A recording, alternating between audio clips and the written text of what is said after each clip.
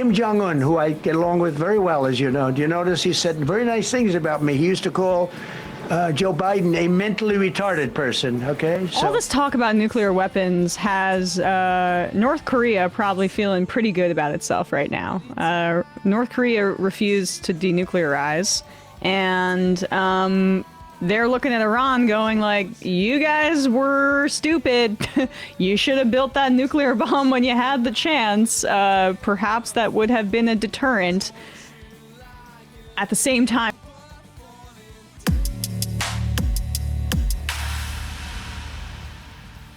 okay, without any further ado, bringing back onto the show the wonderful Dr. Mohammed Marandi, professor of English at the University of Tehran. Welcome back, Dr. Marandi. Hi, Katie. How are you doing? Thank you for having me. Of course. You are the hardest working media appearer in, not in showbiz, in international politics. So we appreciate how exhausted you must be. What is there anything? I have some questions for you, but is there anything you want to say about what's happening right now in Tehran from on the ground that you want the audience to know about? Not really. Things are normal here. Of course, it's difficult. We've been bombed for 39 days. Obviously, that has a big impact. And the siege on Iranian ports has its own impact. But things are normal, and I see clearly that people see the United States as Trump, Netanyahu as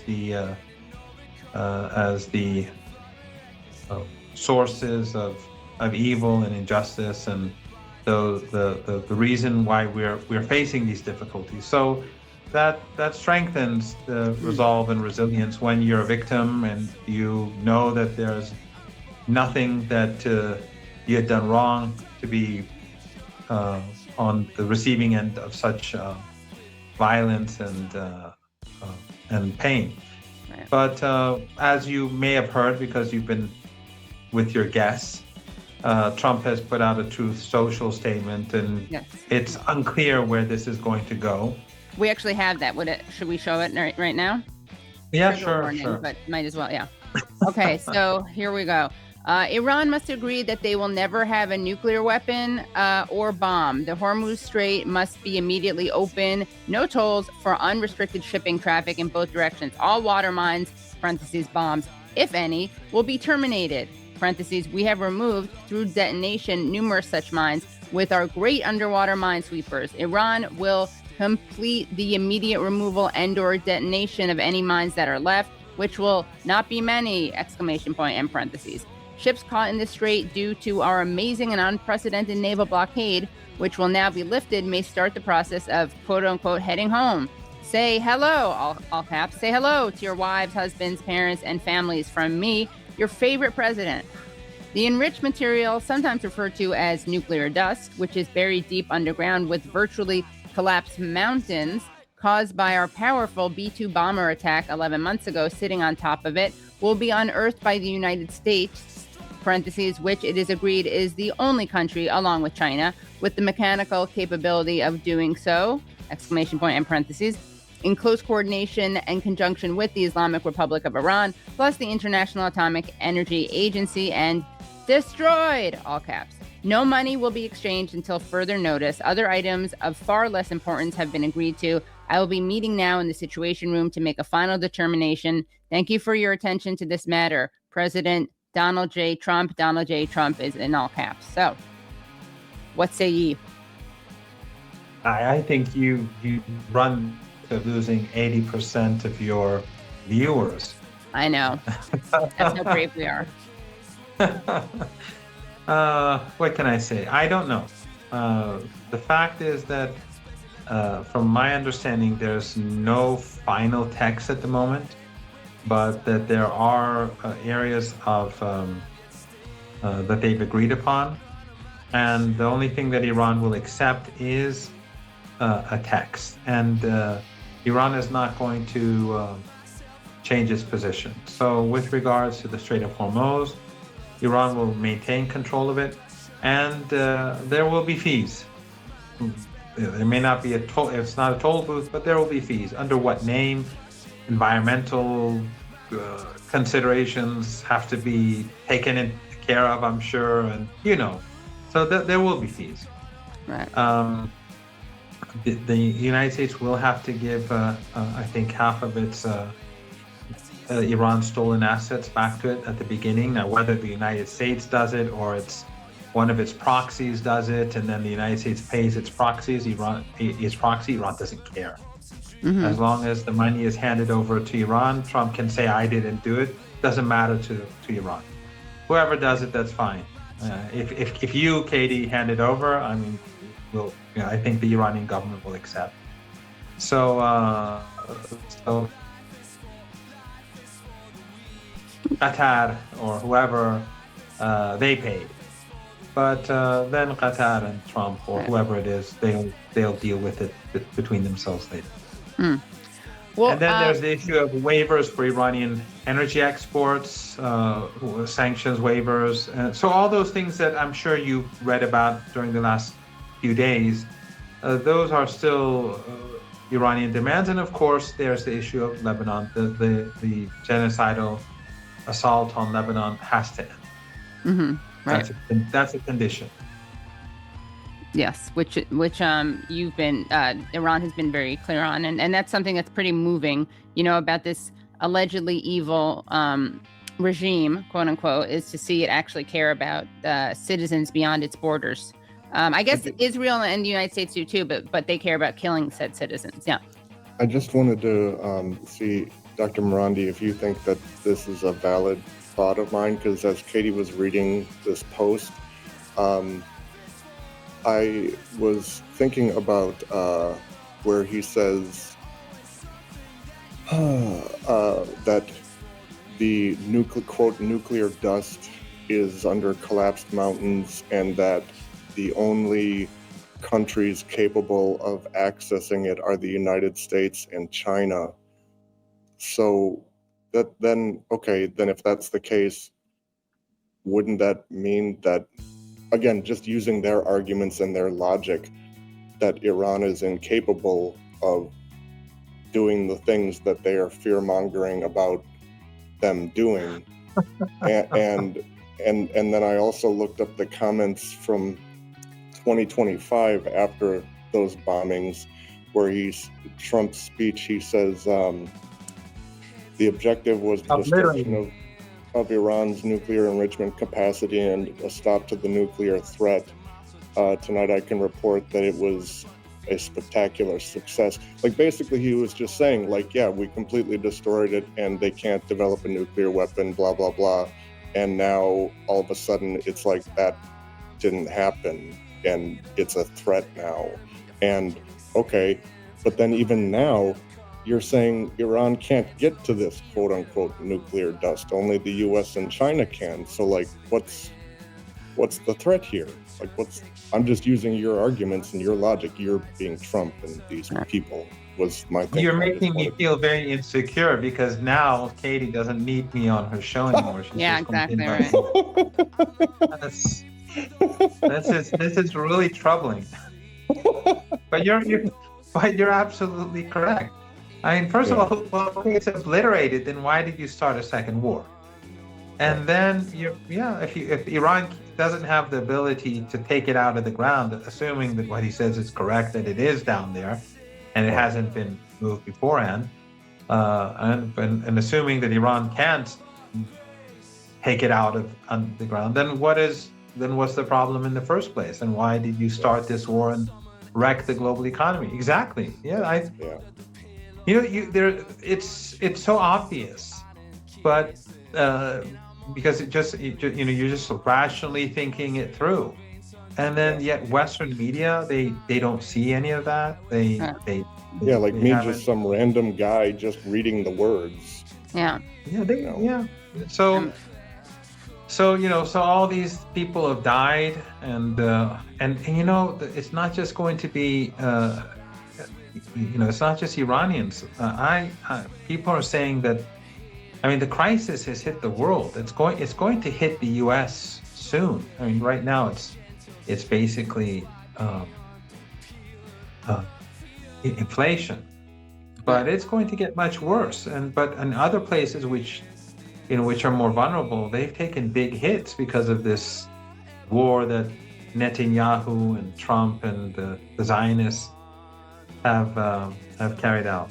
It's really disturbing. And by the way, it's not necessary. We don't know what's going to happen. First of all, because we have to see when he comes out of the Situation Room what he says, but what he says is really not important. Mm-hmm. At the end of the day, it's what the negotiators agree upon at the table.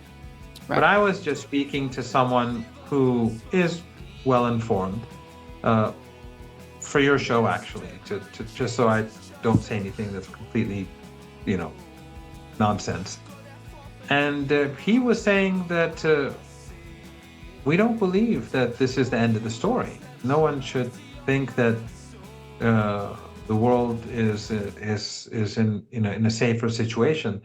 The belief here, says he said to me, is that this could start a war could start in 2 weeks or in a month, or this agreement could fall apart in a month, or that in 2 months it'll end in deadlock, and then the United States will wage another war, and Iran has to and will continue to strengthen its defenses and its capabilities to fight back. So there isn't much optimism here. Mm.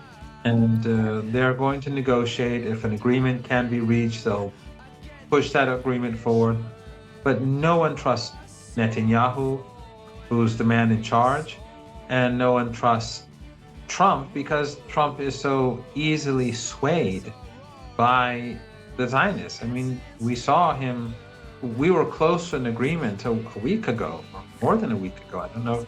Things happen so fast. It's just, it's impossible to keep up. And then he suddenly woke up in the morning and said, no, he effectively walked away from the deal. And then he attacked Iran, murdered 4 young sailors for no reason at all. They were in Iranian waters. Western media just mimicked what the U.S. military said, saying they were putting mines in the place which was targeted on the map is inside Iranian waters. Why would Iran put mines in there, alongside their own shores? So he's erratic, he's unpredictable, he's a psychopath, and he's not the guy in charge, or at least he's not all that much in charge. Who knows what the relationship really is? So we can't say that, no one should really breathe a sigh of relief. Everyone should just be cautious, hope that things will get better rather than worse. The images from Lebanon remind me of the height of the genocide in Gaza. The sad thing is that, Katie, one of the things that, Brad, we were just discussing this a few minutes ago about Western media. One of the things about the genocide in Gaza was that Western legacy media, mainstream media, when all those kids were being slaughtered, and you'd see all those legs hanging from under the collapsed buildings, you'd see legs, all those terrible images that won't go away, that you can't forget. But at that time, Western media was saying, well, we cannot confirm anything, we don't have a presence there, and we're not there on the ground. And that was their excuse to let the Israelis carry on with their genocide. And to his credit, Tucker Carlson yesterday pointed out some of those things, which we all knew, because back then, the South Africans, when they put that, it's like so long, it's like 20 years ago. The South Africans, when they put out that ICJ complaint, and if people go back and read it, all those quotes that Tucker Carlson used in his show, I didn't watch the whole show, but I saw bits of it. All of them are in that complaint, and much, much, much, much more. And it was the intention for there was an intention for genocide from day one. It was clear as day. It was being stated day and night by Israeli leaders, the regime's leaders. And so back then, the Western media said, "Well, we don't know. We're not there." And they repeated all the lies about rape and beheadings of kids and all that just so that they could get away with it. Well, here in Lebanon, they all have a presence. Exactly. Lebanon has more Western journals historically than any other Arab country. And if you compare it to their population and the size, far more than any other country as we speak. Everyone's there. All Western journal mainstream media has an office in Beirut. They've had it since before I was born. They had them there. No difference. Right. No difference. They look away, or they try to justify all those kids that we're seeing being pulled out of the rubble, those the infants slaughtered that we're seeing every day on our social media. It's just Hezbollah strongholds, right. Hezbollah targets. And these people, they have fixers, they have drivers, they have producers who are locals. Some of them are locals. They know exactly what's happening, but I spoke to two of them. I don't know if I told you before. I didn't know that they know that they know that their editors make them say it, right? Yes, exactly. They wrote, because I said, you wrote like Hezbollah stronghold, and both of them said, no, I didn't do that. And then so it was like the editor or whoever. Right. In your name. You could have tweeted that, no, these are not Hezbollah, this is my editor. But right. you're doing this just for the paycheck. Yeah. And so these people are all those diplomats, Western diplomats, I mean, wherever they are, but those in the region, or especially those in Lebanon, they're all complicit in genocide. So the thing is, it doesn't matter. What I'm trying to get at is, it doesn't matter if the Western media is in Lebanon or is not in Gaza. They will help the Israeli regime carry out slaughter. Exactly. And I wanted to actually show a clip of you. Speaking of media and fake news, I wanted to show a clip of you. It's from a recent appearance. You should show Bragg. Oh, really? Yeah. That would make another great point. But this is you having a slight debate on Channel 4 News. Not very contentious, but you basically eviscerated, I would say, Krishnan Guru Murthy's arguments / questions about the West's lie that Iran has been pursuing a nuclear weapon.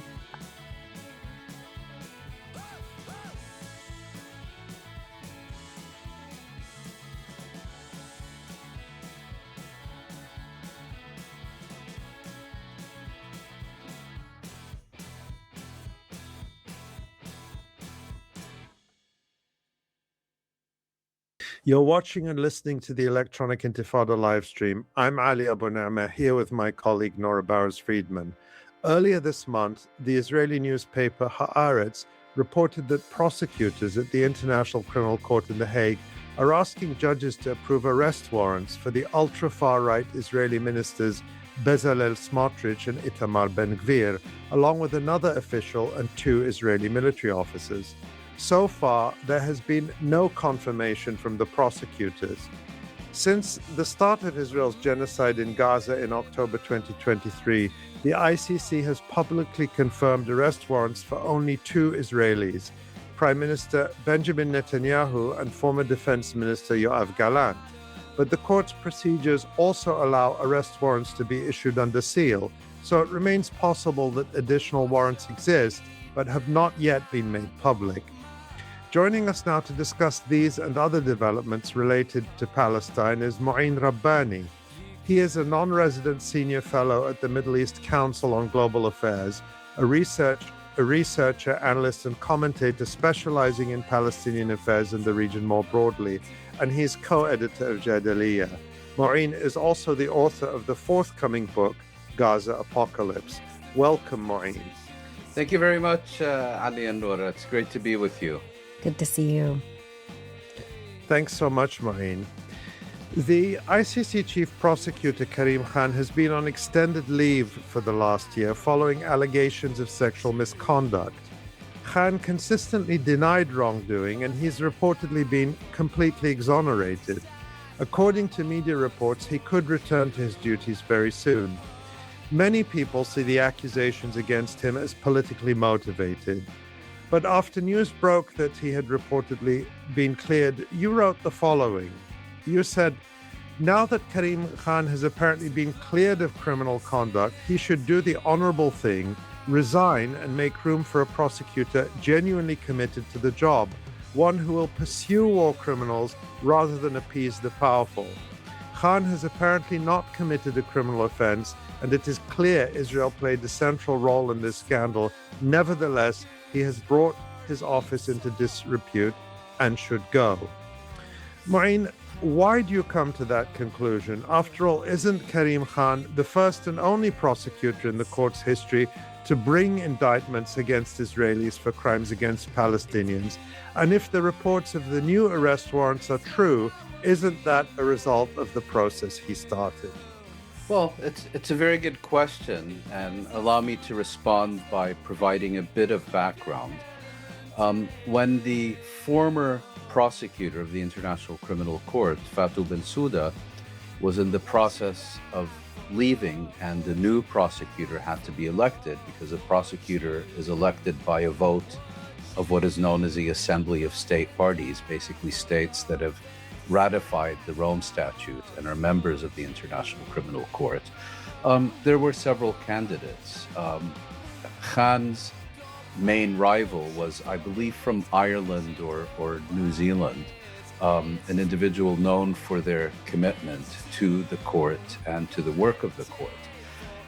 Khan, who is a British barrister, his candidacy was very strongly supported, not only by the British government, he was after all one of their citizens, but particularly by two members who are not members of the International Criminal Court, but who consider it their business to elect the next prosecutor. And I'm speaking, of course, about the United States and Israel. And they left no stone unturned to ensure that Khan would be elected. They succeeded, and in his first briefing to the United Nations Security Council,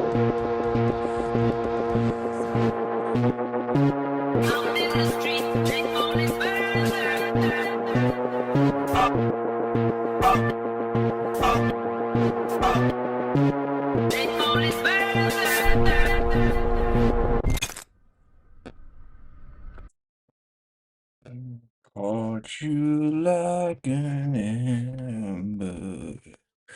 Hey, what if I had a Totenkopf on my chest? Or like, what if I drew one on there at the start of the stream? That would be really funny. We should do that. Do like we can try and get like a fake moral panic started. If we got like a dozen like teenagers from Maine, and they were like, "Oh, we're doing this to show support for Graham Platner. He's being attacked relentlessly by the liberal centrist extremists, the same people who tried to kill the president. So this is for you. I got it at a Croatian tattoo parlor." That would be funny. You can cover it up with a wolf's angel. Yeah, there you go. That would be so funny. Can you imagine how mad people would be? Oh my god, they would be like, because the thing has no legs as it is. I don't know what Tukes is saying about the cheating on his wife thing. That might get some traction. Probably not, though. Because again, he didn't cheat on her. He made a profile on a dating site, which, I mean, I have one of those. Like, not that I've ever used it per se, but if you want to scroll through, that is not really, I think, going to offend too many people. But if you could be like, oh, he's manipulating the youth, turning them into Nazis. That could get some people angry. That would be funny. Um,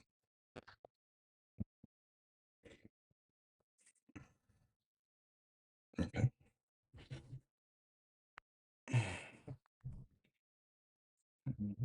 And get sympathetic.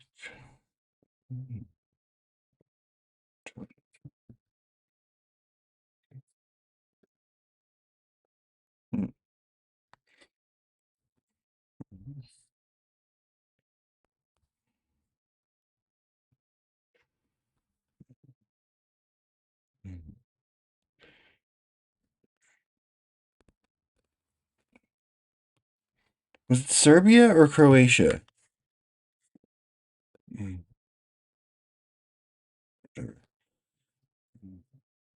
Um, 3-year modiversary. The hardest working mod there is. Um, I didn't know that was a thing. Wait a minute. I thought the Gooners lost. I thought they lost on penalties. Right? Yeah, PSG won. That's what I thought. Yeah. Yeah, fuck you, Gooners. I don't like I didn't watch the game because I was during my game. Oh, Eamon scored a goal. Yeah. Dude, Eamon scored a goal. It was sick. What do you mean? What do you mean because Arsenal lost?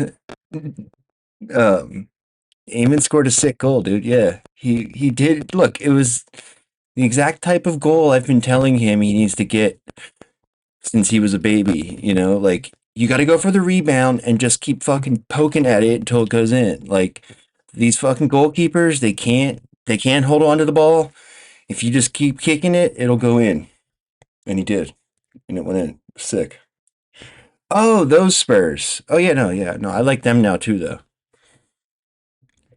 That's the insectoid team.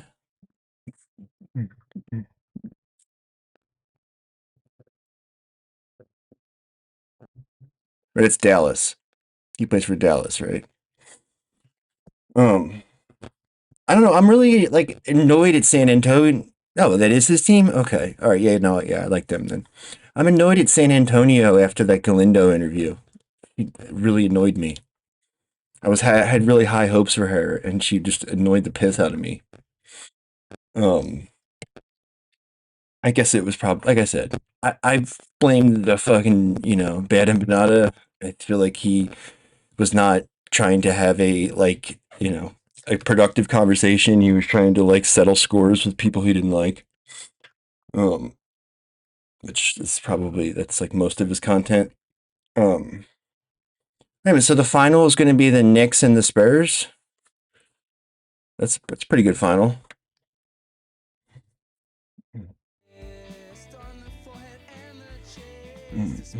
That's cool. Cool. I wonder if Trump will go to the final.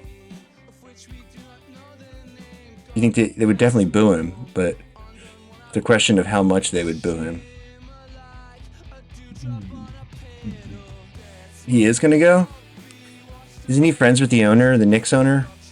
Some chud?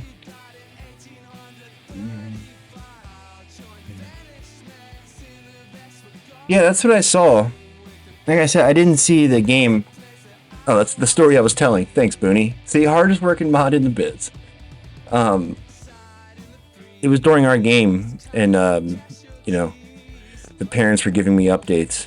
But then I was just like scrolling afterwards, and I saw like all the posts and YouTube videos where it was like, morning gooners, and that was pretty fun.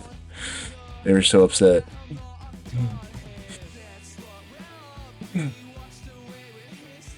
Oh, what we could have done differently. Oh, did you see Channel 5 had a Chud the Builder thing? That could be fun.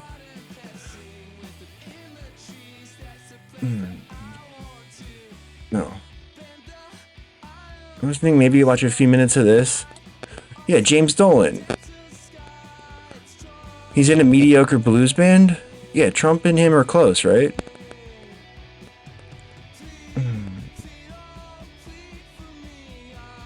I don't know.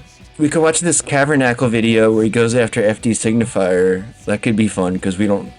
Not really rooting for anybody, you know? It's like the Norm Macdonald thing. I don't remember if I like it better or worse when I'm not rooting for anybody. How the pyramids became ruined. Oh, dude, I was listening to a podcast today with, what up, Zoot? With, oh, I didn't say hi to everybody. What's up, Rage Change? How's it going? Glad you're here. Nice to see you. Chica, how's it going? Glad to see you. What's the thing that detergent says?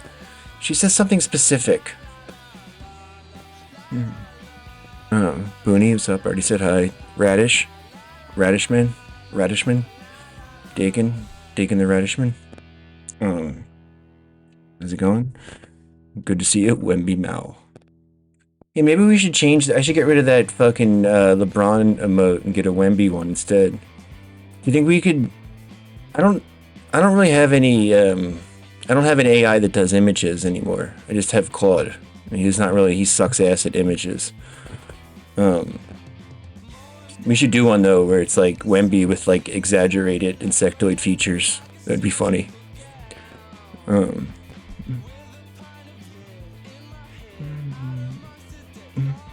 Oh, you voted Arsenal to jinx them. Nice. Okay. Louis, what's up? Glad to see you. Pre-sent? Like the email came early, but what did she say exactly though? Coffin likes FD? Uh-oh. I mean, I'm sure he's fine. I'm sure they're all fine. You know, whatever. Low stakes.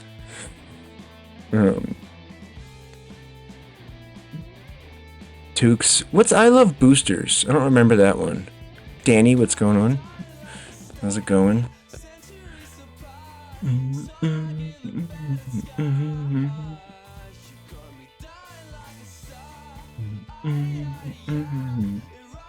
It is what it is. I'm sure they're all bad. I was just looking at the videos on my list for the night and deciding what I wanted to watch. Well, yeah, didn't LeBron do some Zionist shit? Didn't he invest in an Israeli company or something recently?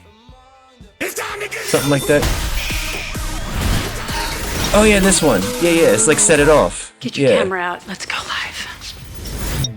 You know the egregious theft that's been happening at my stores. The boosters take my clothes because they're low-class urban bitches. Chrissy Smith knows we exist. Oh yeah, okay, yeah. I didn't realize this was the one and the same. I knew Boots Riley had a video about shoplifting, and I remember seeing the ads for this. I didn't realize they were the same movie. Make it happen, hustler. Doesn't seem like it's about shoplifting to me. Give it to me. It's mine anyway. You said it's about shoplifting. I thought it was going to be different. Humanity is our canvas, but the Velvet Gang is reducing our margins. Yeah, I like Sorry About It. Yeah. Christy Smith stole my design. What? The Durant files leap? Really? Together, we empty out every single Metro designer in the Bay Area. Is it? Yeah. We should coordinate. What are we waiting I saw people going after him, like, oh, he worked for this studio that's Zionist or whatever. Which didn't really seem fair to me. You okay?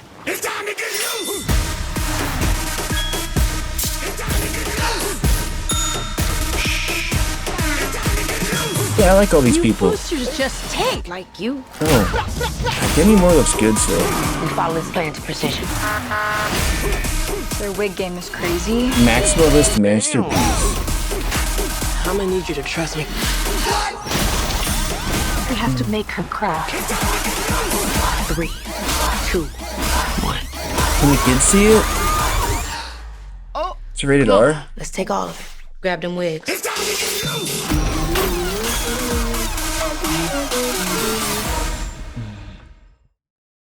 Yeah, it's very against capitalism. Yeah. Capitalism is built on that, shit. He needs to do like an art rock album, that gets like the fucking album of the year type shit. That's on people's like best of lists. That would be cool. I mean, not like rock per se, but like a concept album, like something.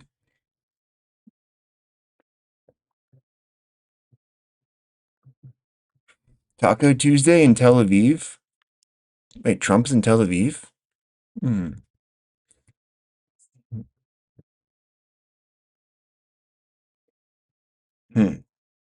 Very unsafe in Tel Aviv, I heard.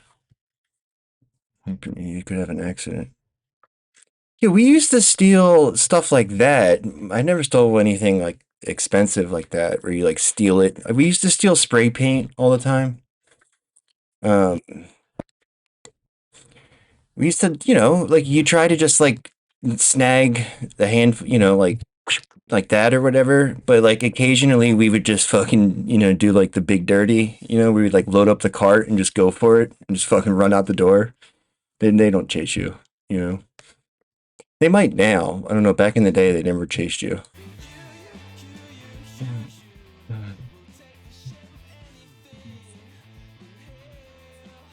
Drugs? Like, from the drugstore? Yeah.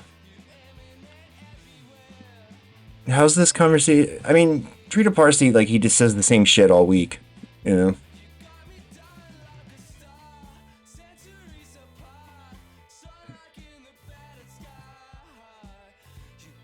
Convenience store, have a girl distract him? Like that scene in Kids. Oh, LeBron tried to patent the term Taco Tuesday. Oh, really? That's interesting. Well, then maybe that's not so clear cut. Maybe it's a scam. Maybe he's scamming them somehow. Israel out of control. Nick Shirley responds. I don't know if you know who Hassan Piker is, but he responded to you and says, I obviously don't believe this even a little bit, but it is ominous that this medically stupid, he called you a foul name, is going to Cuba to manufacture propaganda for what I assume will be additional U.S. intervention. How do you respond to that?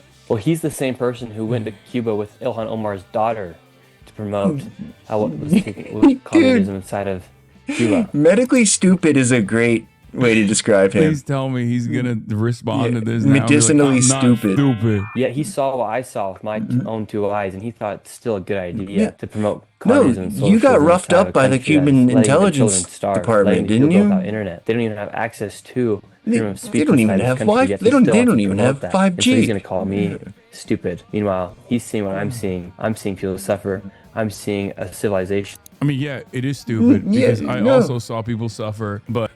Yeah, it's like he's not medically stupid, so he understands why they're suffering and doesn't, whatever the fuck you're gonna blame it on here. In fact, you're building up to it. But between you and I actually knew cerebral what speed the leading cause of that suffering was: the American oil embargo, the blockade. I do think that we now live in a lung cancer vaccine? Where it just doesn't really matter. People just like slot themselves in the camps, and no matter how they should do like a sequel to I Love Boosters, where like we go to Cuba and steal some vaccines. Brilliant someone is, most people will say, pay for you're a fucking idiot, you suck. And no matter how dumb someone is, if they're in agreement with that person, they'll be like, no, he's Why great, is the camera he's awesome, doing that? he's based. Nick Shirley is proof of that. I don't know if you know who.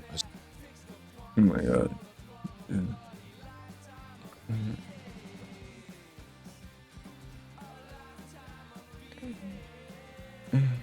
Mr. Shitley. Yeah, like he really does. Again, medically stupid. Like he seems like there should be some. I don't want to say like you need to like be, like you need to be at least this smart to pretend to be a journalist or whatever. But god damn, it feels like someone's like taking advantage of him. Yikes.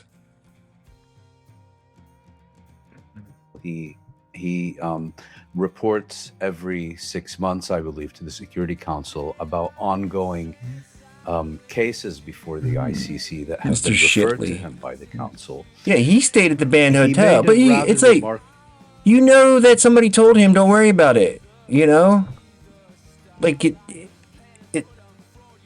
Yeah, like he was there with permission. Statement. You know. And here, let me just back up. There are three ways in which a case can be taken up by the ICC prosecutor.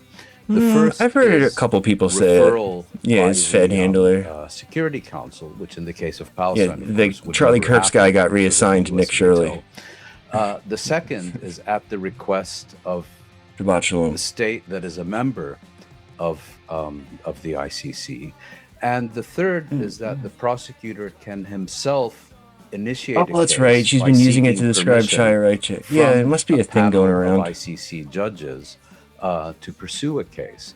Zoomer word. And two cases in particular, what is known as a situation in Palestine, which is what we're discussing now, and another one known as a situation in Afghanistan. Well, they got high hopes for Shirley. Cases, he's going to be their new guy.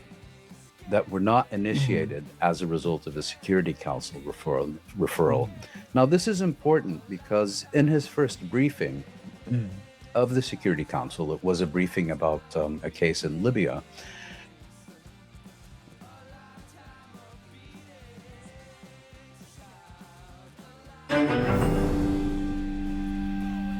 This is reporting from Responsible Statecraft yesterday. Congress quietly moves to integrate. How come the other I've had it lady never gets headlines? In the first step towards or never goes viral, further into the shadows, the House's 2027 NDAA, and that's the National Defense Authorization Act, would all but fuse the two countries' just like a hype man? Forces together. I mean, that is treason. Like, literally. Like, why the fuck you would, like, just look at the past few years in Gaza and be like, oh, no, yeah, we need to team up with that military. Yeah, thanks, dude. Like, again, like, imagine being a soldier or somebody who felt, like, you know, had positive feelings about their country.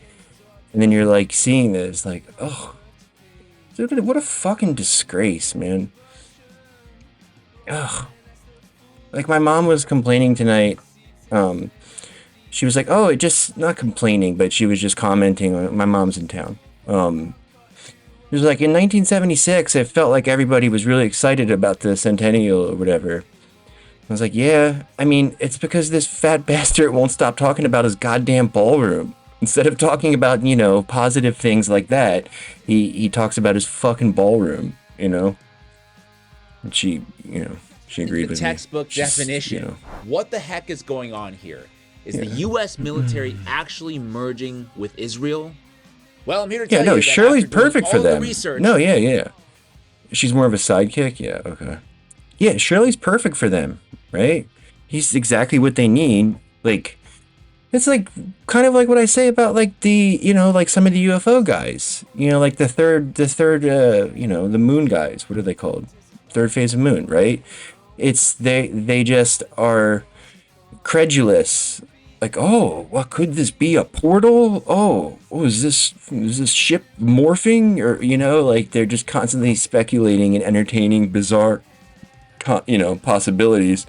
It's like with Shirley, it's like, it's great because you just be like, oh yeah, no, communism did this. And he's like, oh, really? All right.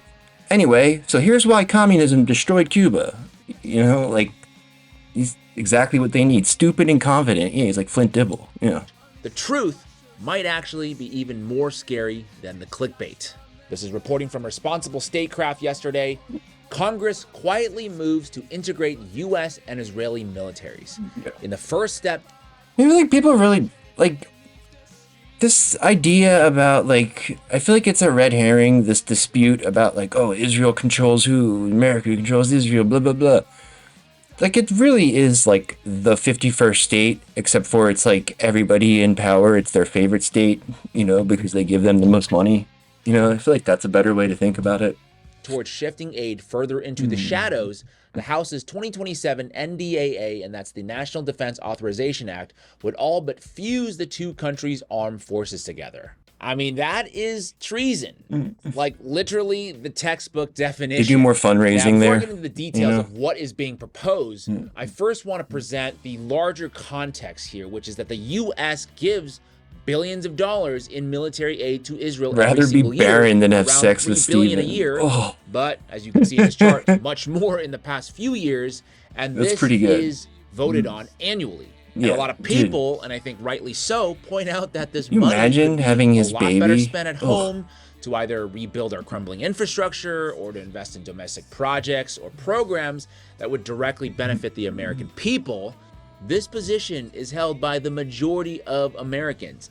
I know this, you know this, and Israel also knows this, that this level of foreign aid just cannot last. There's just no political will for it to continue. So as It they doesn't often matter. do, There's no political will for most things the government does. Buried in the House's version of the 2027 National Defense Authorization Act, the NDAA, Was this released Brian Tuesday, Mast? is Section Did 224, Brian Mast slip entitled that in? United States-Israel Defense Technology Cooperation Initiative.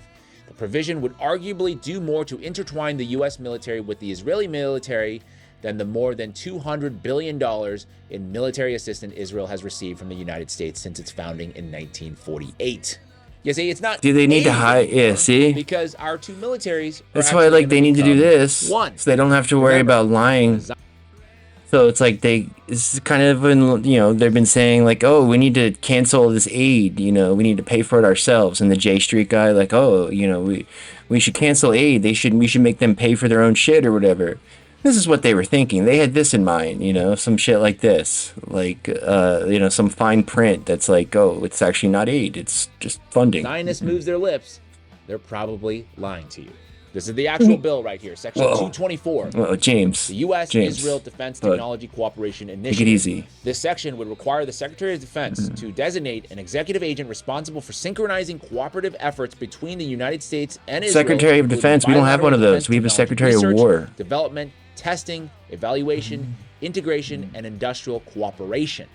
There's actually even specific language. What if you joined the military and you reformed it from the inside out? Logistics. In other words, our data would be their data, and their problems would be our problems. What if you were like a good general? The amount of power and leverage they would hold over us would far exceed that of any other country or group. Quote, this unprecedented level of U.S.-Israeli military integration stands in stark contrast to the traditional aid model Secretary of Keg stands. in which Israel already stood out as the top recipient I mean, American of Gaddafi is one of our strongest laid out in the options. Quincy Institute brief authored by Stephen Past Simon. deliberation. This shift from an aid model to a military integration model has troubling implications, namely, the shift will strip away the political and diplomatic oversight mechanisms that make the relationship publicly accountable, moving it from a... Congress passes like 3 bills a year, and this is one of the ones they have to pass. It's the defense authorization bill. Not the defense budget, it's the authorization bill. So they have like the budget, and then they have another piece of legislation that is actually authorizing the Treasury to dispense the funds. So they have to basically vote for everything twice. It's just another way to like hide the graft and, corruption. And it's just in the House version too. I don't think it's in the Senate version yet. I'm sure it will be. Annual aid vote into the opaque machinery of defense acquisition. But it's like, this is what they do, where it's like they put in a little bit of pork for everybody. It's like, oh, you don't want to vote against, this fucking, this bike lane for your city, do you? Oh, there's, what about this hopscotch fund? There's $100 million for hopscotch in your state. Are you sure you want to vote against this? Where oversight is limited and and political accountability is minimal. The result would be a defense relationship that is simultaneously deeper and less. I don't know about that one, Jaeger. That one I don't think went through yet either. Netanyahu's out there publicly claiming, "Oh, we don't need any more aid from you guys. We're all good over here." When the reality is that they're engaging in basically a hostile takeover of the American military. Yeah, I mean, it's quite common, Dagan. And to reiterate, how it works now is that any aid to Israel would have to be supposedly a very high suicide rate, and there would be public from the scrutiny of what genociders. exactly we're giving to them and how much. But under this new arrangement, much of that would be hidden from the public due to national security, quote unquote. Hopscotch F-35 data center bill. Yeah. We don't even actually share a mutual Hopscotch defense concrete is made out of children's as bones. we do with some of our other allies, including the NATO nations. So in practice, we've done a lot always a to catch. help Israel over the years. But my question is, what have they done for us? I would venture to say absolutely nothing. Leia from the Leia Files points to a number of red flags with this bill. Number one, it trades visible oversight, like we just talked about, for an opaque process. Today, U.S. support for Israel runs largely through annual aid votes that Congress debates in public. Section 224 would shift much of the relationship into defense acquisition channels where oversight is thin and public visibility is low. The result, critics say, is a relationship that is both deeper and harder to see. Number two, it is very hard to reverse. Anel Sheline of the Quincy Institute, a former State Department official, put it this way: once you build combined program offices and integrate networks, dropped an AI super mini computer that does AI and renders data centers useless. Really? Embedded in the bureaucracy. An aid package expires and gets renewed. It's only a matter of time before there's a bailout for all these data centers. Which, it's like, you see the ever more drastic methods they have to use to get these pushed through. Because, you know, now that people are aware of it, they're coming out in force to all these, like, zoning board meetings and whatnot. And then they're, you know, these local governments are just like, but whatever, you know, I'm just doing it anyway. That, do they even need to do that? I don't, you know, because, I don't know, it seems like it's like a holding pattern. Like, they need to have, like, in order to maintain their valuations, they need to act like they're investing the money. But they actually need to invest the money if they just need to get the share prices to stabilize or whatever, you know? Yeah, but those flock cameras too, right? You know, again, very, very minimal degree of democracy in any of this shit. Way less electricity and people can get it for cheap. So why would NVIDIA come out with something like that, though?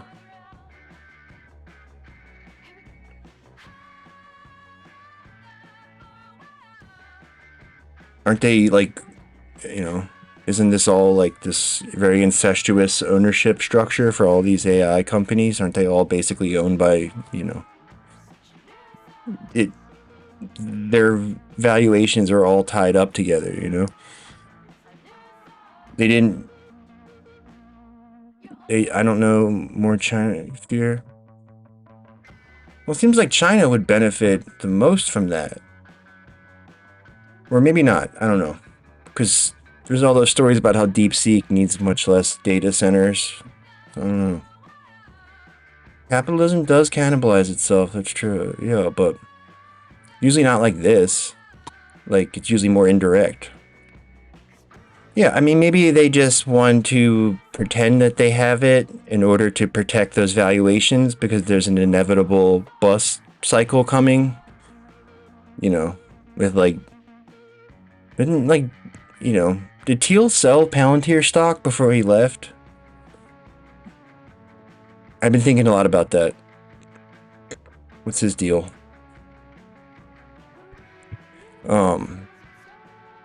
I feel like those guys are probably waiting for the other shoe to drop like any day now. In which case, maybe the NVIDIA story is in order to keep the share prices stable while there's some other public, you know, confidence loser type thing. So they say, oh, well, you know, yeah, our business model's fucked up and doesn't actually work, but here's how we're going to make it work with this new magic device we have.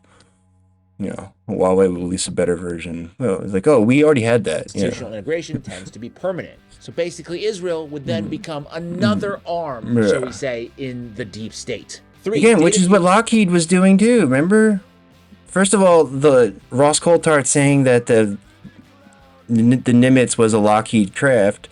And then all those stories, like Lockheed was like telling their shareholders, oh, I know it looks like a boondoggle that we've lost billions of dollars in our classified investments, but trust us, we think you're going to be very happy with the results when this is finally revealed or something.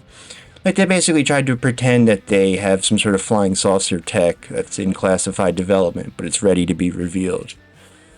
So I think that's definitely where we're at. Like, it's that stage of capitalism where you have to lie about fucking, you know, supernatural inventions. Fusion means sharing sensitive U.S. military data with a foreign government. Merging networks. Yeah, he's getting data raises real. He's got a family reunion in Antarctica. Counterintelligence and technology transfer questions, even with a close partner. Wouldn't be the first time, shall we say, that Israel has done something to, say, backstab us. All right, number 4, it deepens entanglement at a tense moment. The provision is advancing while the Trump administration weighs military action against Iran. Critics warn that tightly fusing U.S. and Israeli systems could pull Washington more directly into Israel's conflicts, exactly as many Americans say they want less involvement in the region. That, I would argue, is probably by design. Or wouldn't it be nice if we were further entangled in the Middle East? He knows that we know that he's the Number 5, Antichrist. the process has been quiet. The provision was tucked into the chairman's mark. The base text, the committee chair writes to start markup with little public debate for something this consequential. 6, the mismatch with aligned structure. Israel will receive integration deeper than treaty allies get without the mutual obligation a treaty alliance carries. Again, what has Israel ever done for us as our greatest ally, quote unquote? What tangible benefits have we actually been able to considered extract maybe from it's actually the Pope? I can't come up with any, okay? I can think It's of not other him, things. I can it's, think of times they've you know. bombed us, done false flags against America and our Western allies, verified Antichrist. false flags. They also bribe our politicians, and for the ones they can't bribe, they blackmail them or just straight up remove them from office. He didn't pay attention in Satanic And Sunday they are school. conducting a full-scale genocide right now. But if we call them out on it, we run the risk of being censored, deplatformed, or smeared as a racist anti-Semite. So who put this provision in the bill? Well, according to the reporting, the provision was championed by Representative Mike Lawler, a New York Republican and a strong supporter of Israel. Because it appears in the chairman's mark, its inclusion would have required sign-off from the House Armed Services Committee chairman, Mike Rogers, an Alabama Republican. Support is bipartisan. Representative Brad Sherman, a California Democrat, and other pro-Israel Democrats are expected to back it. Brad Sherman. These attributions come from the originating report and have not, as of this writing, been independently confirmed by the members' offices. You see what I mean when I say no matter who you vote for, you get Benjamin Netanyahu. Every year, America gives billions of dollars of our money to fund Israel's military. Now, even Republicans, even Benjamin Netanyahu, are talking about changing Who's this guy? But don't buy it. It's a shell game. My What old Congress boss is at the trying to do post now office. is find different That's ways another of option. entrenching the relationship so deep in America's own defense industrial base that it's impossible to root it out. A new section of law in the National Defense Authorization Act, or Look, NDAA, I feel like would I give could Israel figure that out pretty unprecedented quickly. access to American technology and would force the United States military to integrate Israeli defense technologies into our own critical military supply chain, giving Israel Don't tell them incredible anything. leverage Why? So they over can put America's fucking own bombs in defense all of our priorities. machine guns? We need to stop this before it starts. Visit anewpolicy.org/advocacy today. They're to gonna find turn out all of how our you fucking can guns help. into pagers. I've been saying We've this a lot traded our lately. guns in for pagers. Can't vote our way out. I of heard this, they traded and I their stand by pagers it. in for guns. We absolutely cannot. But what we can do is force the people already in office to respond to the will of the American people. How do we do that? Well, we make their lives a living nightmare if they do not. We show up at their offices, we bird dog them, we disrupt the town halls, we heckle them if they're at a restaurant, anywhere in public. Basically, be a bigger nuisance than the Israeli lobby. Again, Israel itself is like a parasite. It's this cancer. Oathbreaker, I forgot that about has these guys. attached itself onto us, the host. And you cannot reason with cancer, you can't negotiate with the virus. I mean, the cancer is capitalism. This is just you know, a parasite that comes with the weakened immune system due to the capitalism. An eclectic female-fronted extreme metal unit based out of Ghent, East Flanders, Belgium. Skillfully incorporating screamo, post-punk, shoegaze, sludge, and black metal. I do that every day. That's how I live my life. I try to skillfully incorporate elements of screamo, post-punk, shoegaze, sludge, and black metal into everything I do. They should go on tour with Castle Rat. That'd be sick.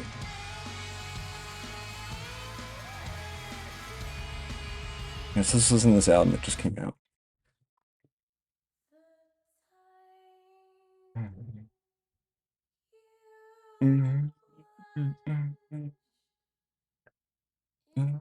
My pager starts reading right to left, then I'll get worried. Vodka's in the rations, dude. Oh, you can't do BDS because we've made your fucking very existence made in Israel.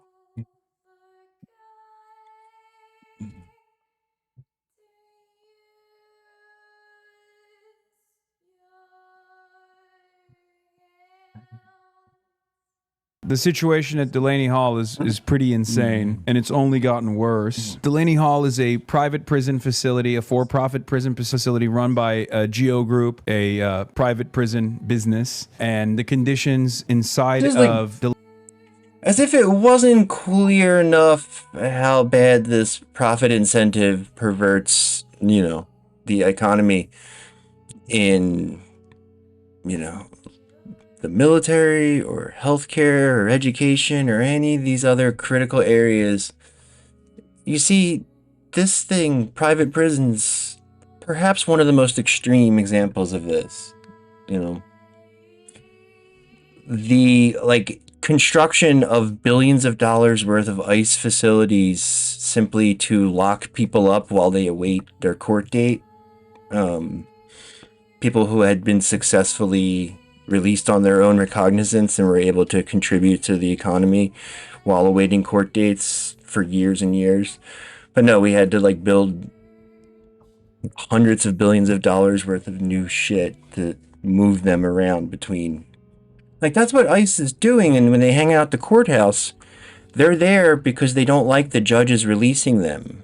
So the judge releases people waiting, doesn't release them, says, oh, okay, you showed up for court, your next court date is 6 months from now. And then they chase the guy out and fucking lock him and drag him in handcuffs to a facility, and, so that we can pay for them to sit there until their court date. It's much like everything, it's a giant scam. Yeah, it's going to be renamed in 3 years, if that. Delaney Hall are heinous, immoral, awful, and the people that are inside of the detention facility, the immigrants that are being kept inside of the facility, have gone on Israel a is a hunger much strike, bigger problem and also from on top of that, Palestine. What do they you mean? have started participating in a labor strike as well. Now you might be thinking, why is there a labor strike at all? How does this work? Well, Geo Group actually puts to work the people that they are imprisoning to maintain the prison itself, to do the janitorial stuff, to work in the kitchens and whatnot. And it's just slavery. These are people who have been living on. But I don't know, if you, if Dr. Moreau lives in your neighborhood and he's making all these mutant animals because it's profitable, and you get bit by a mutant snake when you could have been bit by a mutant wolf or a mutant fucking bird or whatever, is your problem the mutant snake or is your problem Dr. Moreau? On U.S. soil, awaiting their court date, and then sometimes going to their court date and showing up and then getting kidnapped by masked thugs of the state. Cam Higbee was caught on video walking up to a group of protesters and pepper spraying multiple people outside of a Newark ICE facility. Then, as people reacted to being sprayed, an armed man pulled him away, telling him it's not worth it, it's time to go. Last time I checked, walking up to a group of people and spraying them with a chemical irritant is commonly charged as assault or battery. And then, after spraying the crowd, the video shows Higbee and the armed man running into the ICE facility while agents allowed them inside. Imagine the outrage if a left-wing activist walked up to a group of conservatives, pepper sprayed them, and then disappeared behind federal gates. The headlines would never stop. The law is supposed to apply equally to everyone. Except we all know that these right-wing agitators, Cam Higbee also literally went to Israel too. He's an agent for PragerU and has served as a foreign agent for Israel, which, there's no fair restrictions. It's like Biden said, if Israel didn't exist, we'd have to create it. Right? If for some reason they weren't there, we would empower the UAE or the Saudis or whoever to do similar type shit. Maybe not they wouldn't have the vindictive glee killing children like that, maybe. But there would definitely be a regional enforcer if it wasn't Israel.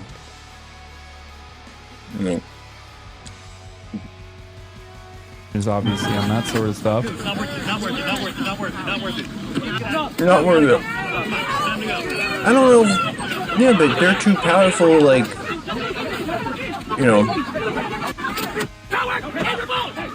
I think Trump or whoever Proud would Boys be are also there today. This hesitant morning to they give were them doing a too much pro-ICE more power. protest. What's that? I don't know. Was it? Were you there? Like they did try to overthrow them a few years ago. January 6th. How many cops died at January 6th? How many? 0. Who the fucking viruses? You mother. Well, it's not peaceful. You can see that. It should be, Mikey Sherrill, I don't know if she listens to CBS. You got a bunch of kind of looks like cops to me, I'm gonna be honest, dressed up in Proud Boy gear, there specifically to agitate at the behest of the MAGA movement, the government. People have been protesting outside of Delaney already. Last night, Mickey Sherrill, the governor, who previously had done a stunt to try and go into the Delaney facility, the governor of New Jersey, actually decided to join forces with the ICE agents. That's not a really good They set up hypothetical, barricades, though. and she deployed the state troopers on her own constituents in the state of New Jersey at the behest of the MAGA movement, at the behest of the Trump administration, where the state troopers of New Jersey work in tandem. Yes, if you eliminate all of the people, the actual people who would have incentives to do what they're doing to Palestine, then yes, you know what I mean? Like, they do it because they have an incentive to do it, because they want to steal their land, and they want to inflict a reign of terror on the region and the entire developing world. But that's not really a good hypothetical if you're like, oh yeah, if nobody had an incentive to do that, then it wouldn't happen. Like, yeah, but the way things naturally happen is there's, other parties that would have incentive to try to steal your shit. Like if you said like, oh man, if nobody wanted iPhones anymore, then I wouldn't have to worry about anybody stealing my iPhone. With ICE agents, with federal agents, with federal law enforcement, and pepper sprayed her own constituents all the same. And there are still people who are trying to defend it. The use of state troopers outside of Delaney Hall does not seem to have diffused tensions like the state officials had hoped. Raj Parikh says, this misses the point. Governor Sherrill eliminated the ability of the Trump admin to create a pretext to make New Jersey into the next Minnesota for the ICE surge. This is exactly how to protect our neighbors from illegal federal overreach. Yeah, we should just kill our own citizens so that, Trump's agents can't do it. Great logic. Sick the state troopers on the protesters so the feds don't have ICE to do the same thing. Brilliant gamesmanship if you don't actually give a shit about the human beings inside and outside of Delaney Hall. Oh, you see, you don't understand. This is brilliant. This is statecraft. This is brilliant gamesmanship. This is games theory. Professor Zhang would love this. We're hurting our own constituents ourselves so that we don't let Trump do it. Because if Trump did it, he would actually enjoy it a lot. And we can't give him that enjoyment. Wait, is that what the governor said? That enjoyment? Is that what it is? Really? Just ban this and stop it. This is a waste of taxpayers' money, and it's not peaceful. And you watch when we leave here how peaceful it's going to be. It's not. Your message today we are here for law enforcement. What's that? Your message today, what brings you here? You guys went there to start fights and film it, and you're like, oh, if it wasn't for us, it would be so peaceful. If it wasn't for these guys, it'd be so peaceful. What? Yeah, I mean, if you weren't there trying to start fights with the fucking people who were protesting it, then I'm sure it would be much more peaceful. Yeah. What are these? The message today? Stop it. Mikey Sherrill, end this shit. Just end it. We don't want to see it. This is bullshit. That protest there, or and we're talking about. You think Iran would try to occupy Palestine?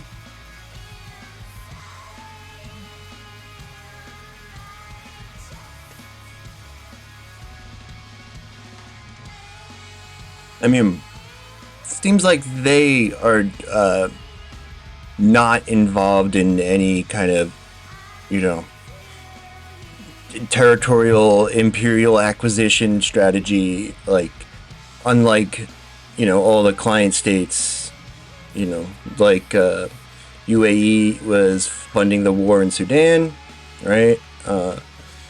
Fucking Saudis, a long time genocide conflict in Yemen. Who else? Egyptians are complicit in a lot of the shit going on in Palestine.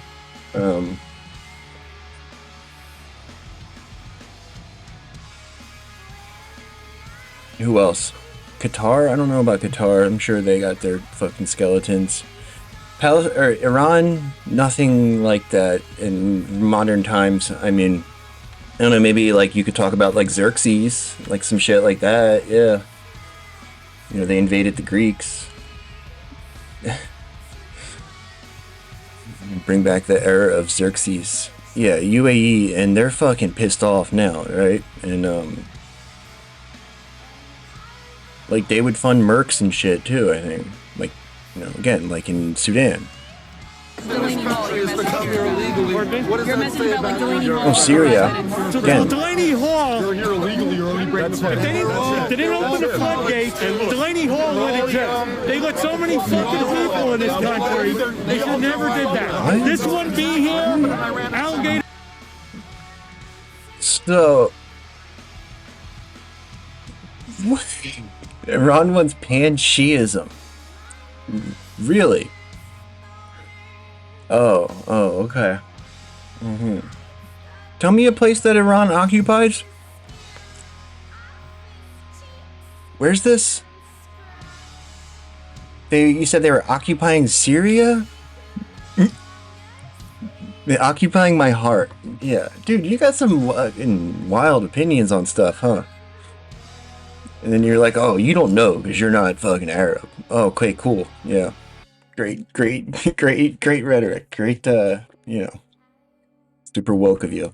Alcatraz wouldn't be here. This is all bullshit because they opened the borders. Let them in. Can't get the votes the right way. We'll get the votes. This is how you sound. You sound like that guy. Fantastic. The closure of Delaney Hall. Now, conditions are a part of what led protesters to break out last Friday. Organized groups claim detainees are on hunger and labor strike due to them. But Department of Homeland Security officials, well, they're claiming detainees get 3 meals a day and have access to comprehensive medical care and deny allegations of hunger strike. And a live look back out here, you can see a lot of people out here. She's navigating this pretty well, right? No, she's not. I just told you that she deployed the state troopers to beat the out of. Yeah, that's a cool jacket. I like that jacket. Thank you so much to Attorney General Davenport, Superintendent Hangamule, Lieutenant.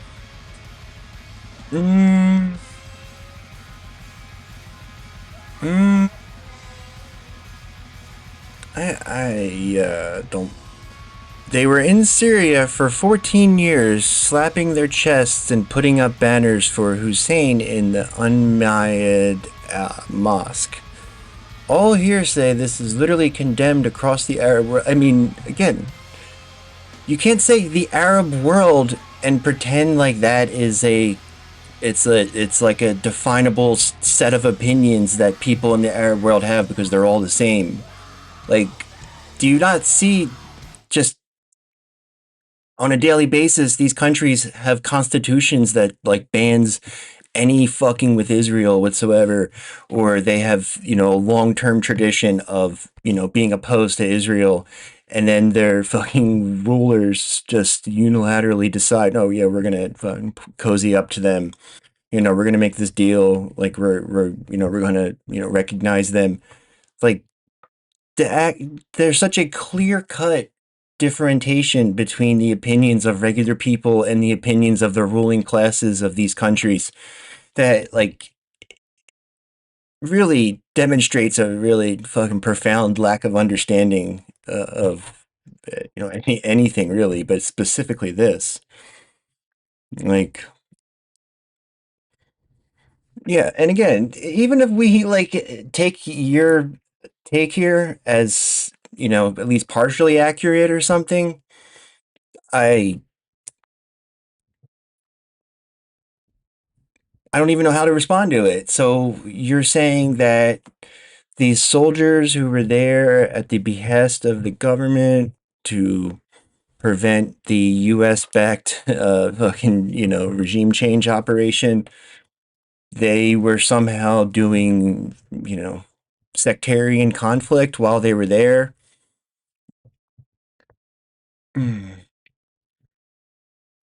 Okay, well, so you see that there's a stark difference between the opinions of the people who live there and the fucking ruling classes.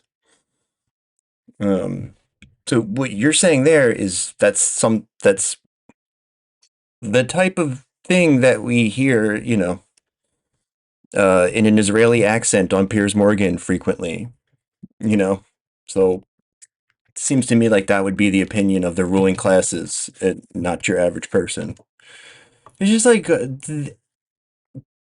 basically every popular conception of Iran that's willfully spread by like Western media is fictitious, in my opinion. Like, I assume that they're lying unless, proven otherwise. So, like, just repeating things that they Colonel say, Sirotowicz, I Reverend feel Bartley. like I don't put a lot of I want to stock in give that. everyone an update on the situation at Delaney Hall in Newark. As I said yesterday, my focus is on If it were protecting true, I wouldn't people's care. right to protest You know, peacefully I and don't care, ensuring but, everyone's safety. you know, Here in New Jersey, we I can don't think it's and true. we must do both. We know what ICE has done in other states. We know about the hundreds of injuries caused. We know the fear they've caused in communities across the nation. And we know American citizens have been killed, including a mom who had just dropped her child off at school. I refuse to let that happen in New Jersey. I will not give ICE a pretext to expand operations at Delaney Hall or across our state. I will not put lives at risk. I'm grateful to the vast majority of protesters who have assembled peacefully and raised their voices about Delaney Hall's conditions. That's exactly where our focus needs to be right now. There's a few rotten advocating apples, for huh? better conditions for those inside the facility. We can't let what's happening outside Delaney Hall take us away from that mission. The Emperor of Ice Cream New is Jersey law stand. enforcement established a peaceful, protected protest zone in the area outside Delaney Hall. In the evening, the New Jersey State Police Public Safety Response Team acted to secure the area. We did not make this decision lightly. It was absolutely necessary to avoid escalation from ICE. Let me be clear. This isn't going to work, Mikey. Creates an incredibly dangerous situation. It makes the situation worse, and I refuse to back down in fighting the Trump administration and the threats they've made. We know that people what? You're from not backing outside the down. state have been You are interfering like in the shoulder to protests shoulder with them. and escalating them. Oh, outside 5 of the 6 agitators. people Oh, arrested okay, last cool. night by state police were from outside New Jersey. Oh, and some you mean national New York extremist or groups have become Pennsylvania? involved in the protest here today. Who's this? To the people Who's coming this? from out of state to create chaos and dangerous situations, you should not be here. You are not. This isn't gonna helping the work people with anybody. detained at Delaney Hall. You're not helping. Yeah, fucking, New Jersey. They're from out of state. Yeah. How's that going to work in New Jersey? Like, literally called the tri-state area for a reason. There's multiple tri-state areas in adjoining New Jersey. They're Delaware, Pennsylvania, New York, Connecticut, Maryland. They're all pretty fucking, it's pretty regionally, whatchamacallit, adjoined, whatever, enmeshed, detainee families, intertwined. and you're certainly not keeping New Jersey safe. Today and going forward, I urge those protesting outside of Delaney Hall to bring the temperature down so we can focus on the detainees and their families. So comply with the lawful orders from local. The stuff that she's saying here, so it's like ICE is so fucking awful. They're so bad. They're just doing Trump Nazi shit. But also they're completely above board, and the problem is these out of state extremist protesters. Like, that doesn't work. You cannot square that circle of like, we had to do this because we can't let Trump get a win, and also the ICE was acting completely reasonable, and it was just these bad protesters. So then ICE is completely justified in the brutality they've been showing, because there's these violent protesters that you feel okay empowering your state police to brutalize. But ICE can't do it. Like, this isn't going to work, lady. And state law enforcement, and let advocates, faith leaders, and members of this community continue their work. Here in America, you have a right to protest and a duty to do so peacefully. The work doesn't stop here. I'm going to keep working with our federal delegation to demand answers. I'm going to keep using every tool at my disposal to get full access to Delaney Hall. And I'm going to keep working for better conditions inside of this facility until it's Sunni closed for Wahhabism. good. So today I'm calling on the Department of Homeland Security I mean, wait a minute. to That's do who the does following. Wahhabism. Restore visitation for families. Provide appropriate care and medical for all detainees, especially Oh, so the protesters most don't have to worry vulnerable. about it anymore Give then. detainees a meaningful chance to review their cases. Stop pressuring them into signing deportation documents. Here in the United States of America, we can and we must do You better. care so much about As it governor, because I swore an oath to the you Constitution brutalizing of New Jersey protesters. to promote peace, prosperity, and the lawful rights of everyone in our state. Yeah. I'm going to uphold that oath, and now I'll turn it over to the Attorney General, who will share more. Thank you, Governor. Our message today is simple. We are here to protect our residents. That means our peaceful protesters, and that means our law enforcement officers. Here's what that means.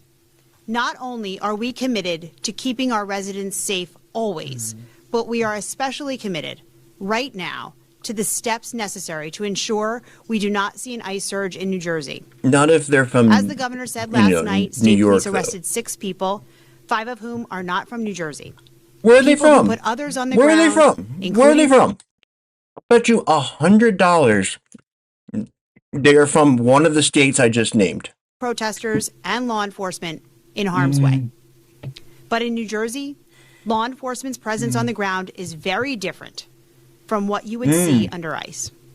Here are key items to be aware of from last Yeah, night. when that kid was getting his We head are shoved in the ensuring zones fucking tractor for peaceful trailer, protesting. he really We are could tell the ensuring difference. minimal hand-to-hand interactions. No New Jersey State Police trooper fired a single rubber bullet or struck anyone with a baton. What? We know saw it the can video. be difficult to see any law enforcement at a protest. Unlike what we have seen out of Washington in recent months, we care deeply in our state about protecting our blatantly constitutional rights. And because we care so deeply about our rights, we will always put the safety of peaceful protesters and law enforcement Keep first. saying that. Because that's the entire point. Protecting our peaceful protesters will help ensure those protesters can make their voices heard on this critically important issue, shining attention on the troubling conditions in Delaney Hall, conditions that remain deeply concerning. Yeah. This is for a national audience. This is not going to play well with anybody in locally. This is for the MSNBC national audience. That's specifically crafted for that. That's why MS Now covered this press conference. Oh, they just covered this new press conference. Oh, wait. Yeah. And the governor, the Department of Health, and I will be continuing to focus relentlessly, all while keeping everyone at the scene safe. The tanky I'll now turn newfound it over to Acting Wahhabist Superintendent of the cudgel. New Jersey State Police, Hagen Mule. What are you talking about? Thank you, General. What? Thank you, Governor. Good afternoon. Before I begin, I want to acknowledge Sounds like you the don't know events what that the took place fuck you're yesterday. talking about. We fully recognize Dude. and respect the constitutional rights of every individual, including the right to peacefully assemble and express their views. Peaceful protest is a vital What does part of our Wahhabism democracy, even mean? and we remain committed to safeguarding those rights at all times. Our troopers and our law enforcement partners are on scene for one reason: to ensure the safety of everyone involved, including the protesters, the Again, community I know what it members, means. and law enforcement. Really, I would never try to like opine about these like fucking large currents of the region without knowing what that meant and the history of the fucking the concept, being weaponized by the Americans and the Saudis in order to create this narrative around fucking, radical Islamist terror. Like that's very important. Like Operation helps us maintain an environment where voices can be heard without anyone being placed at risk. We will continue working closely with community leaders, event organizers, and our public safety partners to support lawful demonstrations and to Shakira ensure law. every That sounds pretty participant cool. has a safe environment in which to exercise their rights. While Newark remains the lead law enforcement agency for today's event, we are fully supporting their operations. Strong coordination among all agencies is essential for the safety and success of these events. As we move forward, our message remains consistent. We respect the right to protest, we support the right to be heard, and we ask that all demonstrations remain peaceful and cooperative.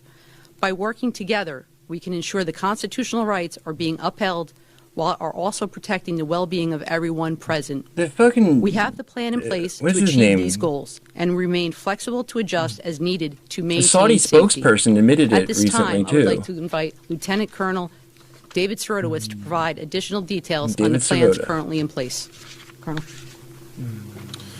Good afternoon, everybody. I'd like to thank the Governor, the Attorney General, Superintendent, as well as Pastor Barley, too. I know many of you have seen the images and the videos from last night.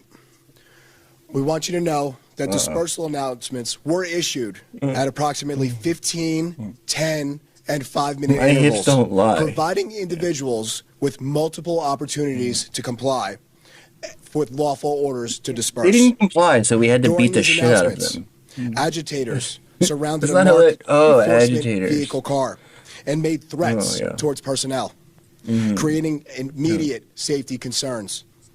Due to escalating safety risks, the Public Safety Response Team was deployed to protect personnel and maintain safety for all. You can't Following call the their dispersal fucking orders, Gestapo public safety team and act like that's going to be face somehow make it better. gas You know? masks, fireworks, rocks, and other projectiles from a nearby tent area. The PSRT, Public Safety Response Team, initiated crowd management operations. They using rebranded standard from the tactics Skull Crushers. to move the crowd away from the operational area. The PSRT proved effective in managing crowd movement and creating safe passage for personnel They're trying to distance with no themselves significant from their old injuries name. to the public or law enforcement. Today, we remain connected with our local, county, state, and federal partners to support the safety and protection of all people. Innocent people don't say comply this exercising frequently. their First Amendment They didn't rights. comply. They While weren't Newark Police complying. Department today is the lead agency, we're continuing close coordination and have many New Jersey State Police assets in place to support the safety as the Public Safety Response Team is there still, our mounted unit, our teams unit, our bomb unit, our drones, and our tactical patrol units. We also have multiple intelligence agents out on I like site. New Jersey. Our intelligence personnel continue to monitor the protests from outside regions coming to this area to potentially cause others harm. We continue to monitor the crowds in real time today, which have thankfully remained orderly. Thank you very much for your time. I'd like to It's so introduce funny the way you keep saying that, like everybody knows that's not true. Again, You my keep name is repeating Pastor it. Steffi Nobody's Barton. I going am to the believe that Northeast at Regional all. Director under the leadership of Reverend Al Sharpton, where I cover from Connecticut to Washington, D.C. I just really want to thank the governor. Oh, so now you got Attorney Al General's Sharpton's office, guy up there. the He's going to tell you along about with how the mayor of the nobody city of was Newark and the complying. Police Director Mirando for the outstanding work that they've been doing thus far. It could not have happened thus far without the That's teamwork totally something you of do this state when and you're our innocent. lead You don't. governor who's spearheading this in a proper and peaceful as possible way. I just would like to say to those of you that are out there, when we received the call from the governor's office, Reverend Al Sharpton called me immediately because for 35 years we understood the importance of Dude, protest. this is not helping what you think it is. Allowing this to is- have our voices heard and then leaving. This is doing at a the peaceful opposite of what time, you think it and is, then man. coming back again until we get the proper justice that is needed. And so we're here today to say to all of you, please, please, if you're going to engage in protesting, it must be done outside peacefully. agitators. If not, Yeah. you leave law enforcement no other choice but to No do other choice. what they are Oh called my to God. do. And so again, I just want to thank the governor and his office for doing such an outstanding job. Thank you so much, everyone. And now we have time for some on-topic questions. Governor, so today I was at Delaney Hall, and I've been covering Delaney Hall for the last 9 days. I've been outside, and I haven't heard anyone yet acknowledge the fact that protesters, peaceful demonstrators, have been outside of Delaney Hall for the last year, working with families and trying to bring attention to the conditions inside Delaney Hall. Will you acknowledge the fact that violence didn't start until ICE agents were sent to Delaney Hall, mass ICE agents who have been using tactics to disperse crowds that before were never necessary? Does the governor's office acknowledge the fact that violence didn't start because of protesters who have been there for over a year? You know, I don't recall seeing any violence from protesters. I'd have to look back. I haven't tracked it as closely as you have, but You're the certainly one when who it just came on said my they were radar doing was, violence. I believe You around literally just said Monday it. evening, if that's what you recall. I think.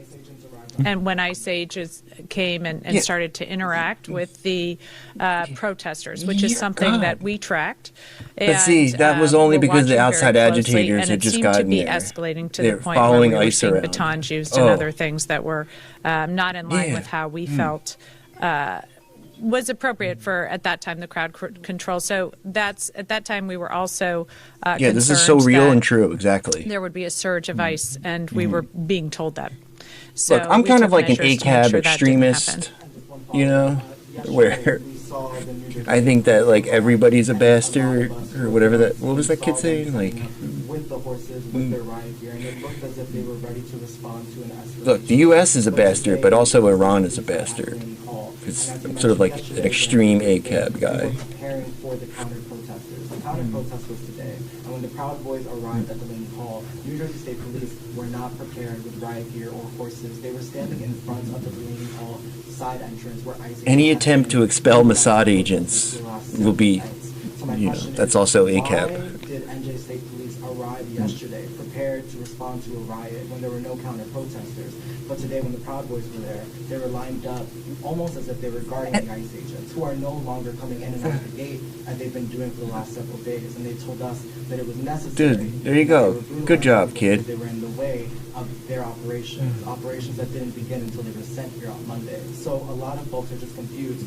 Why does it look like today the response? Look at her face. And organized. Did you not just hear Al Sharpton's assistant? But yesterday, when it's the same protesters who have been there for a year, New Jersey State Police arrived ready, seemingly, to respond to escalation that some people would say began with the police and not with the protesters. Some so people, allow, meaning everybody with LTC fucking to eyeballs. talk a little bit about decisions made, but certainly we were what we were doing, and He just politely pointed out the flaws in your logic, to make sure your that chronological there was no timeline pretextual there. reason for ICE to put their people on the ground. We had put them off for at least one night, but we did not have a lot of time, and we knew that they were ready to engage in a way and clear out protesters. Having seen what that looks like in other states, you know, very violent techniques, no area for people to protest, then counter people coming in from all over the country and creating really a situation that's very dangerous for everyone. Proud Boys, At like that he just time, described to you. We decided to move in to make sure that ICE was not doing any of that and to make a commitment to keeping the public safe.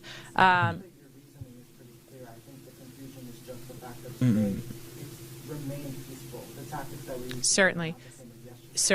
So we came in, and as you know, from the daytime protest to the evening, it's been quite different in what we've seen going on. And yes, I agree with you. A lot of that has been a result of ICE because of ICE engagement.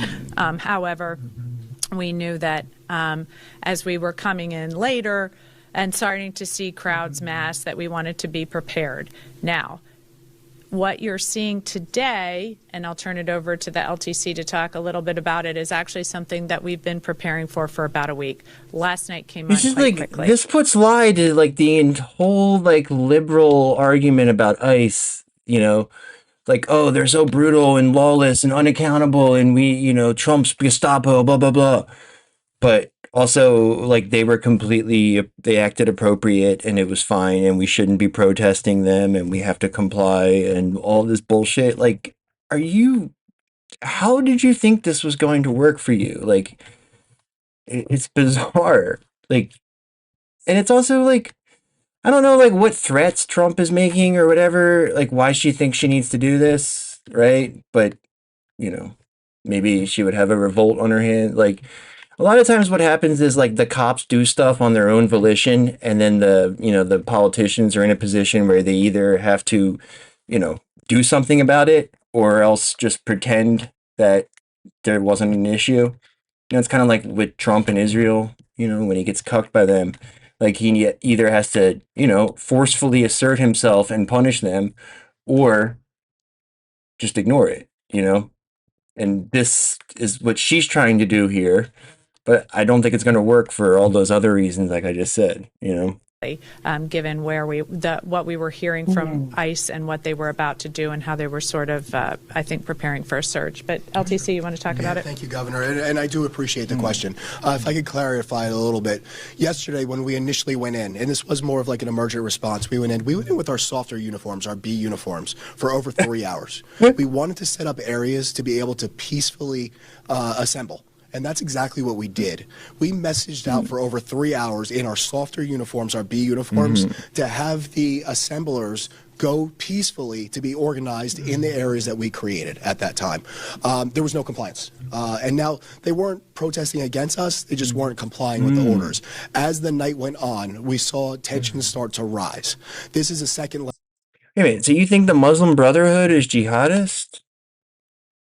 Is that what you're saying? This guy's got bizarre fucking set of opinions in here. You dressed up like babies and held oversized lollipops. I never anticipated it was gonna go down like that. Yeah, like, yeah,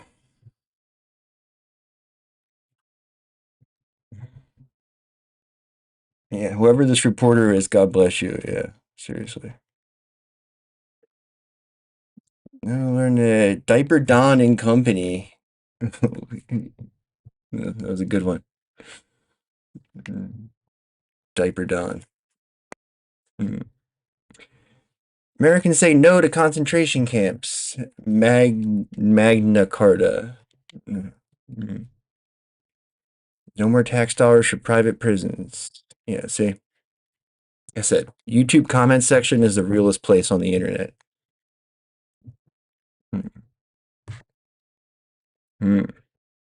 They were peaceful. Shit. Yeah, this reporter hit the nail on the head. What did I say? Yeah, Mikey. Fuck.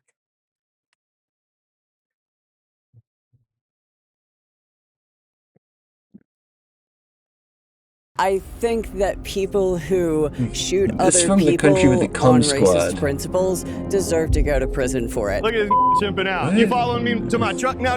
We got 18 But not rounds for you. We ain't non-racist got nothing principles. else. Social media influencer known as Chud the Builder is now facing an attempted murder charge after a shooting today outside the Montgomery Weren't you the guy, County Ice Cream? Weren't you the guy defending this guy? I believe he acted in self-defense. That's what happened. Chud was assaulted. He defended himself. Not acting in self-defense? I've watched the videos. Why are you acting like a right now? Acting like a what? You heard me. Sit down. Keep coming up. I'm gonna mace your ass real quick. I don't want to get pepper sprayed. I really don't.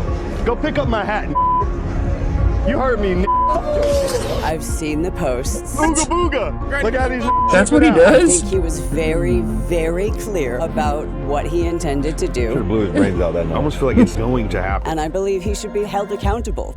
How's it going? This is Channel 5 with Andrew Callahan. Andrew is in Iran right now, so he can't make it, but we are at Montgomery County Courthouse, where Jake Lang advertised a free Chud the Builder rally. For those of you that don't know, Chud the Builder is an online agitator who came to prominence a few weeks ago, brandishing weapons at people while calling them the N-word. I think this is an FBI psychops. And earlier this week, he shot somebody, which was the obvious outcome. There's not really anybody here, but we do see some people What right is this? here. I see This is somebody. Andrew's body double? How's it going? We had heard that there was a free Chud the Builder rally. That's exactly why I'm here. That's why you're here? Yeah, I was calling it Cap because I didn't think he was actually going to come. I drove around a little bit ago and didn't see anyone, so. Is the political climate of this town kind of favoring Chud the Builder, or? No. It would absolutely Where's this, be the Montgomery minority. County? It's funny, actually, because me and some of my friends had reached out to the mayor like 6 months ago when this first started happening, saying that this exact thing was going to happen. So, a little disappointed, but at least no one died, I guess. I think that even though it seems like it's a super red state, that there's not a lot of people that are actually like standing on it in public, if that makes sense. Like, I walk around with a fuck ice pin on my bag and no one's ever said anything to me. Have you seen anybody that you think is a free No, Chud the Builder? have you met Mikey Sherrill? No, Mikey Sherrill might have a different opinion about that. And an advocate for the First Amendment. I believe he acted in self-defense, and Tennessee is very clear about stand your ground law, and I don't think that he did anything unlawful. It's not attempted murder. He was attempting to prevent his own murder. He has a right to defend his life, his liberty, and the pursuit of happiness per the Constitution. The reality is, this is America. Look, we have rights I'm only and liberties happy that we when must I'm doing exercise racist and be able to violence, maintain. okay? We can't have any inch of those liberties being taken from us. If we lose the First Amendment, they're going to come for the Second Amendment. And we need the Second Amendment to defend the First Amendment. This guy who assaulted Chud, and Chud went to defend himself, and now he has the book being thrown at him. Chud had every right to self-defense. Yes, he was a provocative person, and there was premeditation in that provocation. But what he was trying to exemplify is that we have the ability and the freedoms in America to exercise our liberties to the full extent, and that we should possess the full extent of our he was trying to do rights, he was trying to be like, white guy can kill a black guy and get away with was it. antagonizing that man.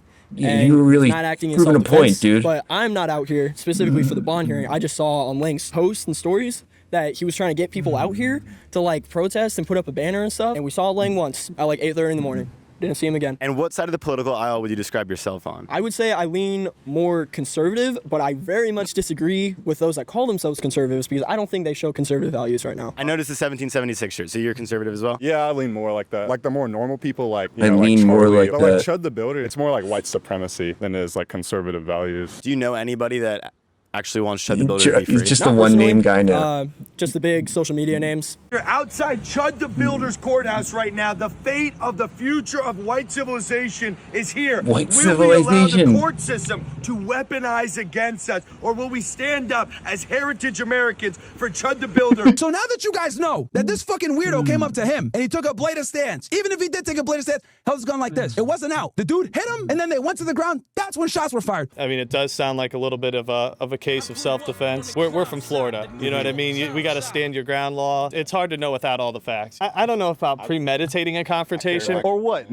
You want to get maced right now? There's always a time and place, and whether you deem something disrespectful or I think white civilization, such as it is, will survive just fine. Yourself in this country. Without this guy I never heard of until last week. I don't agree with it at all. And if you don't like that, right, go move to fucking Canada where they don't have free speech laws. With that being said, though, what did we learn in elementary school? Sticks and stones may break my bones, but words can never hurt me, right? So I think at the same time, to play devil's advocate, no matter what you call somebody, a grown-ass man should be like, okay, cool, walk away, right? To go and fight each other over it is kind of crazy to me, on both sides. Let's turn it on its head. Put the shoe on the other foot. You're a black man. You're calling me a cracker. If I was to then assault you, you were just exercising your freedom of speech. And we don't have words in this country that are illegal to say. If you're not threatening to kill somebody or strewing words together which are a threat to someone's mortal being, but calling somebody a name that they don't like or don't prefer, stealing that Bob doesn't the give Builder somebody valor, just cause to then beat you up for that. It's just disrespectful as hell.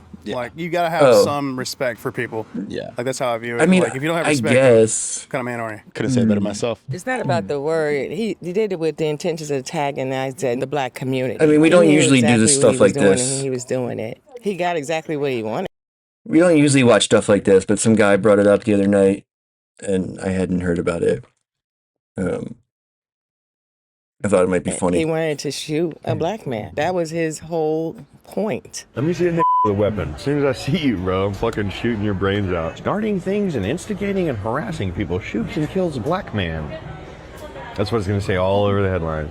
So why would he go into these communities, starting trouble with them, constantly knowing what it does, knowing what that word, how that word makes us feel? He knew what he was doing. when he did it. If what you're doing is going around using racial slurs and profanity, that's a little different. Okay. You see what I'm saying? Are you gonna argue that in court? Don't walk up on me. That's a very clear provocation. This is a thing. This is well established, man. You can't do that. No, chipping out. you can't. What y'all gonna do if I walk in the store? What are y'all gonna do if I walk in the store? He thinks It's not treated this like city calling would somebody a condone name. His actions, that's different. That's crazy. He is a horrible person. We don't want hate in Clarksville. We don't want that racism, that bigotry, none of that stuff. Clarksville, Tennessee it is a suburb, not even a suburb outside of Tennessee. It's an hour away from Nashville. People would expect big Trump voters historically, but ever since Trump, we've seen shifts to the left and to the left and to the left. Going in there with a weapon on your hip and saying things that you know are going to offend us. Hey, we do communism and crank shit. Do you think there's any credence to the thought that, like, if you bring a weapon and then try to provoke somebody, that it's kind of premeditated? Again, racial slurs are not typical provocation. They're really. I mean, he was doing it for like weeks though, online with a camera. And you're calling that provocation? Every time you see dirty, you see dirty trash. You know what I'm saying? Bitch ass. When you go in with a gun, I think you know what to expect.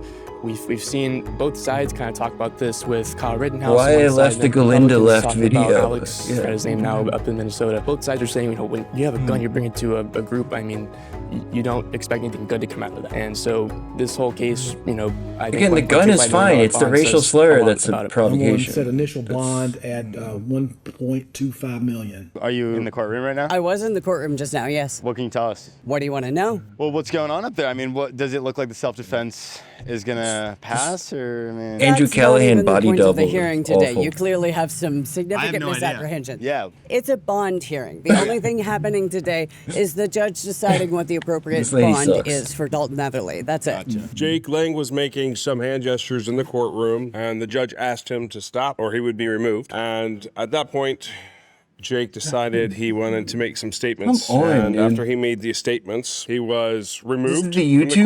courtroom, arrested. So he will be held here at the Montgomery County Jail, Dude. and will be released in White 2 man days. can't catch He a was being break, escorted dude. out. He made a Just comment about a fucking quote look at that. two-tiered justice system. It's stupid. I mean, like, he's running for Senate, Wayne, in Florida, and then he's coming here to support a white supremacist. They're supposed to be Americans. This is what he wanted to do. He wanted to cause a rise. He wanted to call in the white supremacists. That's what they're doing now. They gathered up. They put their posters I mean- together, but they didn't show up for him. So No, but I they're mean, not here. legally Did you see the speaking, bus? like, No, you know, where is it? jurisprudence, they were asking us for if there was any people here jurisprudential that came, purposes. and we told them there wasn't because You no one know, showed up, like- and they went back. But they came all the way up from Florida. I don't know, was he waving the gun in the guy's Are there face certain and calling him positions that you racial find yourself slurs? splintering from the Republican Party in specifically? No. Yeah, totally not a when it comes to, provocation. like, Yeah. listen, I'm a Republican through and through. I feel like they are. That's the party of common sense. The Yeah. most, right now. Yeah. It's so I absurd. agree with, like, men going in little girls' like bathrooms, the right? And audacity. dressing up and pretending to be women is Who's kind of this crazy guy? to me. So you want me to expand it real quick? So Yeah. Dressing up in Notre Dame fucking Yeah. gear Yeah. is also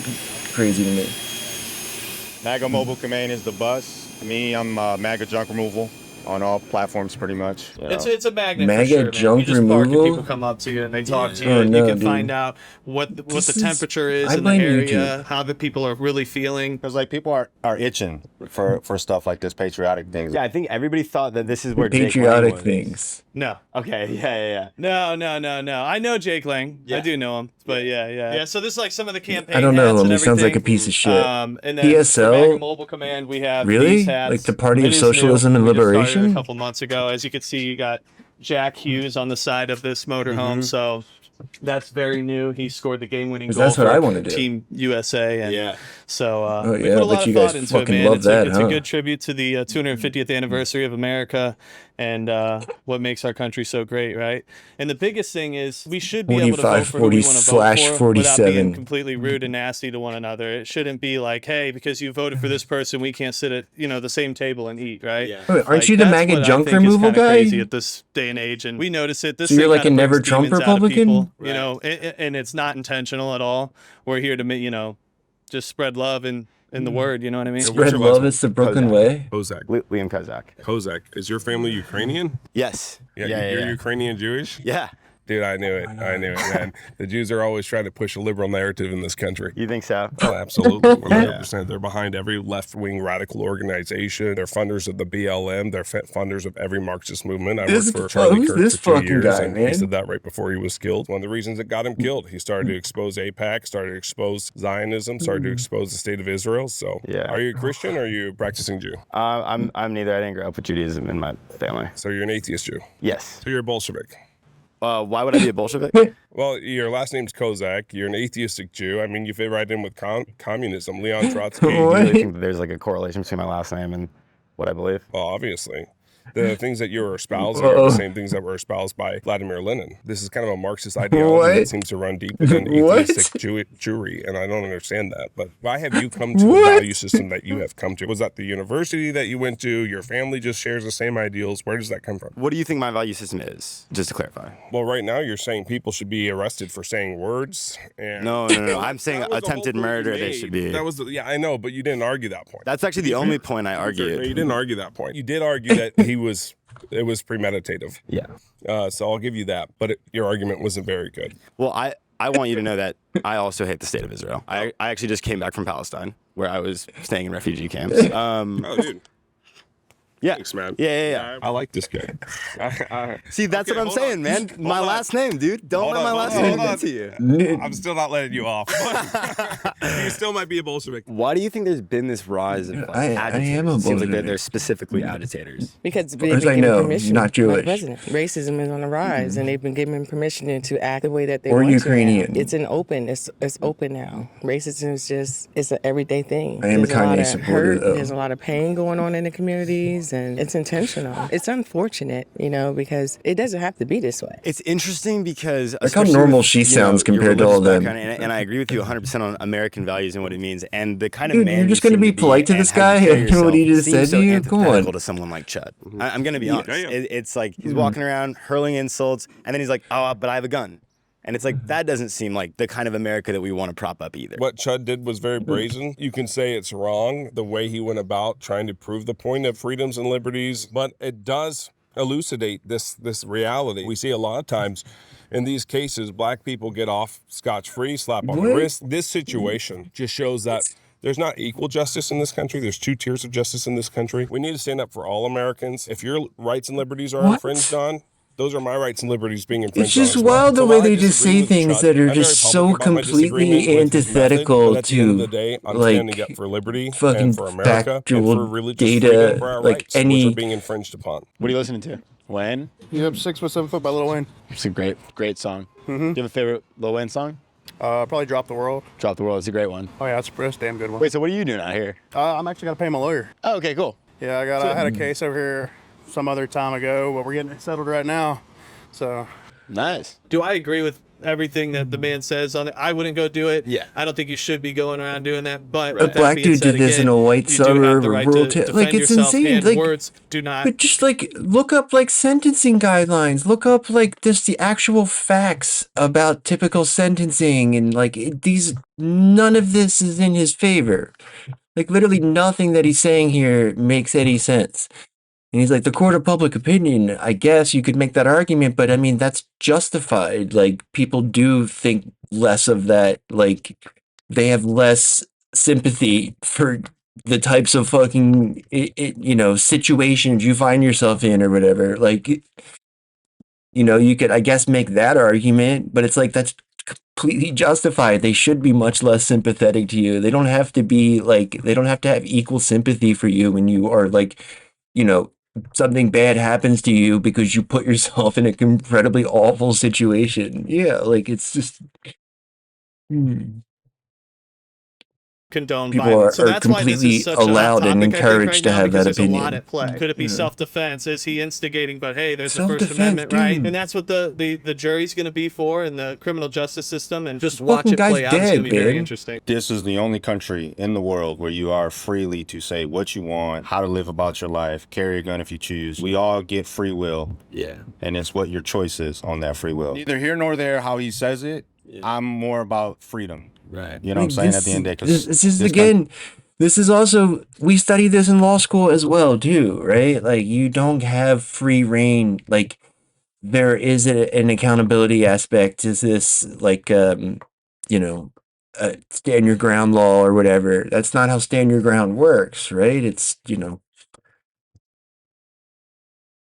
this is like you wouldn't get like insurance coverage for this or whatever, for instance, right? Like you wouldn't be able to like your policy would be canceled or whatever. This would be like an assumption of risk scenario, like they generally don't. I mean, I don't know, in tort law, in civil court, I don't know, criminal court's different, but certainly, like, yeah, you could never, you would lose any court case with this. He discovers that he can just put his finger in your face and hold it there and be like, I'm not touching you, I'm not touching you. Yeah, right? Like, it's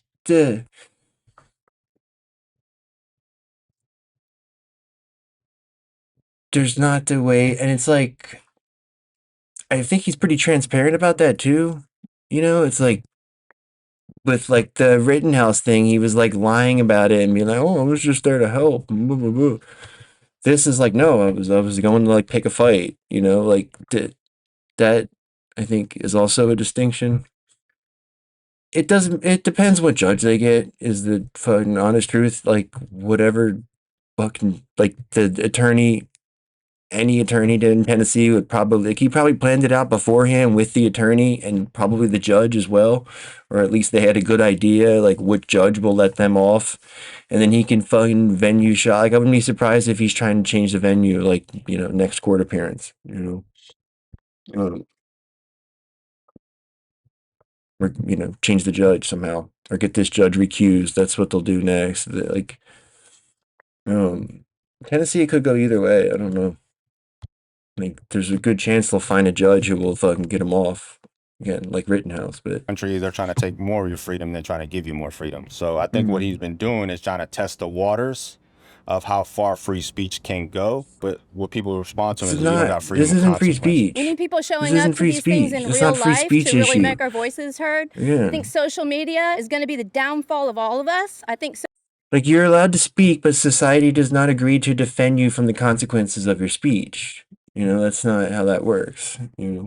Social media is a pacifier for the people because when people are hushed and because he's a fucking pussy. Like, he would never fight somebody man on man. He would insist on having a weapon because he's a fucking coward.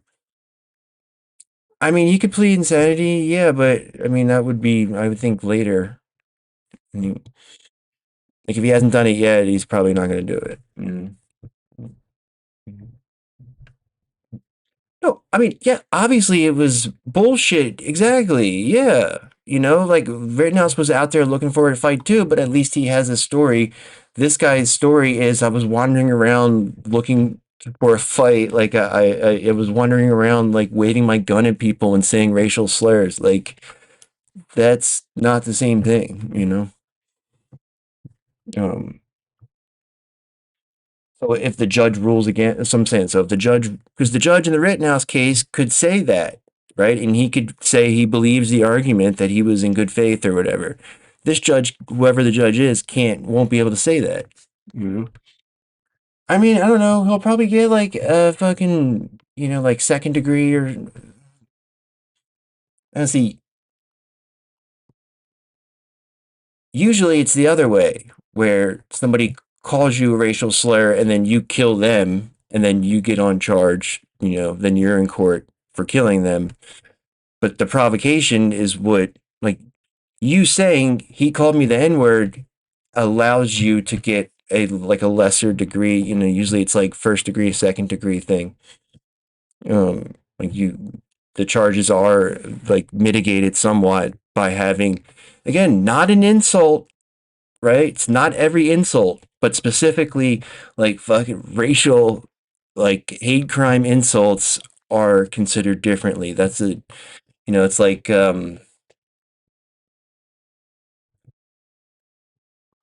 like you can't like you don't get to use that. Like,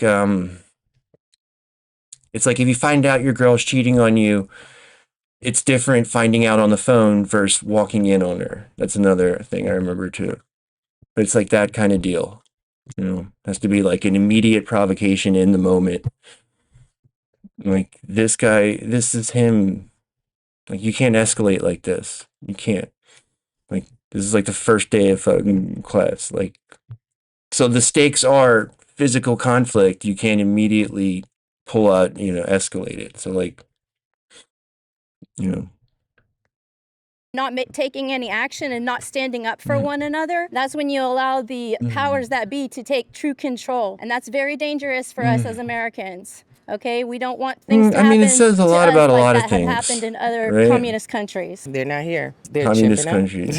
Like, yeah, it's like the laws in this country, the First Amendment does guarantee a lot of protections. They're selectively enforced. That's the thing. There's precedent to support an expansive reading of the First Amendment to many, many wide variety of contexts. Again, this wouldn't be one of them, right? Like, this is not a First Amendment case. These fucking dumb chuds keep saying it is.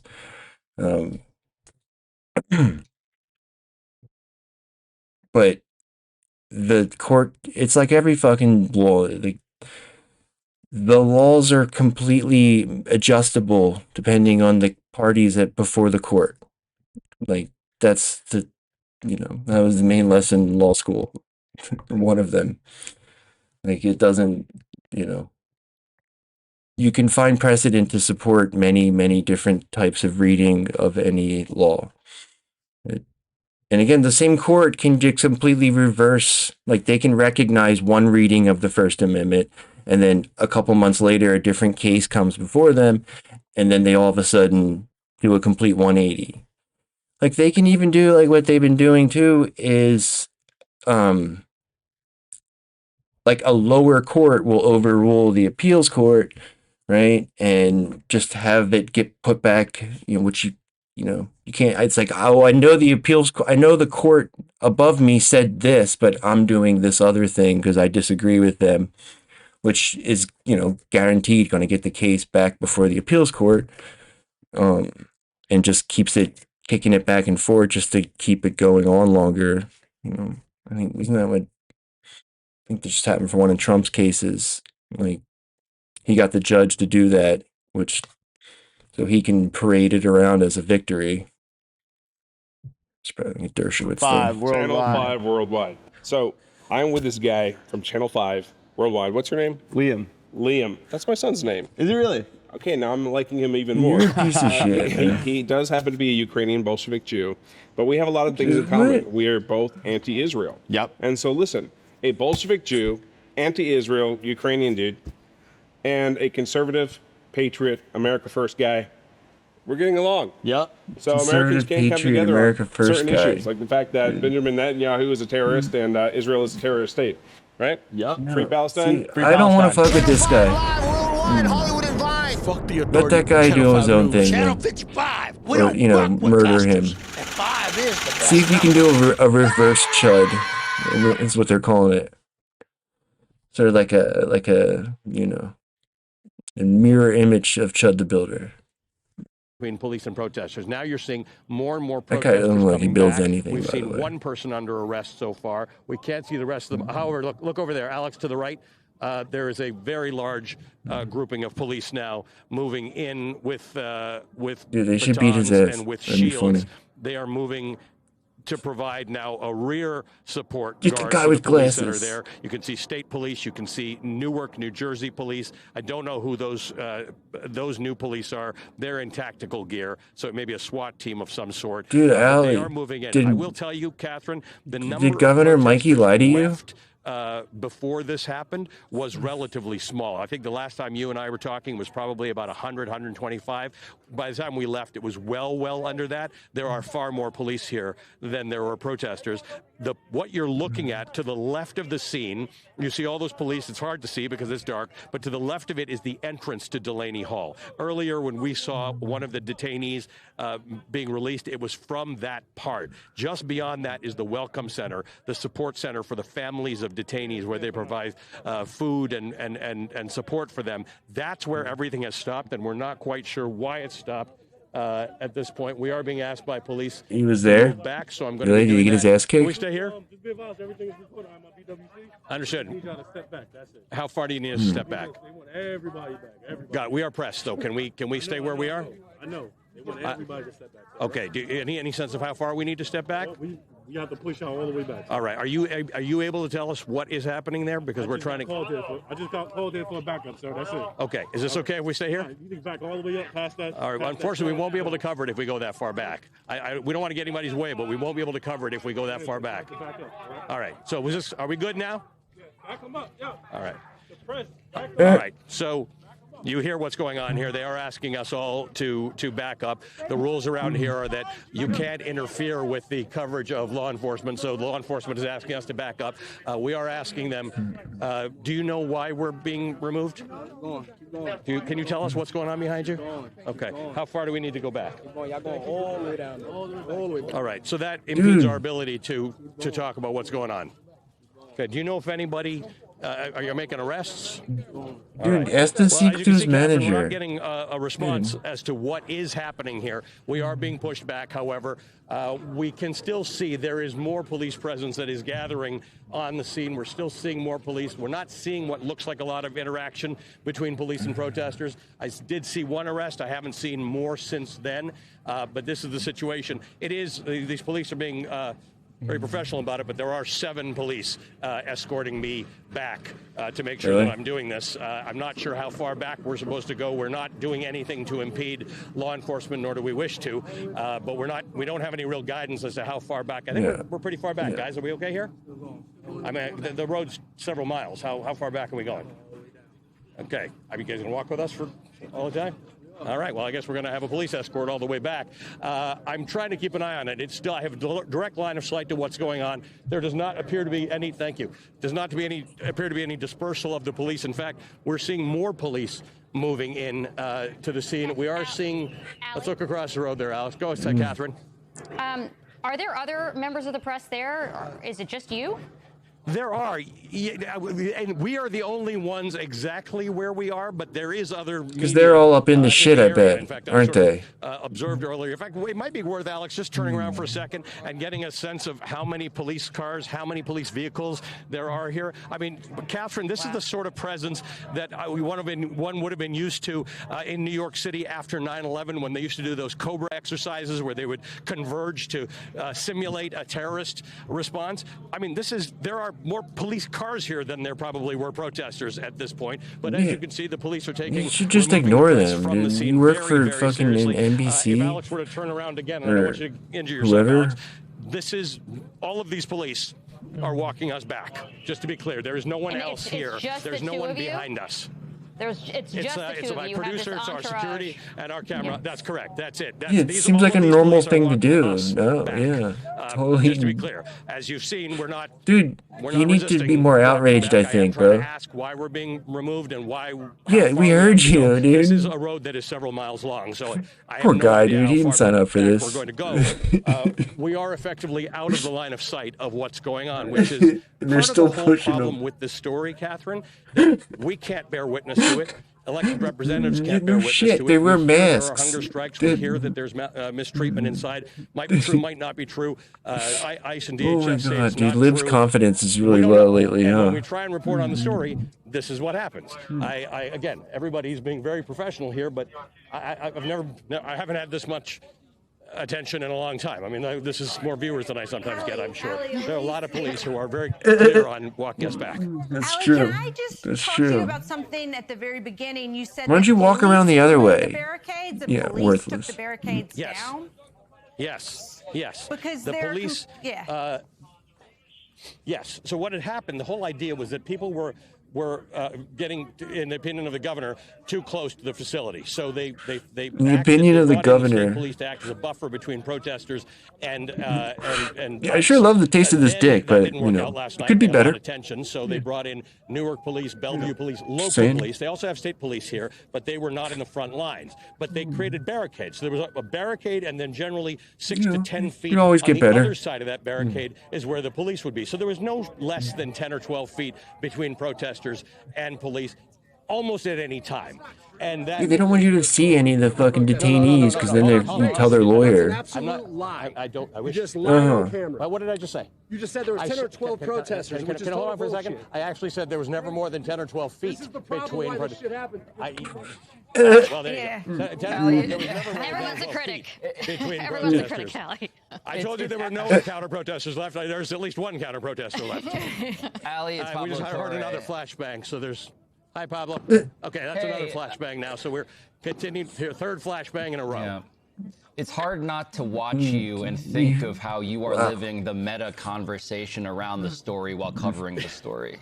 The what? The whole point has been. This is why fucking people hate you. And he said there were 10 or 12 Yes, protesters. we all heard you very clearly. That gentleman decided to, I think, embody an internet commenter in real life, which is a surreal experience for you, I'm Oh my sure, God, covering dude. a real serious event.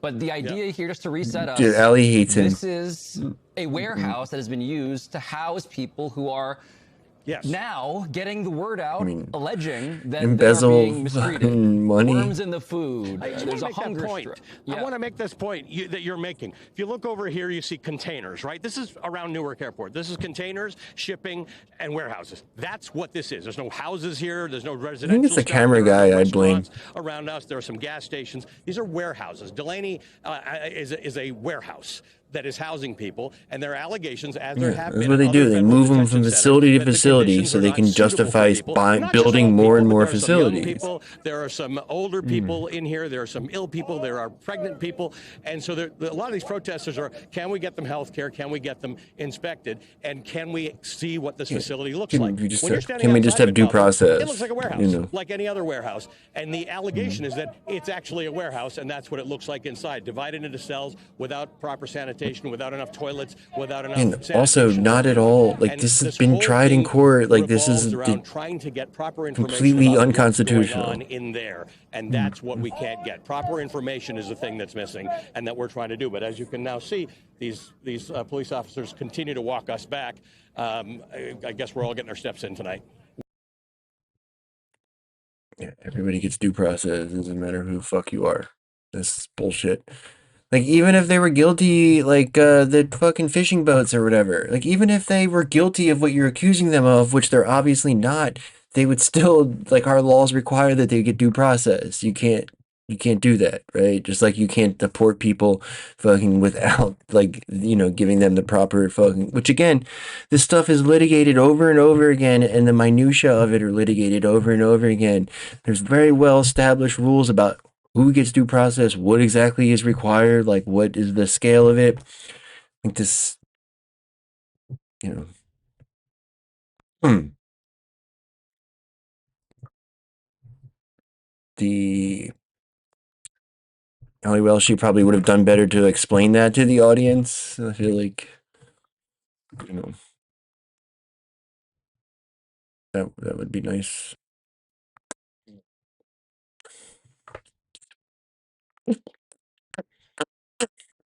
The governor's fucking lying to them, and Allie kind of has to back up the governor. You see him, right? That's kind of what that was. He doesn't know if he should, you know, expose the governor's bullshit. He was trying to do it nicely.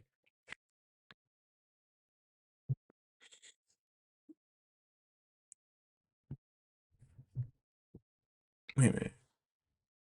Was he? Oh, wait a minute. So he was the here? Anti-ICE protesters, her own constituents. The opposition in this circumstance is the incursion by the federal government. The federal government has pretty cool, deployed federal agents on Jersey soil outside of this private prison facility on New Jersey soil, and they're straight up brutalizing people from New Jersey. Mickey Sherrill's constituents, people that voted for Mickey Sherrill, people who she's supposed to be defending here, okay? Defending against this kind They're of thing. outside provocateurs like Hassan. Underway here. We've Dude, got a Hassan's small gonna get him all in pro-ICE trouble. group here, about 24 people, and then several hundred anti-ICE protesters. They're pretty much Out-of-state cursing at each other, provocateur. separated by. Who the f has a Tom Homan Law and Order flag, bro? The thin green line? Oh my God. You have to be a real freak ass Tom bitch Homan for that, flag. dude. You had to Yeah, custom dude. make that, Wow. right? I suspect you had to make that custom. I love waving my Tom Homan flag. The counter protesters of Delaney Hall are saying the Epstein files are a hoax. The Epstein files are fake news. Yeah, obviously what you do, like, that's what I mean, like, nobody cares about the Epstein files, man.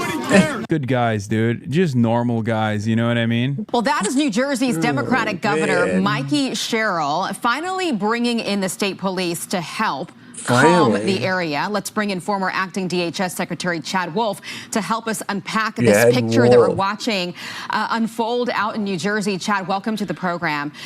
So she just announced a protest Look, zone I still think he should around not the watch these Delaney fucks, Center man. facility. Stop State doing police it. has finally been brought in Stop after we doing saw it. so Just many ignore scuffles them. this week back and forth.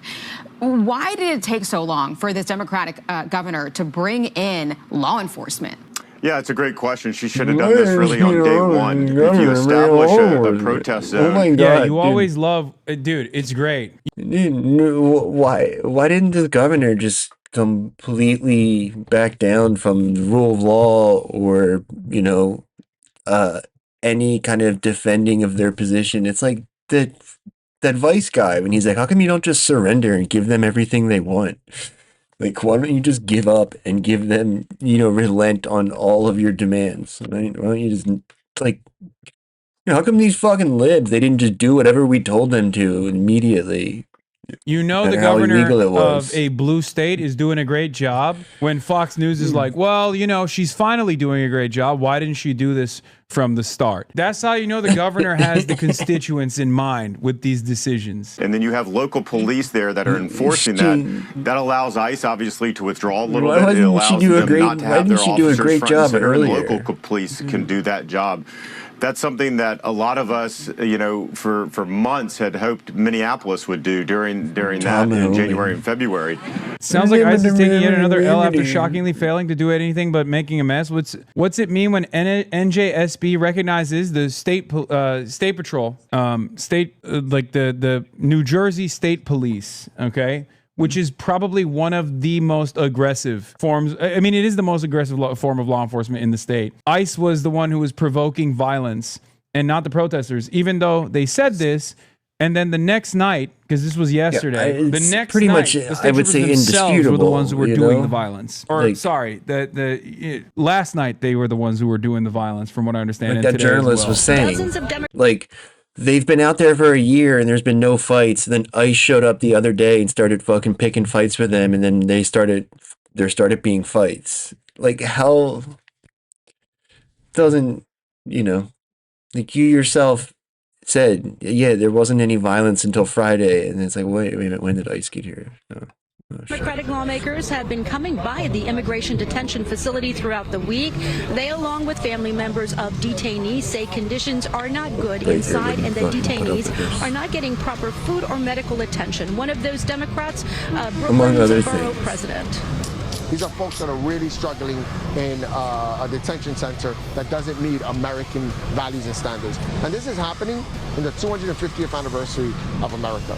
And like what our principles are and what we— By the way, I was listening to Democracy Now! Cover this, and they predictably did a much better job than ZBS News, Zionist Broadcasting Service News. So Anna Lilia Meia actually Why are went you to the watching facility it, bro? and visited Why are you it, watching and it? Some Stop of the things that watching she them. reported on actually blew my mind. First of all, there are people who have signed off on self-deportation that are still trapped in this facility. It's actually insane. They are just being put through torturous conditions. There have been suicides in the facility. There have been deaths in the facility. Fuck out of this highest number of madhouse. deaths in a detention facility since I think Wish I could 2004. It's self-deport. literally Jesus just a Christ. concentration camp. It's for slave labor. People are obviously protesting outside, demonstrating outside. Bro, I got leaked info from detainees. They're being poisoned and shipped all over the world. Yeah, that's the other thing. They've stopped eating as well. There's like a food strike. There's a labor strike inside of the facility. They sometimes have like phones that they get somehow, and then they call to the outside world and leak information from inside. And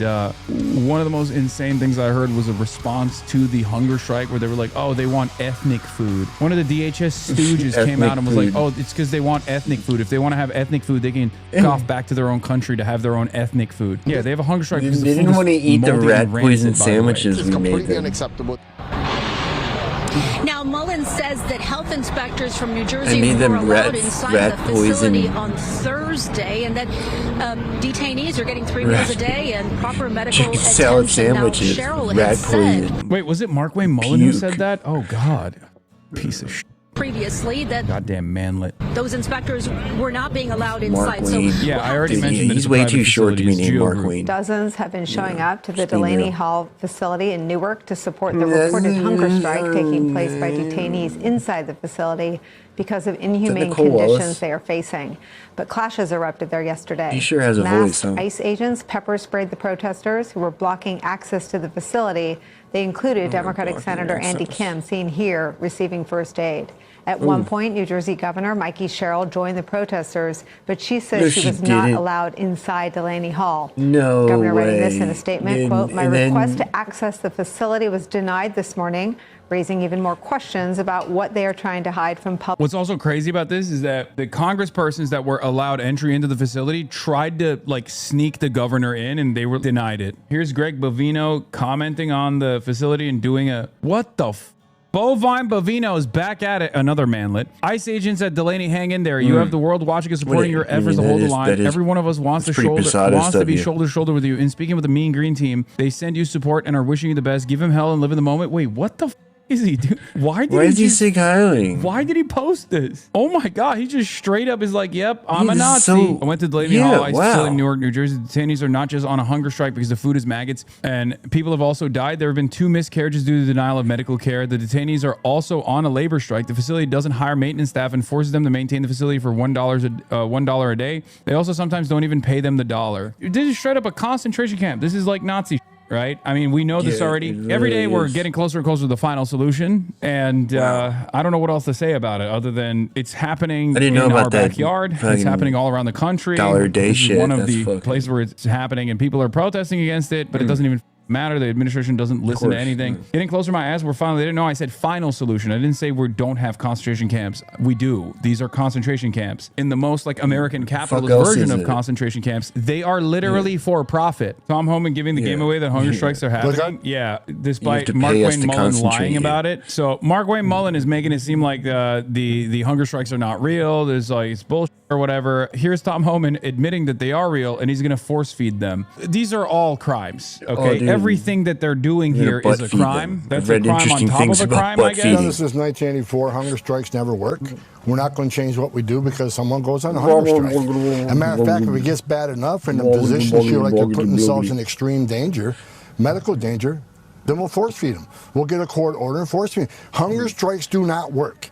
So they can put themselves in a position where they're not eating, but it's not going to cause them this to is be what you released. say when something we is are going to doomed to continue to not arrest work. people. We'll continue to detain people. As far as complaining about ICE contract facilities, well, guess what?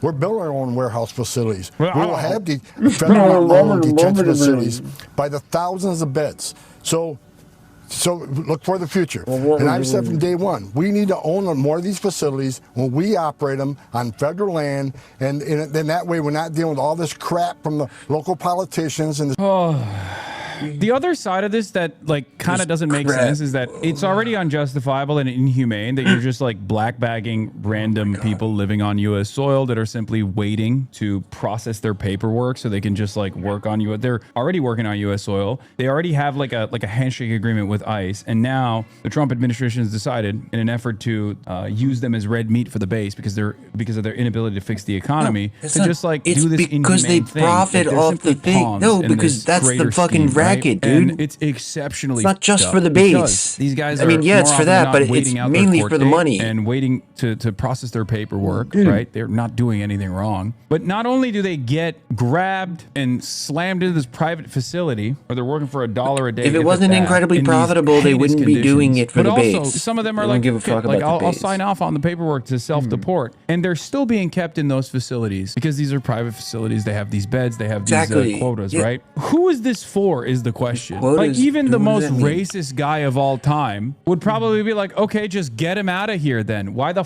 are they being kept in these prisons? Because even the most racist guys like, okay, one less brown guy in the country, please. This is an instance where like the interest of profit, the interest of capital actually takes a higher priority than even the whole underlying reason as to why there is this white nativist racist policy to begin with. Even the racists don't want to keep them in the country. What is the work that they're doing? Why do they hold these people hostage? Half the work is running the prison itself, and the other half is just work that the private facility actually secures. You gotta cut that like, overhead.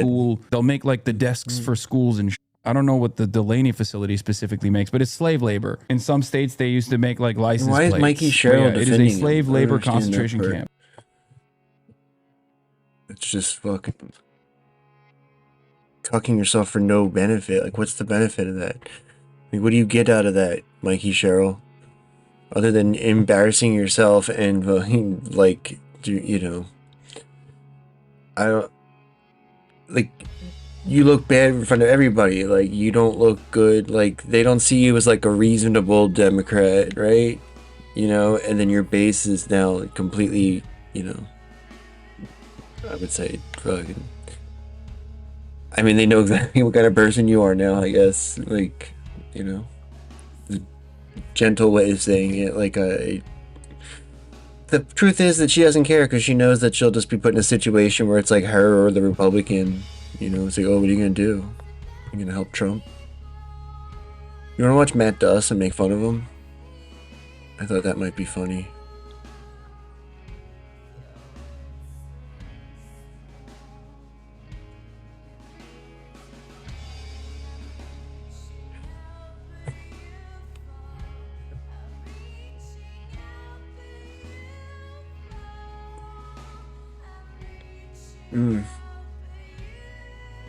You wanna watch Mr. Beast? Yeah, you wanna watch that? Okay.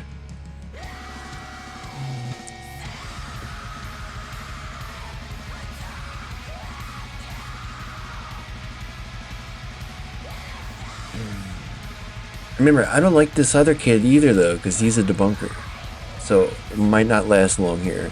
And like I said, I don't like bluntly break a rule and name a few names. Is that a lot of the times when you first are hearing us talk, it's like, the people at the front of our mind that we're trying to address are online, very online levels. But then there's like, does that critique make sense if you look at it? If you're also a person who watches, I'm gonna say Bad Empanada. I'm gonna say watches Cavernacle. And these are two people that I've appreciated their content at times. But I've noticed, specifically with Bad Empanada, I'm not gonna put this on Cavernacle too tough, that they've gotten extremely careless and frivolous with the way they're engaging in the topics around genocide. I have screenshots of neo-Nazis. Yeah, so then why not just specifically, like, you know, point to the one guy? You can't be like, oh, it's all these fucking lefties who are doing this shit. And then you name two and immediately you're like, actually, you know what? It's not the other guy. It's just the one guy. Like, why make this a broader commentary? Like, you're obviously screenshotting Bad Empanada's replies. Like, which, by the way, like, there's fucking Nazis all over the place. Like, to say that, like, oh, Nazis are replying to your tweets. Like, okay. You know? Like, what does that mean? How is that any kind of judgment about the things that I myself, again, not to defend Bad Empanada because he's a piece of shit, and I'm sure he does say all kinds of gross things. But, like, you know, more so the concept. I mean,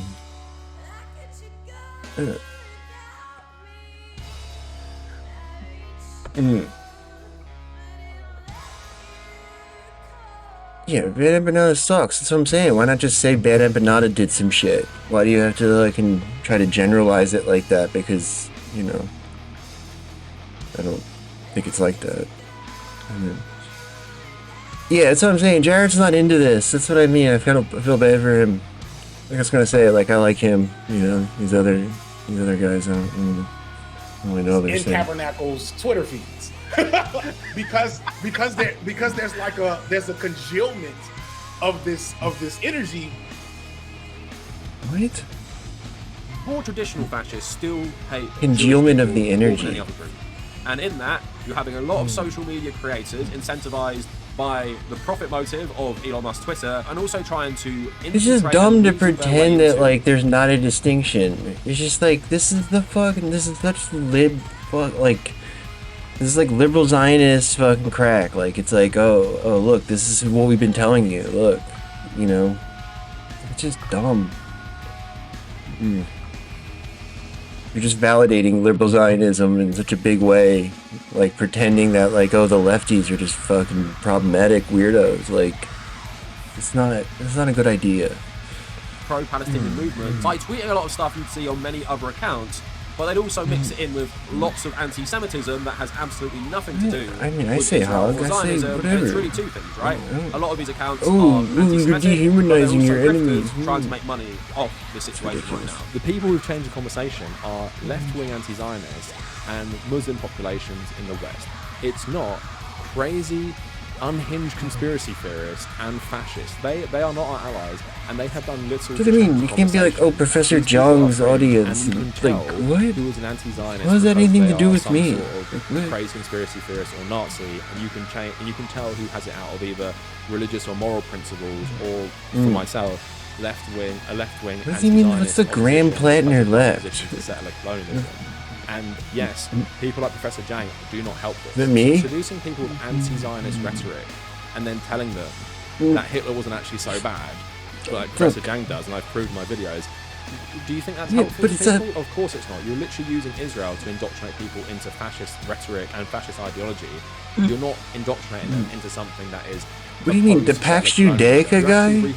What? The people who did settler colonialism before Israel was even created. When I was about 24 years old, a pro-Zionist This is what I mean. This guy's muddled too, man. He doesn't know what the fuck he's talking about either. My boss trying to get me fired from my job because I wrote an article about how Israel was blocking ventilators to treat COVID patients from getting into Gaza, and they said I was some sort of anti-Semite racist, holding Like I Israel said, to a double standard. yeah. On my YouTube channel in the same year, I started more making. That's why people are careful anti-Israel about the ways content, that they and I hadn't attack been speaking Israel. about Israel Like, since 2019, and since then, over the last 6 years, I've dedicated a lot of my channel to exposing things to do with Israel or its atrocities in Gaza, the West when I'm Bank, not debunking, or its attacks on I'm places exposing like Israel. Iran, Syria, Lebanon, while talking about its influence on Western politics. Now, across the What whole did you time say of me about the covering OPCW Israel on my whistleblowers? channel and dedicating Did you so much of comment my on channel that? to talking about Israel, there are two groups who've had a problem, and almost exclusively two groups who have had a problem with how I speak about Israel. Can you guess who they are?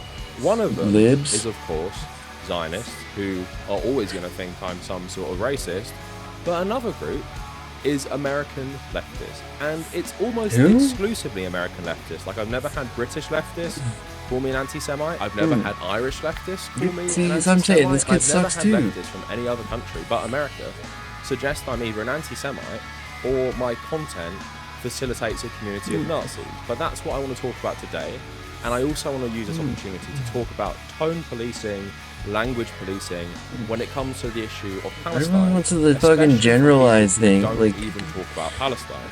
And today we're going to be talking about FD Signifier, not because he has had this recent drama with Bad Empanada, but I will touch on that.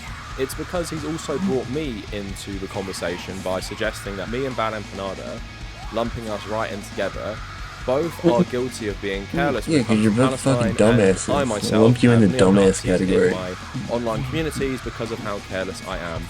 about None of you are Palestine. Nazis, are you? And I actually recorded this video last night, and I edited this video last night. This isn't the video I don't you're know, watching, man.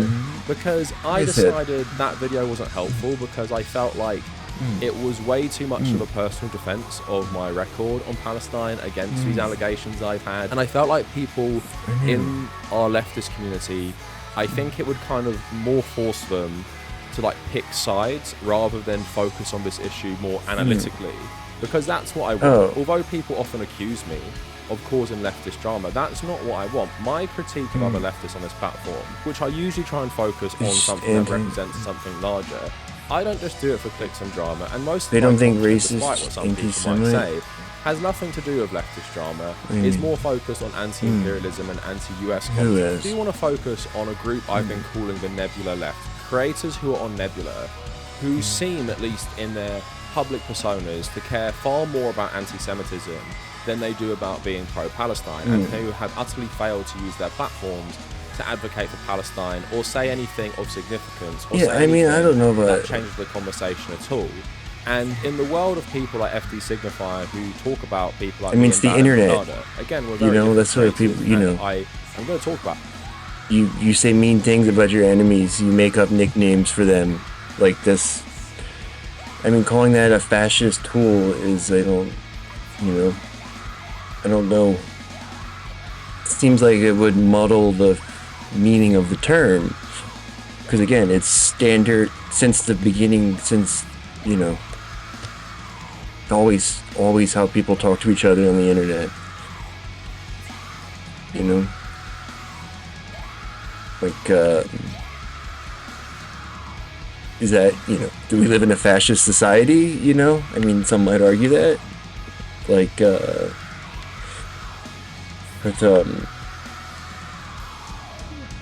yeah.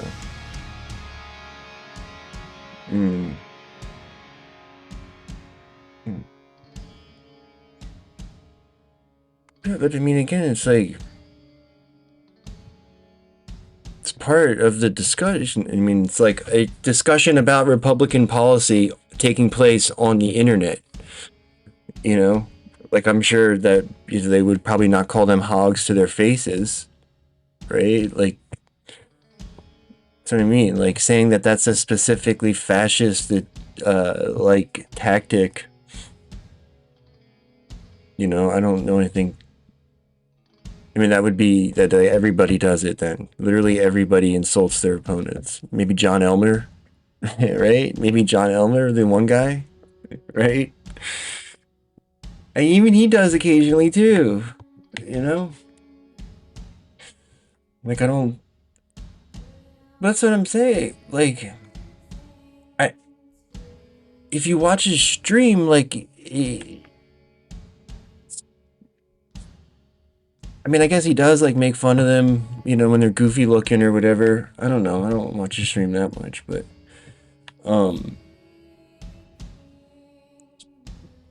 He watches Fox News and explains why they're wrong. That's, like, half of his day, Like, he watches Fox News and, like, makes fun of the chuds and talks about how wrong they are. I mean... I don't know. I mean, I just see it as like a descriptive term for like a lib, chud, like hog, it's like libtard or whatever. I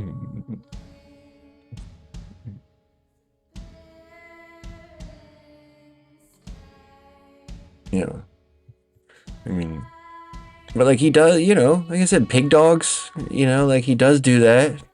Right? Like, he makes fun of his political opponents, which, again, I would say is pretty much standard.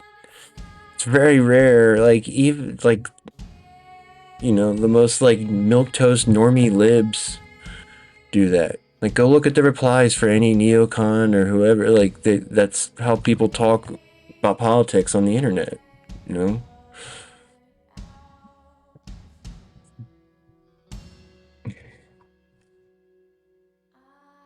And they're really fucking mean to them, too. Damn. About how I don't agree with a lot of what he says online. But what they're essentially doing is carrying water for Zionism and liberal Zionism by attacking people like us in terms of our speech around Israel, while they themselves stay quiet, because to them, it's more important to be careful about your language than advocate for Palestine. So I would ask people like FD Signifier, is the world you want, is it better for people to be more like yourself and not use their platforms to speak about Palestine because they're trying to be so careful about not being anti-Semitic? Or is it better to be someone like, even like Bal Empanada? Who do you think Palestinians would appreciate more? Do you think they'd appreciate you being careful, or people like Bal Empanada who will call out things like Jewish supremacy in Israel, like people like myself who will call out these things? And if that makes people uncomfortable, that is often a good thing. Do you know why? Because you're actually telling them something they haven't heard before, and sometimes the truth makes people uncomfortable, especially when you're talking to an American audience. And although I would disagree with me and Bad Empanada having many similarities in often how we present ourselves online, I will agree that being two people who aren't American, it seems to be the people who have the biggest problem, specifically with how we talk about Palestine, is American leftists who don't talk about Palestine. So I want to talk about all of that today, and I want to talk about this tone policing, because FD Signifier... Or maybe it's like two guys from like outside the country trying to pretend that they have an expertise in like, regional politics. Palestine, It's but like, also an ignorance of our content generally, and refusing to actually engage with our arguments. FD signifies arguments against us using the terms like Jewish supremacy when it comes to like a Jewish supremacist state like Israel, but it feels weird that white people are saying this, right? It's a total nonsensical argument, and I also just find it extremely cowardly, because if this guy had issues with my content on Palestine, we're mutuals on everything, we've collabed in the past, and we've spoken... I mean, it's like that guy we rated the other night. It's like the same type of thing, where it's like you don't... Like... There's no scenario whereby you can claim specific expertise on something that you are objectively wrong about, just because of like who you are or whatever. That's not how anything works.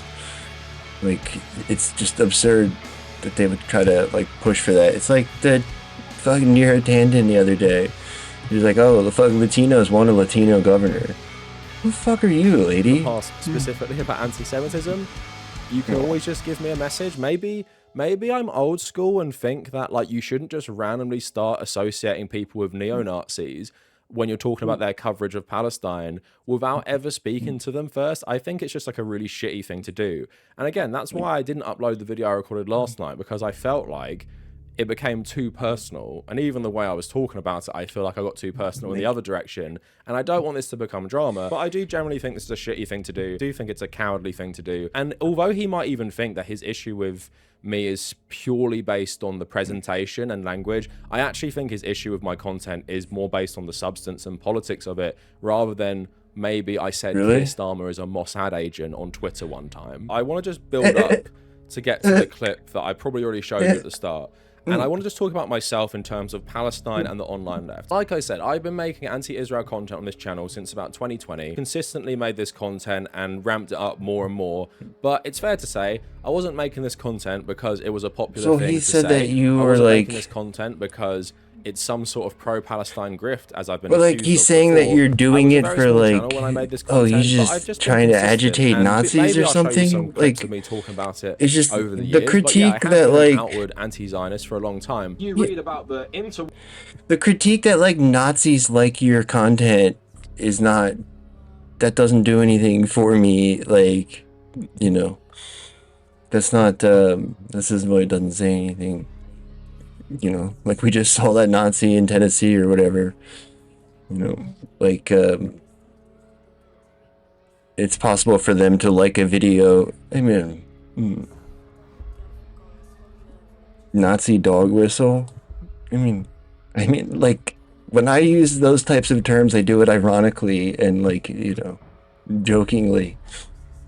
I don't know. I feel like I do a pretty good job explaining it.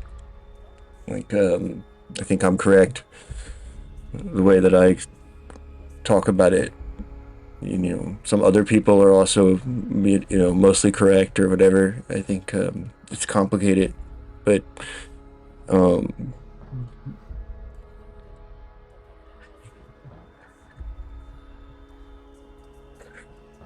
Nazis famously media illiterate, like a lot of media that routinely shits on them.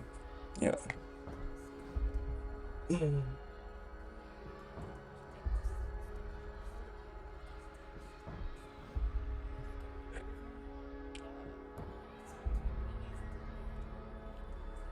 Yeah, Rage Against the Machine. Yeah, no, yeah.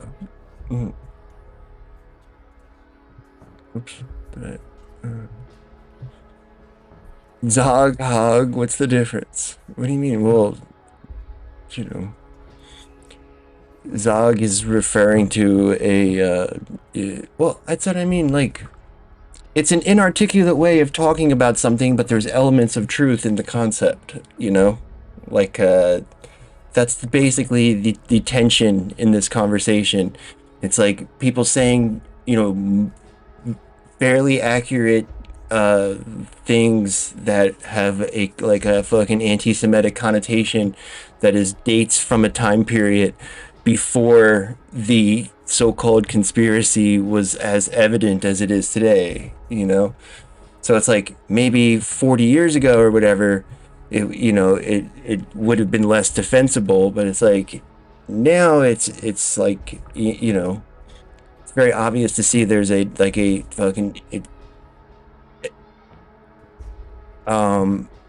unnatural, like, I don't know how to describe it, like the relationship is such that like the profit incentives maintain this unnatural dynamic between client state and fucking nation, you know, and empire, right? There's certain perversions of like the, you know,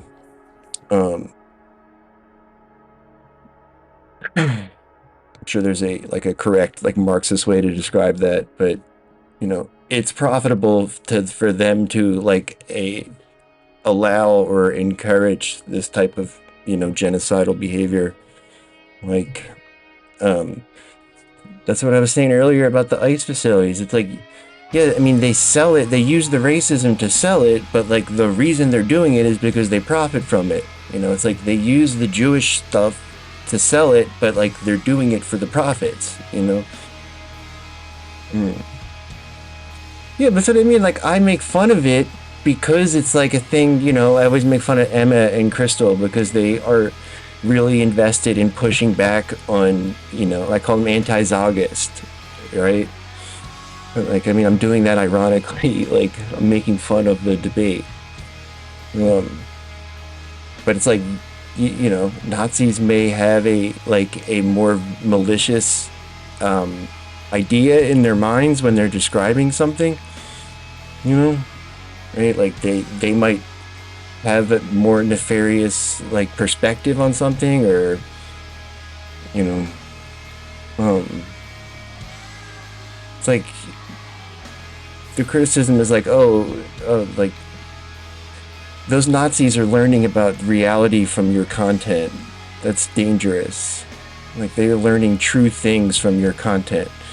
Like, you are educating them about the true nature of reality, and that's bad, you know?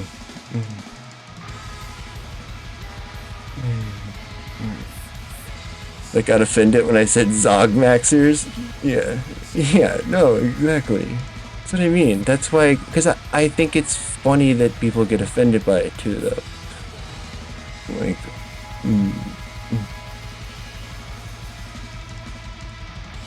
leveled against the anti-Hassan left, while the other side is not even self-aware enough to see a parallel, let alone level the claim evenly.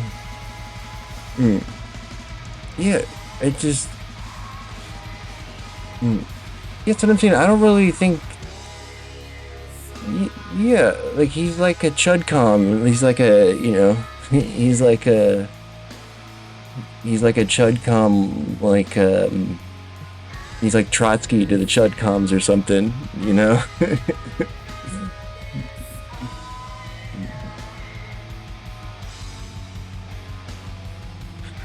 I mean, I feel like that Mikey Sherrill shit is gonna be a problem. Like, you have to you have to state your claim, and then your actions have to prove that you believe in the criticisms that you're making, right? If a big part of the Democrats' policy is gonna be anti-ICE, pushing back on Trump, then you have to actually do it. You can't just say that and then send your cops out to beat fucking skulls, right? People notice that. Like, and I'd say the same thing with this. If you are deflecting with this, because that's what the liberals do, right? This type of criticism, like, oh, you're being anti-Semitic or whatever, like you know, anti-Semites enjoy your content, is the criticism effectively, right? Like, that's not done because it's like an honest debate to have, right? It's done to deflect from their support of Israel, right? Like, I mean, that's what I mean. But it's like I don't know why. Like I don't know why YouTubers would like do that. Like how is that? Because like the Democrats and people in power do that because they want to deflect, right? Why are you on YouTube doing that? You're just like basically admitting that you are trying to mire your community in a worthless, like intellectual masturbatory, like whatever the fuck. Yeah, he's got shitty politics. He's like anti-China. Like he's got awful takes on everything.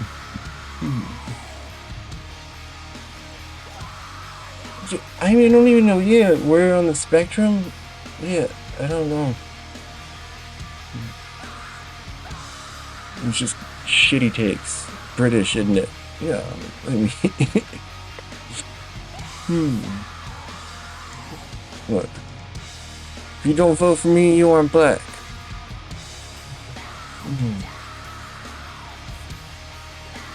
I just think, I don't... He's like Michael Tracy.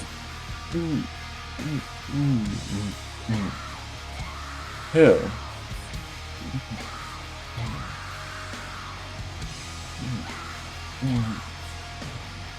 He's just like, oh, what are these guys gonna say? I'm gonna say something different and then pretend that, like, you know, anybody is obviously wrong if they're not saying what I'm saying.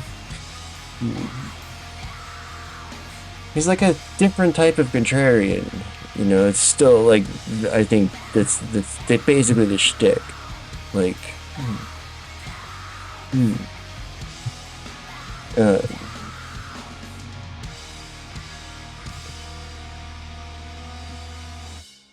this thing that other people believe, it's like, you know, it's commonly held belief amongst, like, you know, wide spectrum of people is actually, you know, it's actually wrong. I'm the only guy who's right.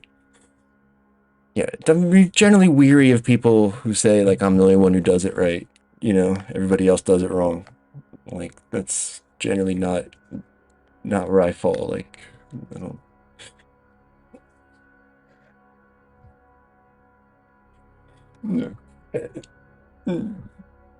The only good white boy? Who said that?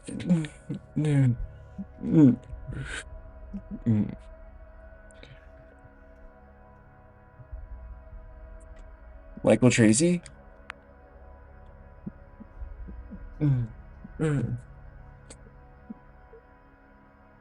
Yeah, he should go pick a fight with somebody.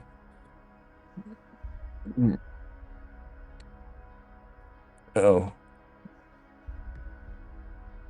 Really? Between, I guess, the 1948 war and the 1967 war, and you read about the 1967 war, there is obviously so much to criticize Israel about. Everybody else does it wrong but me. In the early Only I mid-60s, do it there's right. stories of them helping with, I guess, Jewish settlers pushing the Israeli borders. So what they'd often do is encourage these settlers to drive construction equipment over the border with Syria. The Syrians would then react in some way, and that would give Israel justification to bomb those Syrian positions, and then they would expand their territory even more. Hamas, which was an offshoot of the Muslim Brotherhood. Now, if you know anything about the Muslim Brotherhood, how they essentially work is as, you know, community groups. They help the poor, they set up kitchens, they help with workers' rights. Pretty good stuff in that regard, but their ideology is quite, you know, it's pretty good stuff. They've been widely persecuted. Pretty good stuff. Of course, they actually seized power after the revolution, only to be ousted again. And what actually happened is during the elections, and I think in 2004 or was it 2005, is that loads of Palestinians voted for Hamas as the leaders of, you know, the region in Gaza, because Hamas, with their community organizing and their militant stance, became to be seen by many Palestinians as the only people who would defend them. And lots of them became dissatisfied with the PLO and Fatah because they felt like they were selling them out to the West and to Israel, where it basically blames the Palestinians for their own oppression.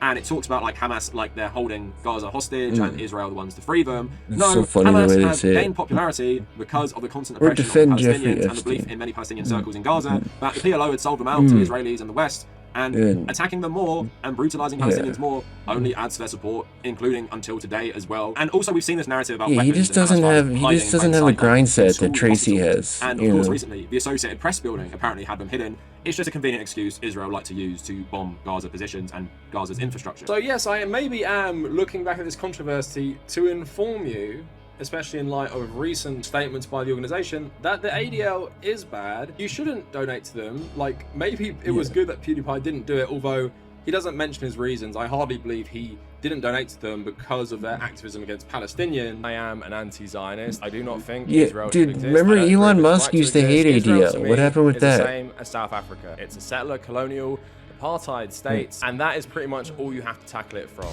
It's apartheid, it's settler colonialism. And the one thing I want to say about this as well, throughout this whole period of me making these anti-Israel videos, basically no one on the left ever called me an anti-Semite or suggested that my content might be helping Nazis. I think that's two reasons for that. As much as I've made anti-Israel content, I've also made loads and loads of content exposing anti-Semitism, fighting against fascism, and calling out anti-Semitism in society that has become so normalized, especially how that is often wrapped up with anti-leftist narratives. I'm someone who's done both of those things, so I think it's very hard for a lot of people before to suggest I was some sort of radicalizer and people in my audience why'd that guy pick a fight with him? Or I was attracting Nazis or some shit like that.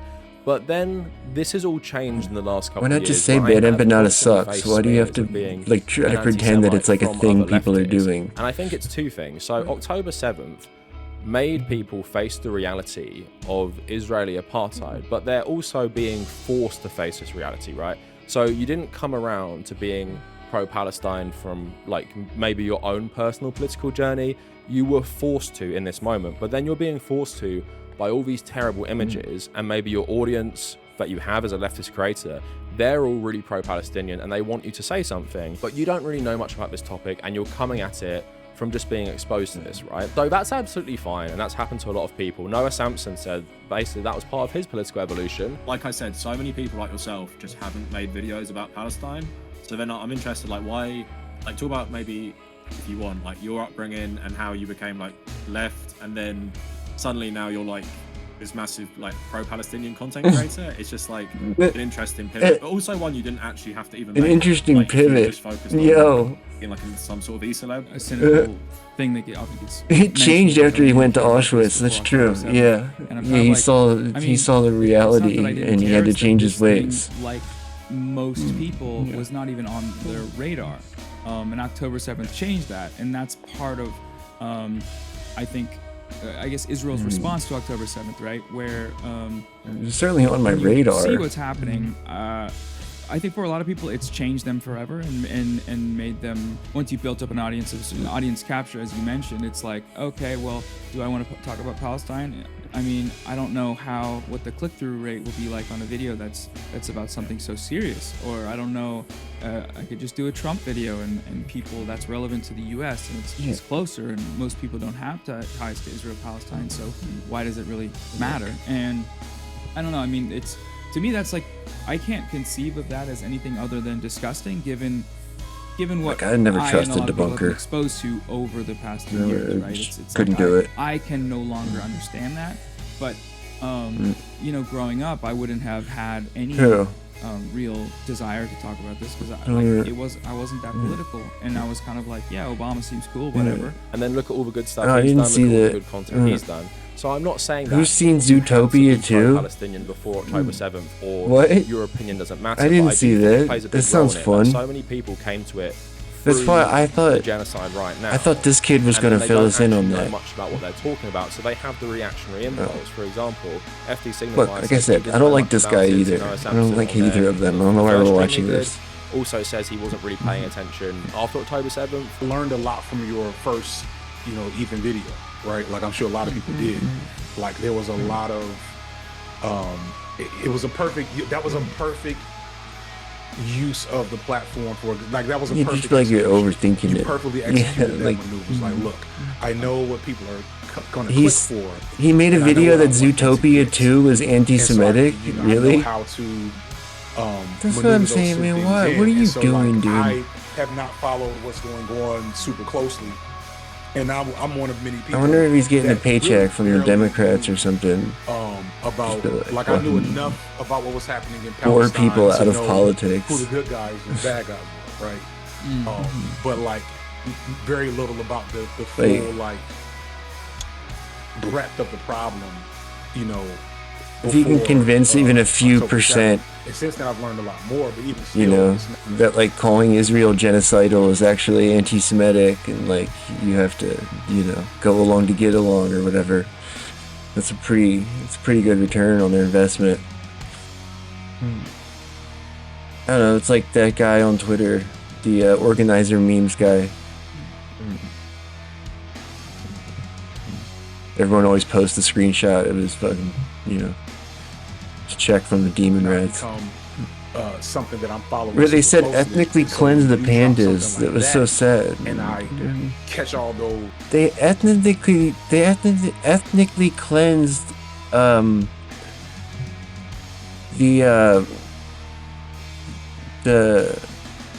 who was it? The reptiles, or right? What was it about? Or was it the Arctic? No, they had the Arctic. The swamp, right? Wasn't there was like a swamp habitat that they covered up in the beginning, or something? Or it was like about that. He's got a Nebula contract. All the video essays are on there and barely talk about Palestine. When they do, it's often kind of liberal. Oh.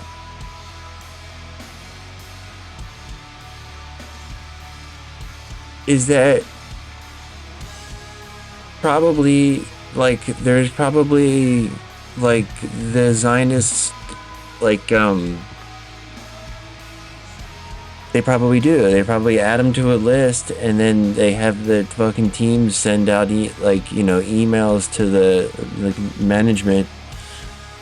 Oh, you gotta fire this guy. You gotta fire this guy. Like that's what they do. Like if you have a boss, they try to get you fired. Like always. No, that's what I'm saying. I think that's the way it is. I think if you make a video about how Israel's bad, they call your boss and try to get you fired. Pretty much as soon as you come on their radar. So like if you're on Nebula, they must be on their radar. Like they must have a guy who's like watches Nebula or whatever, or is like assigned to that. Like, oh, this guy, add this guy to the list. It's probably something like that. Maybe not that specifically, but something along those lines. So it's like, it's not worth their effort or whatever. But then to go tone policing other people who have been in the trenches fighting that seems really fucking bizarre. I don't know why you would do that. That seems like glass house shit. Why are you doing that? Those updates and like these different things, I'm like, oh, this is actually an excellent piece of like media. This is an excellent piece of media as a weapon. Fair to say that Palestine and Israel is a topic that FD signifies. They wanted him to do both sides on Palestine? And again, really? He hasn't used much of his platform I don't remember to that. advocate for Palestine. But that sounds like how they would do it. Done much to fight against anti-Semitism on his platform. But that's why it does feel bizarre to me personally that he does feel emboldened to call people like me out, despite the fact that I've used my platform for both of those things far more than he has. And it's not a competition. People will take this wrong, and I can already see the comments. Oh, but that's just what he talks about on his channel. That's absolutely fine. I'm not telling him to start doing this, but that's why you have to be more careful with your language, because you honestly have no leg to stand on. Like, if you're going to call me out for being probably careless, regrets saying that. You're careless because through your language, you have liberal Zionists in your audience. They have. You haven't done enough to combat anti-Semitism because you never speak I about feel like it. I've never clicked on one. Games because I think they're stupid. That's why I would never say it. Because I don't really know what Nebula But is. also coming from the point of view as a smaller creator who did feel responsible to use my platform to talk about these things and also talk about it in a way like straight after October 7th. Maybe I can get a Nebula deal. And I used that moment to really talk about these things very, very honestly. And that led me to calling out dehumanize bread debunkers. tube. I made this video essay where I talked about bread tubers who had been silent on Palestine. And this was part of a series of events that led ContraPoints to basically come out as some sort of liberal Zionist, which I speculate in the video was part of her silence on this stuff. But people took this video wrong. And this video she's actually like made a got lot of Hillary people really Clinton's mad. takes now. And they I watched that basically whole thought it was some interview sort with of drama video, Brianna. but half Her that takes video were is so spent on me bad. analyzing Oh. the leftist space these people created on YouTube and how we've kind of moved past the need for them, because when something so terrible like their own government's taking part in a genocide and they all stay silent because they're too afraid to lose their audiences and stuff like that, we've moved past the Why need would you for subscribe creators to like that. YouTube? But again, people took it really bad. And you might remember there was that YouTuber Yeah, literally hosted her in her video home. Yeah, calling essentially me and like- Bad Empanada Nazis. I'm not even joking, it wasn't subtle. Oh I my can play some God. clips for you there. The same slop over and Trash over again, discourse. telling their viewers that watching these videos is praxis, actually. all while seeding their Who says viewers that? with these right-wing beliefs. Dude, China will never slowly accept you, indoctrinating okay? them into right-wing conspiratorial thinking. That's why Tabernacle seems so threatened by what he calls the Nebula Elite. Nebula Elite. Which is just straight up an anti-Semitic and We should watch anti-queer this. dog This sounds whistle. more fun. It's a train. Anti-queer dog whistle. Those trains, the ones you're thinking of, he's so threatened by those people because he needs people to watch his content because he's profiting with it. If they go and watch better creators like Lindsay Ellis, But not me, because I had to anyone, deal pretty with, much, with Nebula. then they won't be watching his bullshit, his slop. And it's another content creator who has lumped me and Bad Empanada together because for some reason Yo, we seem why to drive you the same lumped people him with crazy Bad and they Empanada? think we're like Wario and Waluigi. And to them, we're a pair of anti-Semites using the issue of Israel to actually indoctrinate our leftist audience into anti-Semitism and fascism. It's What? wildly unserious. And for some personal context, I was actually thinking this. When I saw the clip of FD Signifier saying this shit about me, I was like, this sounds really like that Trash Discourse video. Like, I don't know if he watched that video, but at the same time, They I probably thought got an we email from we somebody that had that in collaborated there. the past, and this is why, like I said, Somebody it's probably bizarre. sent them We an email collaborated like, hey, you where should I make a was video talking to about him how about fucking racist anti-Semitic Tabernacle conspiracy is or theories. whatever. And it's very funny that everything he lists is basically something that is very associated with the Frankfurt Guarantee School, you. like women's studies, like critical theory, critical race theory, all these things associated from the Frankfurt No, School. you're like Back up, Vosh. 'cause I feel No, like a lot- you're 'cause like Vosh. I had like No, heard you're like this, but I Vosh. didn't fully. I still don't fully understand it. I asked chat what it was about, and that's what they said. I was like, oh, they were fighting? What were they fighting about? And the response I got was, no, you're like Vosh. No, you're the one who's like Vosh. I think it was But just Chica. assume I don't know what you're talking about. Give me like the Frankfurt School. That's it. Conspiracy theory. How do you not like, know that, framework. man? So to go back, How do you not know that? if I just say it, How do you make a video about Jordan Peterson and not know what the Frankfurt School is? What the fuck is wrong with you, man? Like, again, I don't knock somebody for not knowing something and knock them for making videos about shit they don't know about, you know? Hey, Spook Raid, what up? We were just bashing our heads into this wall over here. What's going on?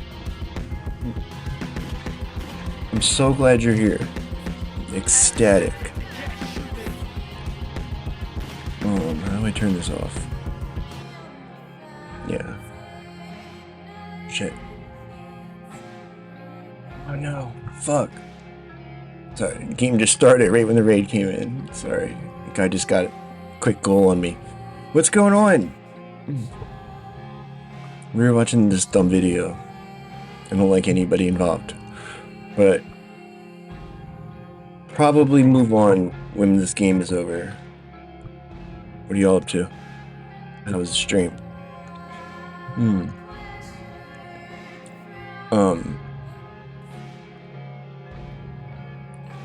Everybody, of course, follows Silver Spook. I don't like anybody, and I like them, so that should tell you something. Except your mom. I do like your mom. Anyway, please stick around. It's a lot of fun. We're having a blast. Except for that guy who just scored on me. you just think, oh, people just hate leftists, but we have to go back to like post-Bolshevik revolution, like Russia and Germany. So a lot of white Russians immigrated to Germany after they were overthrown, and they brought with them basically, we've been overthrown by the Jews, because a lot of Jews were more progressive in Russia because they'd been historically oppressed. Trotsky was Jewish, Karl Marx was ethnically Jewish, all this stuff.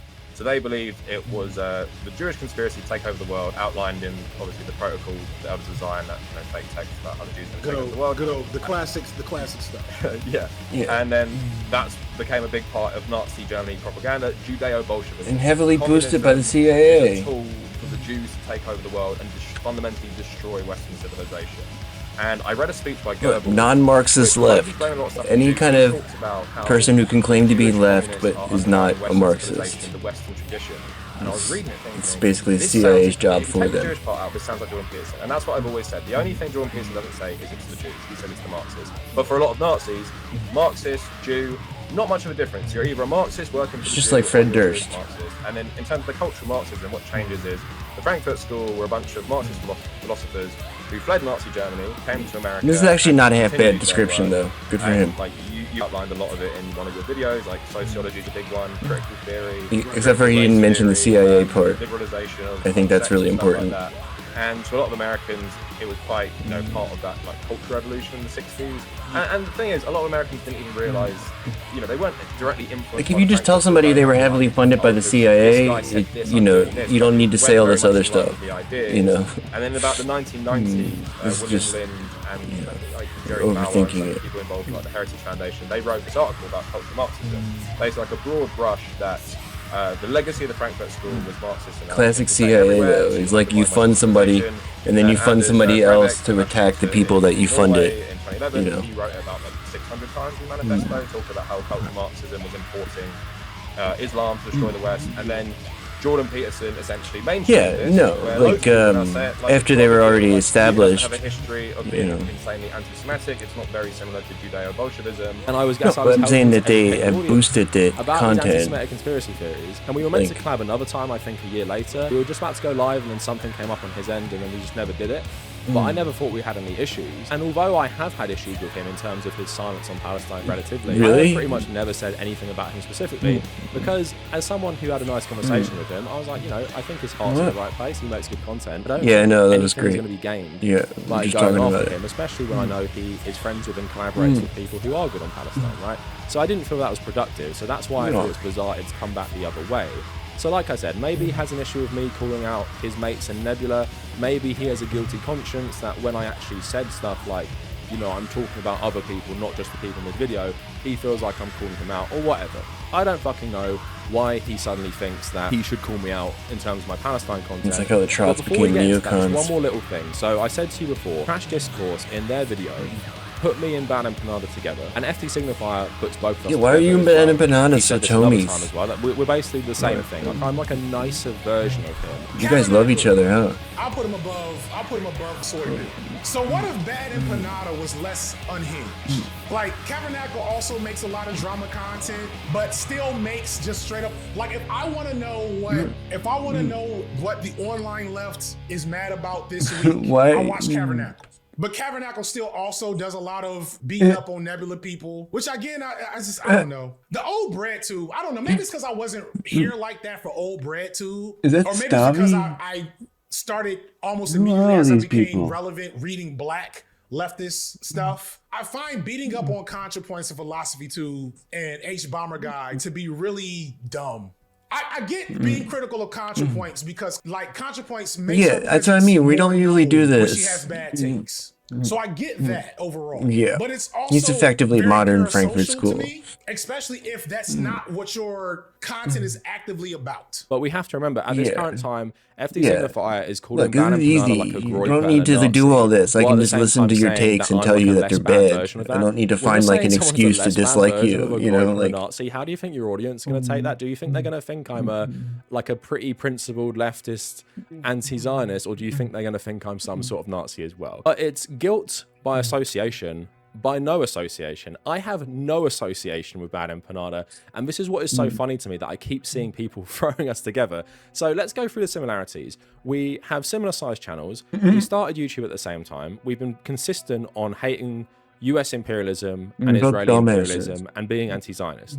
That's the three things we share in common. But now let's get into the differences. We have never collaborated, ever. We've never had a conversation. Really? Ever. Really? Actually, we have had a little conversation recently. I had a He was actually conversation with calling him me and he out for blocked my me. Israel videos this month, basically saying it was like helping Zionist propaganda. That's what he talked to me about recently. Also, he got He mad couldn't that I take said the hard Argentina truths was a that I was Nazi bringing country. to us. His Twitter accounts constantly get suspended and banned. So I can't show you what he said to me, but here is evidence that these tweets did exist at some point. So our only communication ever is that. If I look at my audience breakdown, most of you guys don't watch him either. So I just don't understand why we are being put together. Bosh. And it feels very, very lazy on the part of these creators who are putting us together to not distinguish the We're all in tweets. hooking So up now let's get into the actual Alexandro. problem. And my problems with Bad and Panada, which a lot of people have. Yes, I agree that Bad and Panada is pretty unhinged on Twitter. I have massively disagreed with his Twitter presence for the longest time. As someone who likes to troll on Twitter a little bit myself, or a lot myself, I think there is a line, and I think in terms of his content overall, although You it turned on the probably draws Oathbreaker. eyeballs, I think going after like every single leftist creator, and he has streamed himself watching my videos criticizing me as well, he just hasn't uploaded it as an individual video.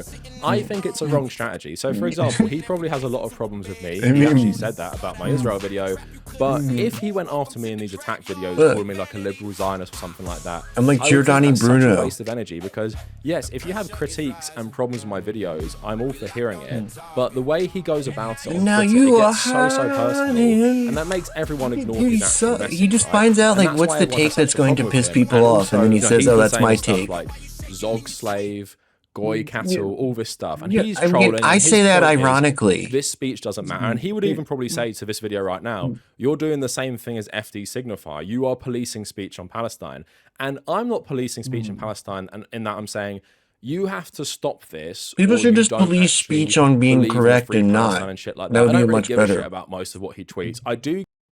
Yeah, that's how you should police speech. Is like, be right and be wrong. There you go.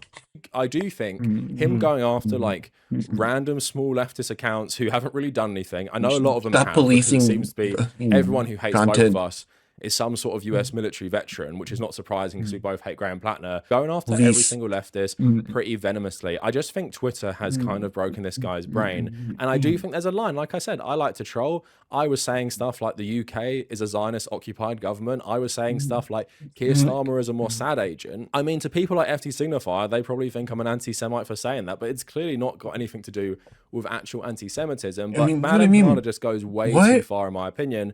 And even him would. But it's just like, it's a dumb thing to say though. Like, why make that? Like, I didn't understand the context of what he was saying there. It's like, why is he a Mossad agent? That's not the same thing as being like, he'd take bribery from Israel, like, or whatever. Like, he's being bribed, or like, whatever your criticism is.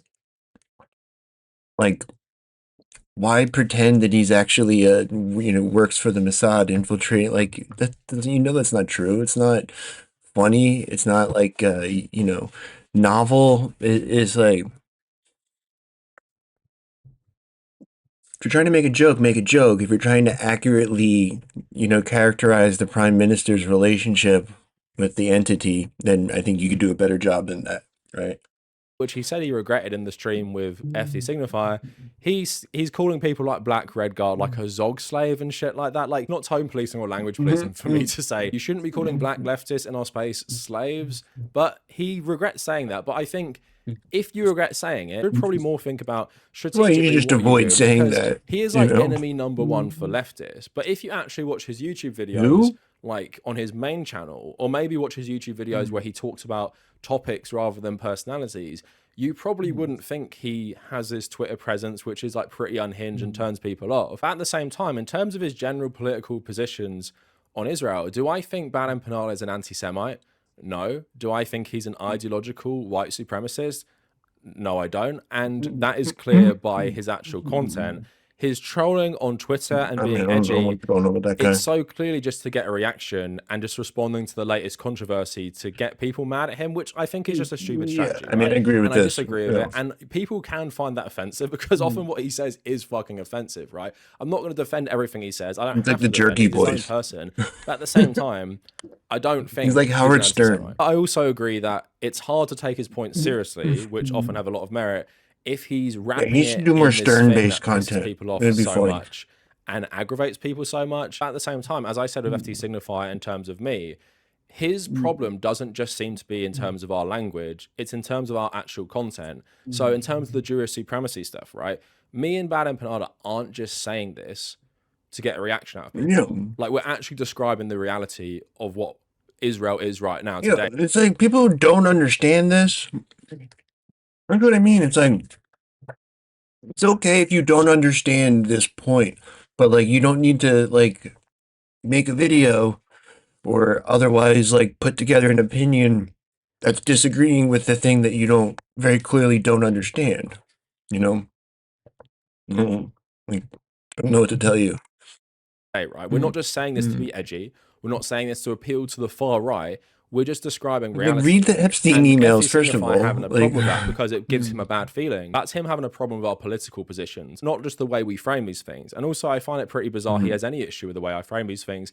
people who watch my videos, do you think my videos are going to radicalize anyone? I'm not exactly the most edgy person. I'm not exactly someone who really pushes the boundaries. I'm pretty mild-mannered. The thought of people getting radicalized by me, I've always found really, really funny. It's like the trash discourse. I mean, I think he's pretty good at what he does. I'm like seeding all these Nazi ideas in my audience through my pro-Palestine content and calling me like a pro-Palestine grifter. It makes me laugh so bad. Like the thought of someone watching my video and becoming some sort of neo-Nazi or even a neo-Nazi liking my video is really bizarre, but we're going to get into that point as well. So there's all the context for you. Pretty long-winded, but I thought I had to do it. But yes, Bad Empanada has said some bad stuff. Bad Empanada has said some bad stuff to black people online. Bad Empanada, in my opinion, should really, really think about how he wants to present himself going forward, because I think a lot of people obviously respect him. They like his content. He makes good videos. And even FD Signifier, Noah Samson, said that to him on his stream. But the way he presents it turns so many people off. And like I said, I like a little troll on Twitter myself. I like making a few jokes here and there. I like to make a few jokes about the Mossad, US leftists and all that shit. But I think there is a line you can easily cross where it's just detrimental to your overall message because you're just not getting the reach that you could potentially have. And now let's get into FD Signifier's problems. For me, really? I'm not gonna lie, I was really pissed off when I first heard this. I think it's a really lazy critique. And I think he doesn't know, like I said, what he's even talking about in terms of my content specifically. But let's watch him. And one thing I want to just address before we even watch it, people seem to think that because he said he's not putting this on me too tough, that means he's not talking about me. I mean, should we read the replies and see if there's any Nazis in there? I'm not as bad. People saying you have no right to get mad because he's actually saying it's not you, but then continues to talk about us as a collective. He keeps saying they about the pair of us, and then ends up saying he has screenshots of Nazis in my Twitter. I don't know why he's stalking my Twitter when he doesn't even use it. But yeah, I completely reject the people who are replying to me saying that. That seems to mean he's not talking about me. He is still talking about me. So let's watch the clip. Sure. And I'm gonna just bluntly break a rule and name a few names. And I was explaining how why are you doing that? Is half cocked? Is he just trying? Is this just like drama farming or what? Translating where me and Bill are. I think this guy's serious about this shit though. This is his lane, huh? Is that a lot of the times when you first are hearing us talk, the people at the front of our mind that we're trying to address are very online leftists, and often very terminally so. Terminally white, blindly white online leftists. And the conversation, it's almost like you need to have... dude, all these online leftists being correct about Israel, it really fucking burns me up. That's what he's like, oh, all these fucking white kids and their accurate analysis on this geopolitical situation that I'm too scared to comment on. God, all this fucking, it's so white of them. Why are you doing, like, what? Solid radical critique of a thing, which I know I feel that like keeps his mouth shut. He knows better. But then there's like, does that critique make sense? Letting this guy fucking look at it, if you're also a person who watches, I'm gonna say his own grave. I'm gonna say watches Cavernacle. And these are two people that I've appreciated their content at times, but I've noticed specifically with Bad Empanada, I'm not gonna put this on Cavernacle too tough. That they've gotten extremely careless and frivolous with the way they're engaging in the topics around genocide. The boy band Empanada is running around using legit Nazi terminology to insult black people on Twitter. If you look into how, I'm not saying they've nurtured this, but like I have screenshots of neo-Nazis in Cavernacle's Twitter feeds. Me neither. because there's a congealment of this. When he has him on, he's on the sideline saying, "What the fuck are y'all talking about?"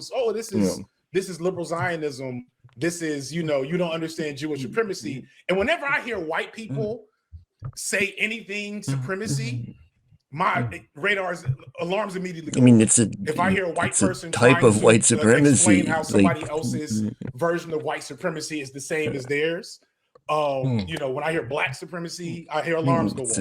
When people try to say, Farrakhan so you and just even Umar is so again, it's like he just like in the nature of the point that the critique that he's making, he reveals that how little he understands the conversation that he's actually responding to. Like, okay, dude, I've had them. These are black supremacists. I'm like, all right, break down the frameworks there for me. it's interesting, and I'm looking to hear from Carlos going forward. My initial response, I actually there are black white developed in part supremacists. in the I don't know if conversation there's from any Carlos, like, because when Carlos, you know, when I've heard him talk about what's a Zionism, he talks about it as a black white extreme, supremacist black framework. identity extremists or And whatever. to me, that's cool. And so when I see, and this is not to denigrate Woo-woo. the validity behind the concept of Jewish supremacy, which I have learned more about since I've been having these discussions behind the scenes. Well, yeah, that's what I mean. There are guys like that. I mean, there's black guys that are in fucking that work for ICE and are all, you know, that are all into all the chud signifiers, right? But that's not like black supremacy, though. That's like them, you know, like it, you know, indirectly like participating in white supremacy, like you know, sort of like a cultural identitarian thing or whatever, like an America extremist or whatever, right? That's not what, you know, the people who would accuse Dr. Umar of doing that, right? Like this, again, it's a long conversation people have been having for a long time, and there's pretty good, you know, people understand it pretty well. And then you're just like revealing that the fact that you put them together, like, I think shows that you don't understand that, you know, what people talk about when they talk about Jewish supremacy, you know, like, I think that's a big giveaway because again, he's like lumping these things together that don't necessarily belong together, and he's not stating any kind of case as to why they should belong together other than him not understanding. Like, the only thing that connects those topics is him not understanding what he's responding to. As they've materialized for content and for clout, that has been alarming, and it's been something I personally stayed away from, in part because as Bill saw, like, there's so many people waiting. Like, one of them is a real thing, and it's like, a type of white supremacy. The other one is not a thing, you know. Nazi dog whistle here, for just being like, this sounds weird. Y'all are sounding a little weird. But that also doesn't mean that there's not a better version of the analysis that I could be operating with, or that could be put out in the forefront, which is, I think, what I'm most hopeful to get at. But let's just break down what he said first, and people can correct me if I've got this wrong. So he's basically saying that me and Bad Empanada, and he is talking about me as well. He did say I have Nazis in my Twitter comments, which he's screenshotted for some reason. Me and Bad Empanada, Do you, though? Are very careless Should with we- our analysis of Palestine and our speech around Palestine and Israel. And that, although we're not cultivating this audience like trash discourse, that's the difference with trash discourse. They said I am purposefully cultivating this audience. FD Signifier says it's an accident. We are creating these environments online where there's like Scottish soldiers working for the English, and anti-Zionists, the all in our communities black and together. tans, right? That's what we're doing for our pro-Palestine advocacy. And he prefers, you know, maybe using the framework of white supremacy rather than talking about Jewish supremacy. We'll get back to that with my own takes on this stuff. Yeah, that's And how they basically earn their that spot. When he hears this, it feels weird, and he should be able to call it out without Beat up people all the calling him other like a liberal immigrants. Zionist or a Jewish supremacist and stuff like that. What it seems like he's advocating A generation for is some later, sort the of governor, the mayor of that New York City we was shouldn't use Irish. terms like Jewish supremacy. When we talk about Israel, we should probably lie about it and say it's like just white supremacy and stuff like that. Because I don't know, that would stop the Nazis from coming into our communities. And I have a massive problem with the fact that he called me careless specifically, because he's either extremely ignorant of my content, and let's put a good faith interpretation. Probably let's is. say he is extremely ignorant of my content overall on YouTube specifically, or bad faith interpretation. He actually has problems with my content, specifically calling out Jewish supremacy. I want to get at this in two ways. So I want to first start. Like, I think it's different too, though, right?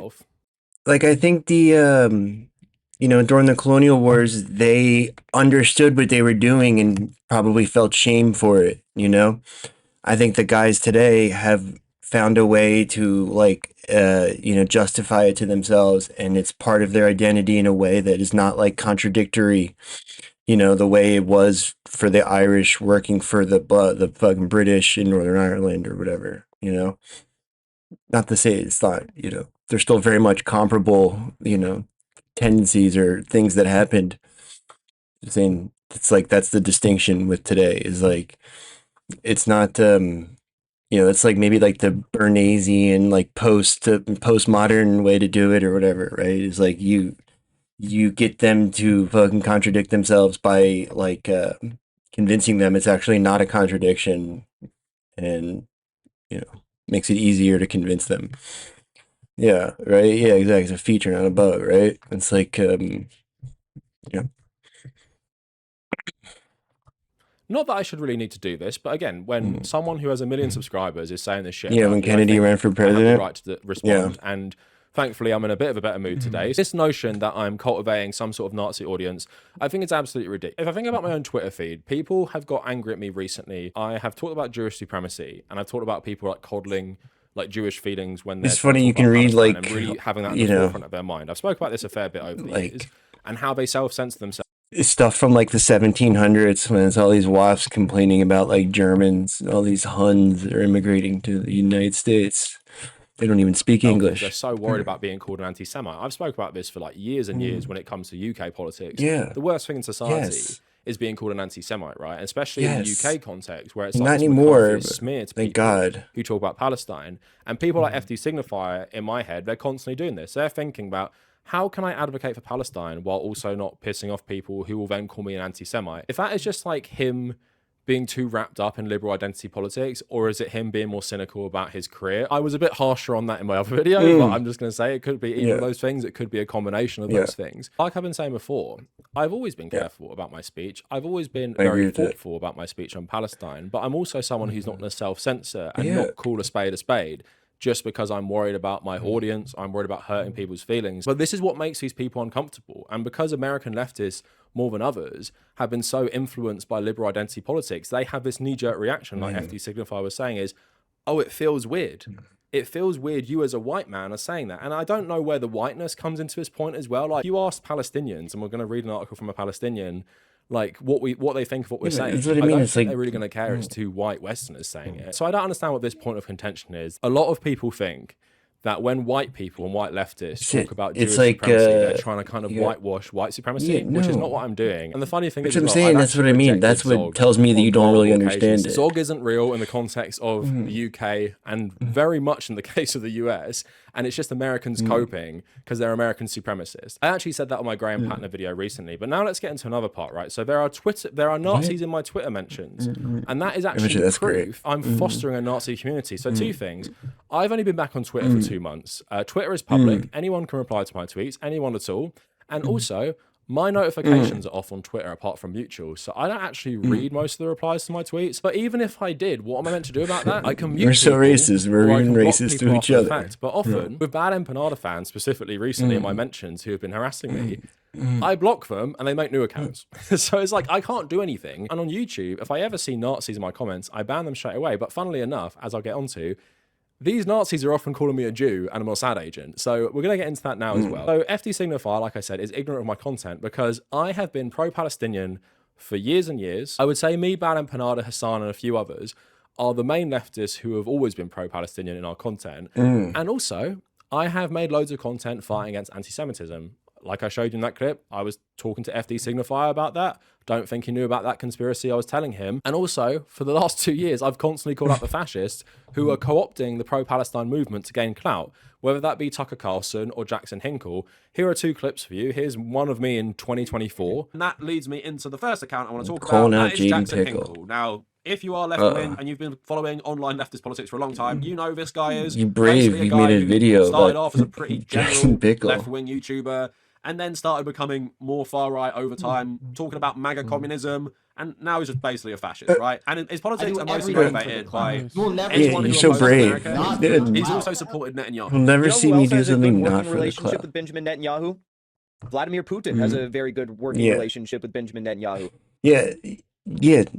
Remember that? He did flirt. I will fucking, yeah. He did. Cavernacle's right about that. All those fucking Russia guys did. Right? When it looked like when it looked like Bibi might, like, help Putin and hurt the US, they were like, oh, fucking, that's interesting. What's this guy saying? Like, they were definitely like fucking BB curious for a minute there. I'm actually happier that for the sake of, the multipolar world order, that he is in power right now compared to the previous coalition in Israel. Xi Jinping of the Communist Party of China has a good working relationship with Benjamin Netanyahu. So yeah, this guy clearly doesn't care about Palestine. But if you go on his account right now, and he has 2.4 million followers, everything he tweets right now is about Palestine, is about Israel, and a lot of it is stuff you would agree with if you are pro-Palestinian, because what he's probably doing is looking at various pro-Palestinian accounts, stealing their content, posting it on his own Twitter feed, and just hyper-focusing on what Israel are doing everyone just posts right the same now, shit, which though. of course is absolutely fine. But when you actually dive into his politics, you know he is not sincere. He's just like he any doesn't other, support like Palestinians. Suleiman or any of He those doesn't other type accounts. Like they all just, they just like get shit off Telegram and repost it on Twitter. That's like half of those types of accounts.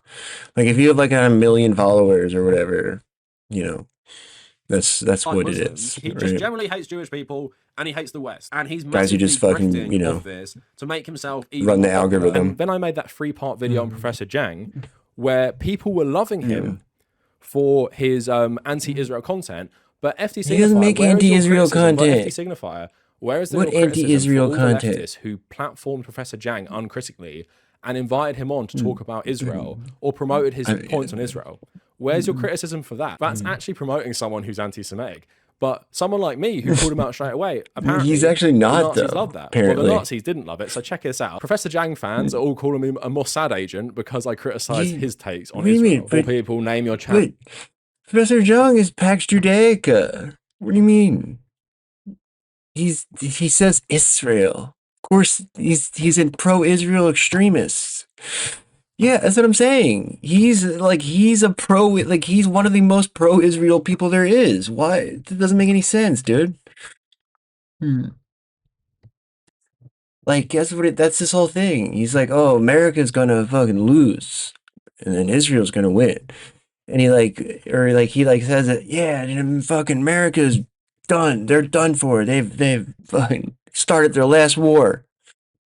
And Israel's going to take over and run the same thing, but like more brutally. Like it's like the American Revolution. It's like when they overthrew the empire because they weren't doing genocide fast enough. That's what Israel's trying to pull off. And this guy's like, oh, it's going to be fucking, it's going to be epic. Like we're going to do a counter revolution of fucking 2026. It's going to be sick. And over shekel knuckle, you're a Jew, aren't you? That 7k check worth that much to you. Hasbara must have been jumping for joy when they found dirt on the one guy providing decent analysis. Now propaganda machine of the Jews on track. Mossad agent detected. You got to be a Zio if you're so concerned about this guy who predicted. You got all these replies. He's been correct about everything. He predicted the war. Dude, I think these are all bots. You call yourself a left. Yeah, no, I think I bet you Professor John's got mad bot armies following him because I think that's whole part of his thing, the op that he's a part of, right? Like, you need to make him look like he's like he's some anti-Zionist. Like they need to make him look like edgy and like anti-imperialist, right? Like that's his whole brand is like he like cosplays somewhat, right? But he kind of does fan service for like any kind of like niche like online community or whatever, where he like throws crumbs to them, like random crank shit that he tries to like sprinkle throughout his diatribes, like and then they follow it up with stuff like this, right? That are like trying to like present this idea that like they're defending him because he's like telling harsh truths about Israel, but actually what he's doing is like accurately advocating for the things Israel's trying to achieve. Piers Morgan, dude, he was on Breaking Points. They should have him back on and debunk him. No, we can't trust you. You paid off fucking Zio troll. That's what I mean.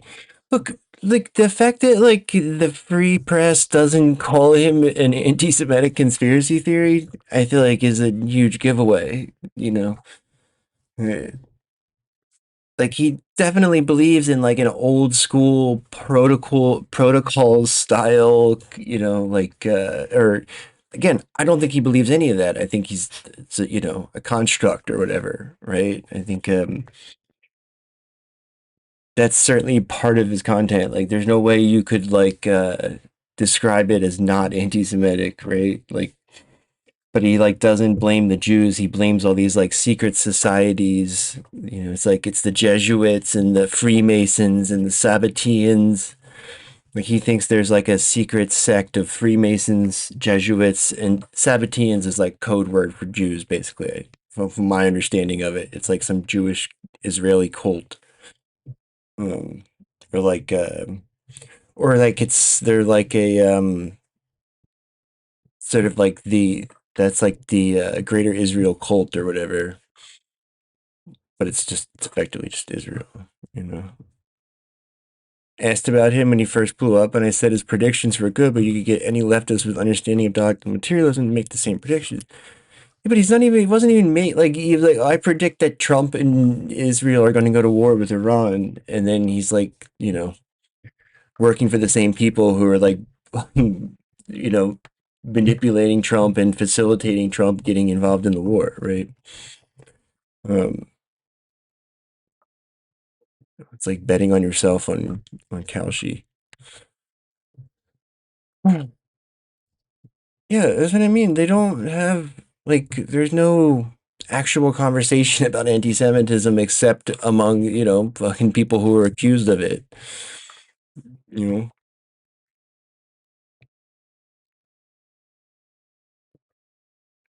The government is not going to crack down on anti-communists in no scenario. Yeah, is there any kind of effort made to do anything but support How much does anti-communism? Israel pay you? It's not illegal to hate Jews or anyone else. The anti-Semitism card isn't working anymore. You paid off by Israel. That's funny. You are attacking massive anti-Israel voices who are bringing awareness to the horrific actions. Why do you We're in say he's 2026 with time anti-Israel? of I don't attacking understand other why anti-Zionist allies anybody for could ancient think that. historical views or calling people silly names is over. We must be more grounded and realize what time it is. So this is something I see a lot and I completely reject. So creating a broad anti-Zionist alliance from people across the political spectrum, I think, is obviously helpful. And changing the narrative on Zionism in America is obviously helpful. Professor Jang is not doing this. And Professor Jang's opposition to Israel does not stem from a principled He doesn't have an anti-Zionist opposition to position. Israel. And obviously, for myself, I've been an anti-Zionist on this channel for far longer than most people in the leftist space have even had YouTube channels. The people who've changed the conversation are What was the other left-wing prediction anti-Zionists too? and Muslim populations in the West. It's not Trump's going to crazy, win. That was his prediction. unhinged He's like, conspiracy theorists Trump's going to and win and then fascists. start a They war are with not our Iran. allies, and they have done little to change the conversation. These people are fringe, and you can tell who is an anti-Zionist because they are some sort of crazed conspiracy theorist or Nazi, and you can tell who has it out of either religious or moral principles, or for myself, a left-wing anti-Zionist opposition because of my opposition to settler colonialism. Seducing people with anti-Zionist rhetoric and then telling them that Hitler wasn't actually so bad, like Professor Jang does, and I've proved in my videos. Do you think that's helpful to people? Of course it's not. You're literally using Israel to indoctrinate people into fascist rhetoric and fascist ideology. You're not indoctrinating them into something that is opposed to settler colonialism. You're actually rehabilitating the people who did settler colonialism before Israel was even created, like the Germans in World War II. So again, if FT Signifier seriously watches my content and thinks that Nazis watch me and then come to my Twitter communities to revel in the community I've created, he doesn't know what the fuck he's talking about. I have made so much anti-fascist content. I've made so much content fighting against anti-Semitism, along with my pro-Palestine content, while calling out all the conservative grifters who have jumped on the pro-Palestine bandwagon. And again, like I was saying, you're calling out someone who's done this far more than you. So is it just like an ego from ignorance? I don't understand. I don't understand why you thought I was a good target for this. And if I'm being honest, if I was someone like FT Signifier, I would feel shame. I would feel shame I never said anything. So I wouldn't be tone policing people who do say stuff, even if I don't like their exact language. I don't think FD Signifier is actually a Zionist, by the way. But again, this whole rhetoric is only helping Zionism. It's not helping Palestinians in the slightest. So now let's get on to the Jewish supremacy stuff. So I want to start with my takes on it, and you guys can think about how much Nazis would love this or not. And then I'm going to move on to Mohammed El-Kurd, who wrote an article about this very recently. I'm done with this. And then we'll talk about Jewish supremacy. So just to recap a little bit, because I've been speaking for a while now. Let's crank it up. He thinks Jewish supremacy sounds weird, and the framework better used is probably white supremacy. And I fundamentally disagree with this, not because I'm trying to be edgy, because it doesn't reflect reality. So here is a clip from one of my Israel videos this month, where I actually respond to people who have said that Israel is just white supremacy. It's not Jewish supremacy. There was differences between the militant factions fighting, and then it came to be that the socialists dominated the foundation of Israel and created, you could even call it a national socialist state. And unlike Nazi Germany, which was pretty much ruled by corporations and the elite, there was an element of truth to Israel being socialist. It was just socialist for Jews. And there were actually socialist movements in Palestine before Israel was founded. Jewish Palestinians and Muslim Palestinians and Christian Palestinians. I mean, you should watch that There was also this more dominant trend of socialism, which was, we want to create it's actually not a true. Socialist state for Jews. It's socialism for Jews, and there's obviously lots of kibbutz settlements after the foundation of Israel, which were socialist settlements, again, just for Jews. Bernie Sanders actually worked on one in his youth, which probably is why he has a positive opinion of Israel to this day. And obviously, I understand they weren't very socialist, even for Jews. Israel, and they sent them weapons through Czechoslovakia. And basically, in the context of the 1940s, they saw this Zionist movement as something anti-colonial, because it was taking back what they saw as the historic homeland of the Jews from the British Empire and from like the various, the Ottoman Empire and other empires that controlled it.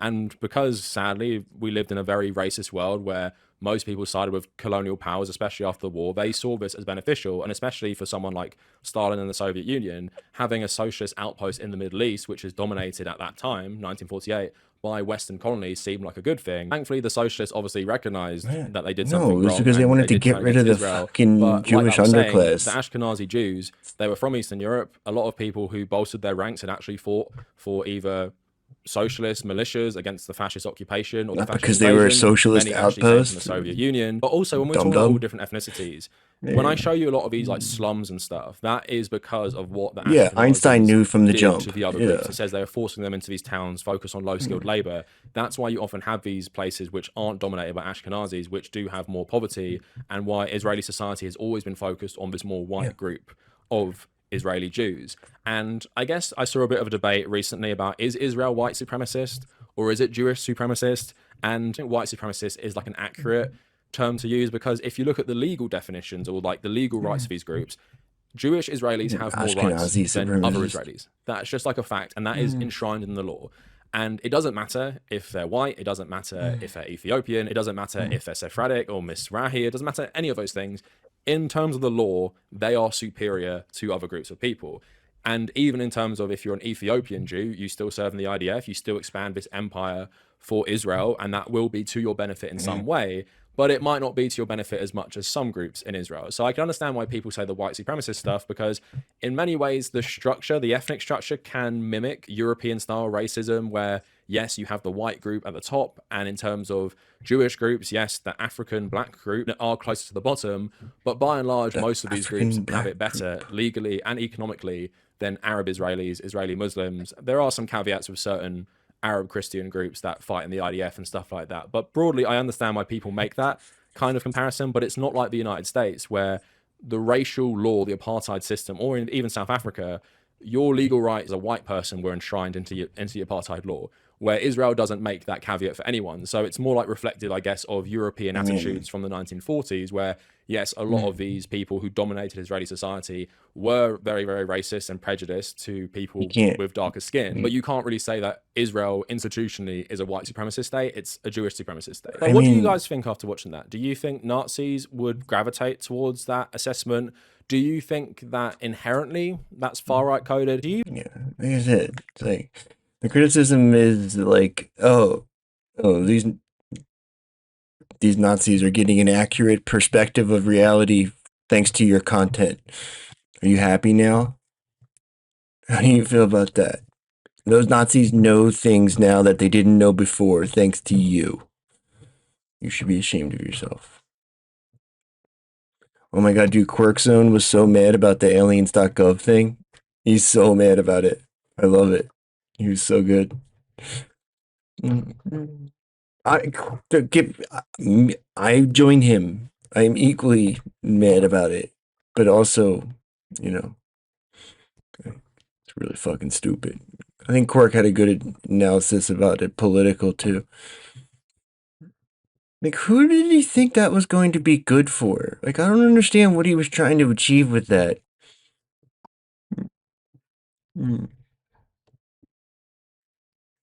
Yeah, yeah. It's not so much quirky as it is angry. This guy might be boring.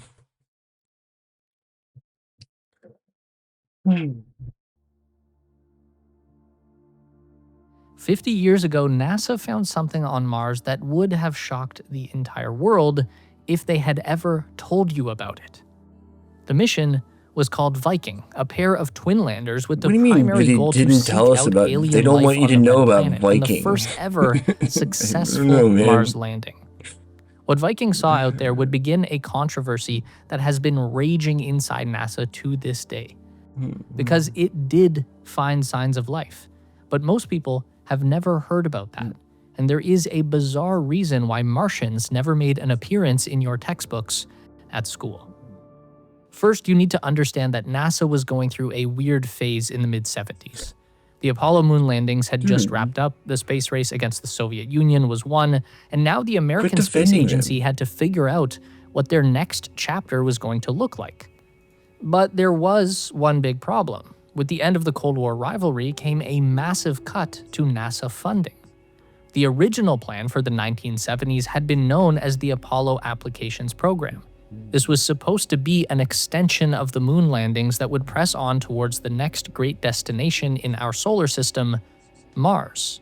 And NASA would use everything they had just learned on the moon to send people to the red planet. Now, unfortunately, the new budget constraints made this idea impossible to pursue any further. But Mars was still calling to us, and the human need for exploration would not let it go. So a new plan was drawn up. Instead of one big mission, NASA would launch 2 small vehicles, both of them identical, with each one consisting of an orbiter probe and a robotic lander.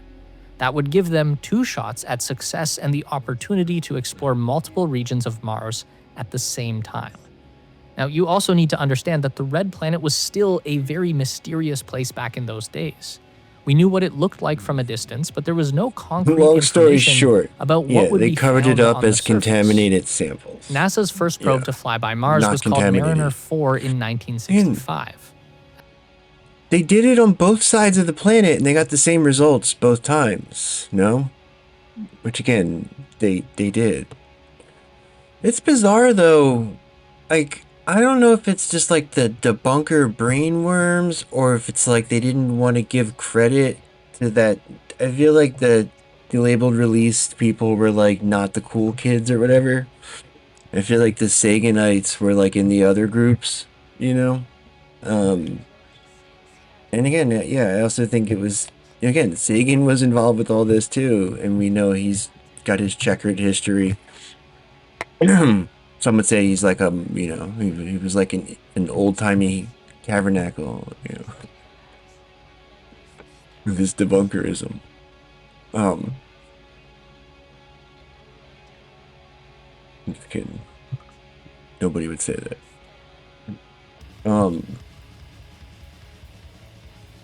It is a bizarre thing though, like,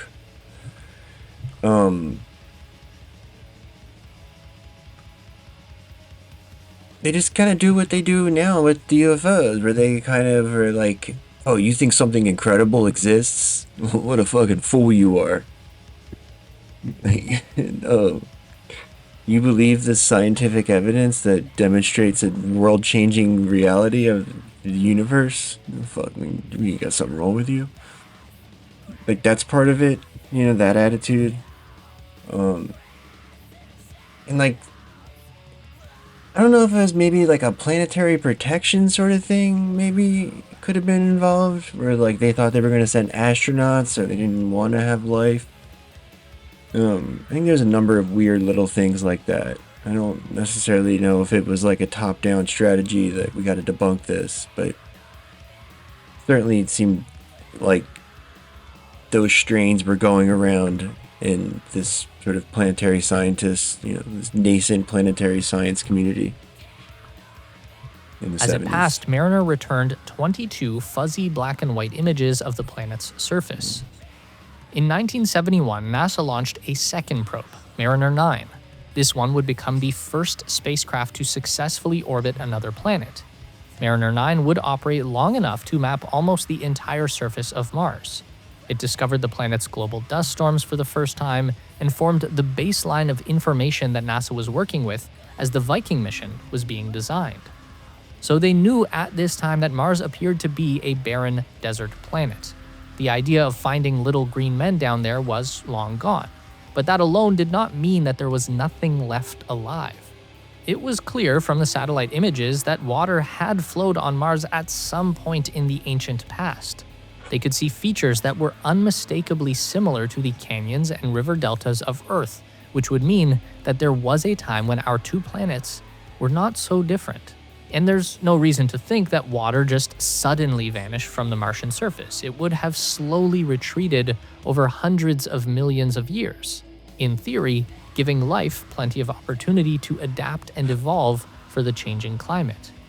The instruments on board the Viking landers were designed to investigate 5 key pillars of science, with the most important one being to determine if there is, or ever has been, life on Mars. On August 20th, 1975, Viking 1 launched on board a Titan Centaur rocket from Cape Canaveral, Florida. Viking 2 followed on September 9th. The idea was that Viking 1 would attempt to land first, and then, successful or not, NASA engineers could use it as a learning experience to fine-tune their approach with Viking 2. The landing sites had been chosen using images from Mariner 9, one in the region known as the Cris Planitia, and a second in Utopia Planitia. That word means flat plain or low-lying area, but we use it specifically when we're talking about other planets and moons in the solar system. It's like a way to distinguish whether you're talking about a place on Earth or a place in space.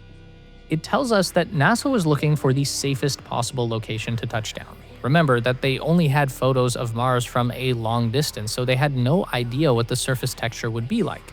It could be smooth desert sand or jagged volcanic rocks. These landers had cost over $600 million to design and build in 1970s money.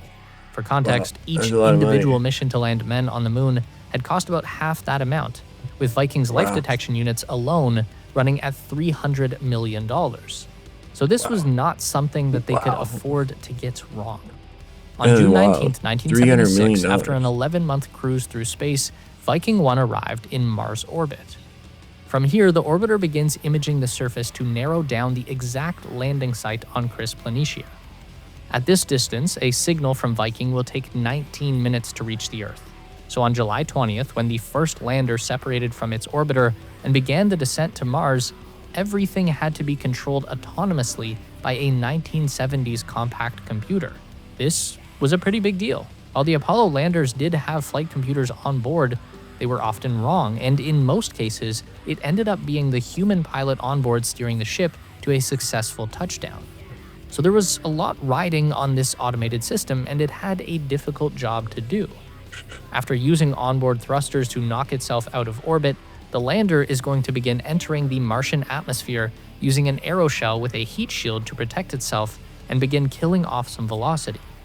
During this time, the scientific investigation has already begun. The lander is actively measuring conditions in the planet's upper atmosphere as it burns across the Martian sky. NASA already had a good indication that the atmosphere of Mars was going to be thin. They'd never seen clouds over the surface, just dust storms that could linger for months at a time. So it's no surprise that even after free falling down to an altitude of 6 kilometers, Viking 1 was still moving at 8 times the speed of sound. This is when the parachutes deployed. In about 45 seconds, the lander had slowed down to just over 200 kilometers per hour. This is the best that parachutes are able to do on Mars. They can't slow you down for a safe landing. There's just not enough air to push against. So at an altitude of 1.5 kilometers, the parachutes separate and the landing engines ignite. Viking has 6 landing thrusters arranged in 3 groups of 2 around the edge of the platform. This was done to distribute the exhaust over a wider area and cause less disruption to the ground below. After another 40 seconds, the lander has slowed itself to just 8.5 kilometers per hour, and first contact is made with the Martian surface. The legs have little probes built in that extend out past the foot, so once the probe is pushed up by the ground, that triggers the engines to shut down. Then there's a final drop and impact with the surface that's cradled by shock absorbers in the landing legs. Within 25 seconds of touchdown, Viking 1 began transmitting its first image of the Martian surface. Now, if you're wondering how we sent pictures like this from Mars to the Earth in the 1970s, that's really cool. That's a fair question. These cameras were different from anything you've ever used, but they worked more like a fax machine, which I guess if you're under 40, you've also probably never used. But they would scan the image from top to bottom in thin vertical lines, converting light into electrical frequencies and moving from left to right until they had scanned the entire image. That's why you'll see these vertical bars and disruptions in some of the images.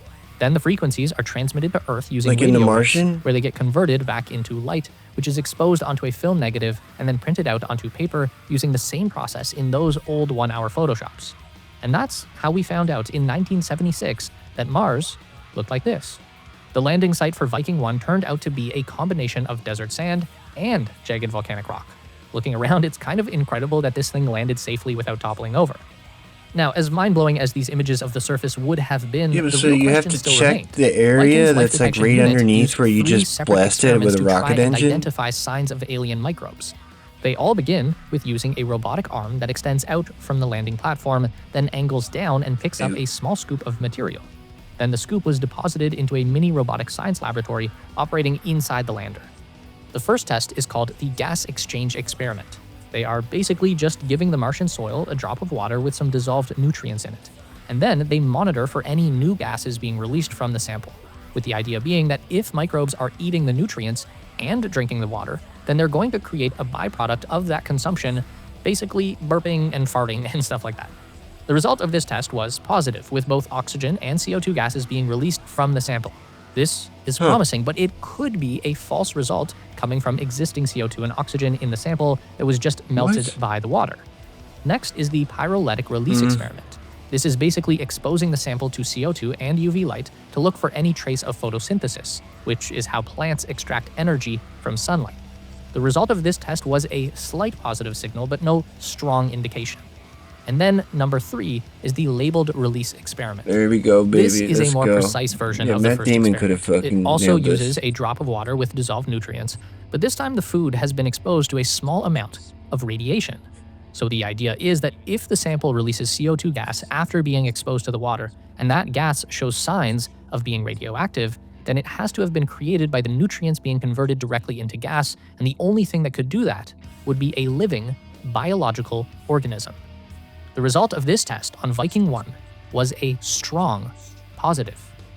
So what that means, essentially, is aliens confirmed. And when Viking 2 landed on Utopia Planitia in September 1976, it performed the exact same series of experiments, and it returned the exact same findings. Positive for life. But then why is it that so many people never heard of this before? And why does every science textbook tell you that there is no life on Mars? Well, the 3 experiments we just talked about were designed to identify the byproducts of life, which is what you would need to confirm that something is actually alive right now.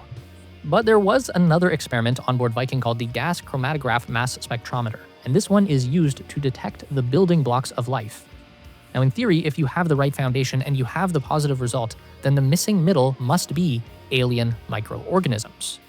The way that the gas chromatograph did this was by taking a scoop of soil and heating it to a temperature of 500 degrees Celsius. This would vaporize the sample, and then the mass spectrometer would identify all of the different molecules and compounds floating around in the vapor. What we are hoping to find here are organic molecules. That's basically any combination of hydrogen and carbon atoms, but more specifically, long chains of linked up carbon and hydrogen. These are the structures from which all biological life is constructed. And that's the one thing that neither Viking lander was able to find. No organics means no life. At least according to parameters of the NASA experiment, which were purposefully strict and did not leave any room for interpretation.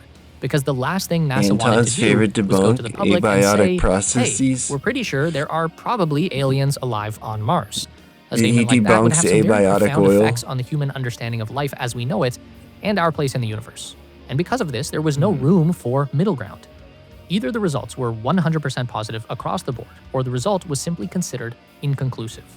Although the man who designed the labeled release experiment for Viking, Dr. Gilbert Levin, believed firmly that he had seen clear evidence for life in the results and remained convinced of this for the rest of his life. Yeah, Now, dude, what that I guy find went the most hard as interesting fuck. about all of this is that in the 5 decades since Viking, NASA has sent 5 more landers to Mars, and not one of them No life has ever detection. attempted to replicate the labeled release Yep. experiment. Now, personally, I think that's a little weird. And making matters even more strange, subsequent NASA rovers have 100% positively identified organic compounds on Mars. This discovery was made for the first time by the Curiosity rover in 2014. It found a hydrocarbon called chlorobenzene preserved inside a sample of Martian rock. Then in 2018, the same rover found even more in a sample of mudstone. And then again in 2025, Curiosity found long-chain hydrocarbons in another sample of mudstone. These were incredibly similar to the organic structures that fatty acids are built on. Think omega-3 and omega-6. And it's strongly believed that fatty acids were a key ingredient in the primordial soup that first gave life to organic molecules here on Earth. What was it So, doing on you've got Mars when it hydrocarbons was or nice on carbohydrates Mars? mixed with fat, add in a little protein, and there is a balanced diet for a living organism. Oh, So, yeah, when NASA yeah, concluded in 1976 that Mars did not have the building blocks for life, they were wrong. And if they hadn't been wrong, then they would have declared back then, based on the experiments they were conducting, that there was life on Mars. So what does that mean for us? Well, I think we need to get back to Mars and start looking a little harder. And if you want something done right, it do it is yourself. sussy So that here's they what a don't- human city on Mars is actually going to look like. Click the box on screen now. No. Yeah. I wonder why though. I mean, yeah, it's just. I guess I don't wonder really.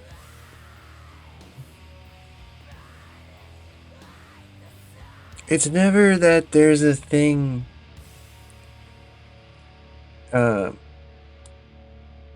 It's never that there's a thing that's you know, like the evidence or whatever. It's always like, could I come up with an explanation here that could conceivably, explain some of these details? It's never, and it's like the details are always taken like in isolation. They're never put in comparison with the other details that make the thing compelling. So it's always like isolating a single thing about it and showing how that specific thing could have been caused by something that wasn't organic or, whatever the scenario is. Like the long chain carbon thing. It's like, yeah, you can come up with a way where that doesn't, there's like no other scenario. Like, what is that? Those long chains of carbon are just forming and then sitting there. Like, they have to be, components in some sort of organic process. Like, they're.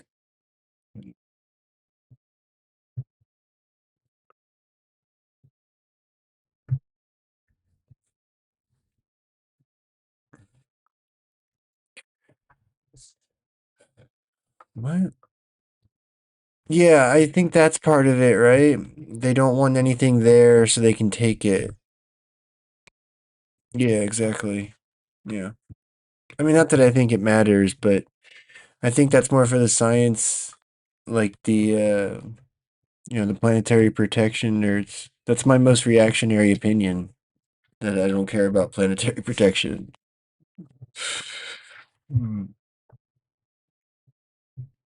Lib nonsense.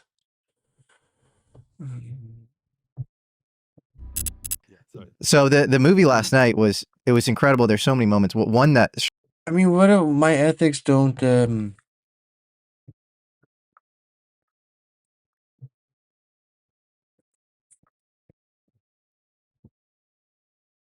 I don't see microbes as people.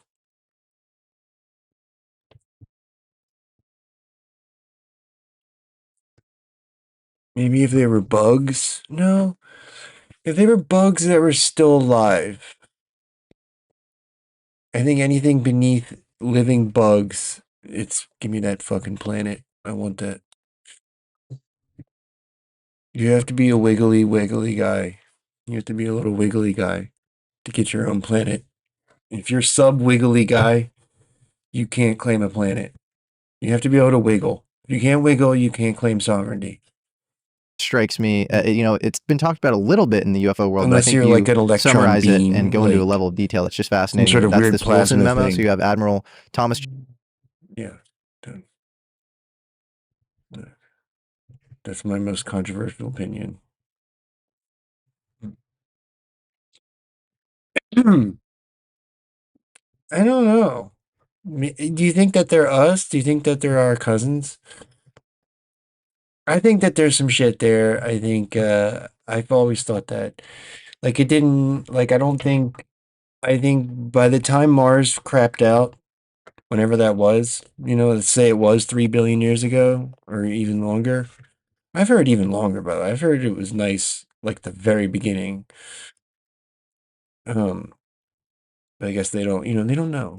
Like all of their stuff is based on gradual evolution of the landscape. It's not ever based on like disruptive like impacts and like other like like things that we see on Earth, right? Where it's not a straight line. It's like frequently disrupted by So I don't think they really know how long ago Mars was nice. But even if it was billions of years ago, I think it's completely like knowing that I think the way that we see the way life operates on Earth in the various like, regimes from the fucking bottom to the top, like there's shit everywhere and it just falls into place. Like I think if Mars was Mars lost its magnetic field and the atmosphere and turned to shit, that process I feel like would have given the existing ecosystem at the time, which again, given those long chain carbon fossils from 3 billion years ago, right? Whatever ecosystem they were a part of would have adapted to the current conditions, certainly deep down inside the crust, right? There's got to be some shit that's still alive. And again, is the labeled release, whatever explains that, like, I think there's a very strong chance that there's something right there on the surface. But, like, if there's not something on the surface, there's definitely something deeper in, because I think it would have stayed relatively livable deep within. And I think life would have just fallen into it. It would have evolved as it sort of worked its way through the crust to find, you know, survivable conditions. And then I think it would have probably, I think given those time spans, it's hard to say with Earth because, it seems like microbes on this planet were kind of sort of uninspiring for a long time. But perhaps, like I said, that it's hard to say like what kind of traits that would spark in, a like a microbial sort of ecosystem, like diving into the crust, like looking for like a bit of air or whatever, figuratively speaking, like you could probably like I don't know. I've always like I read I think it was Gregory Benford. I've told about this before. I read a book one time about some a NASA mission to Mars, and there was like this giant fungal, like sentient, like planetary, it was like networked fungal thing that just lived the entire core of Mars was this fungus thing, or not the entire core, but like huge chunks of like the core were made up of this fungal being, and he was like psionic and all kinds of cool shit happened, but that's completely plausible, right?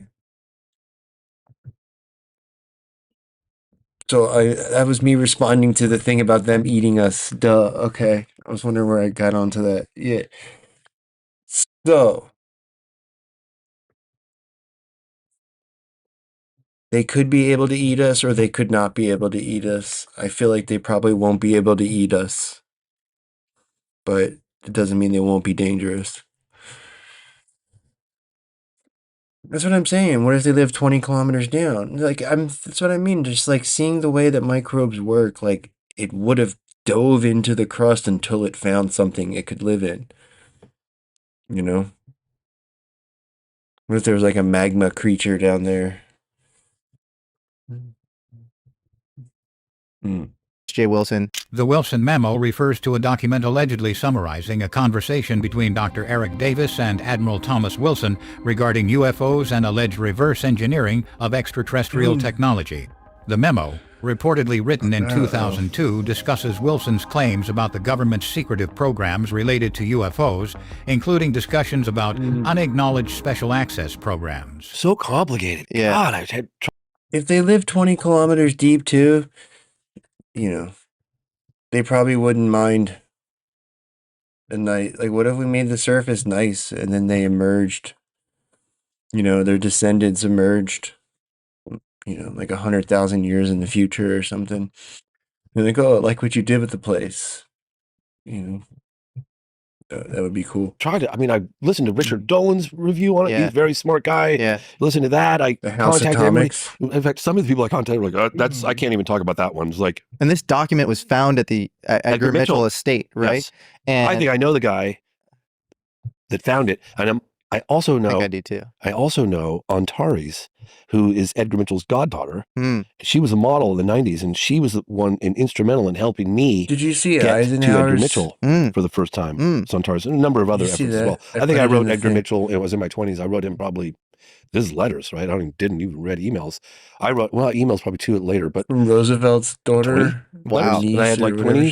You know, You're persistent. I did. Oh, did you see That's Billy and awesome. Alex I'll give that the relevance Jones? in a Let's second. watch that.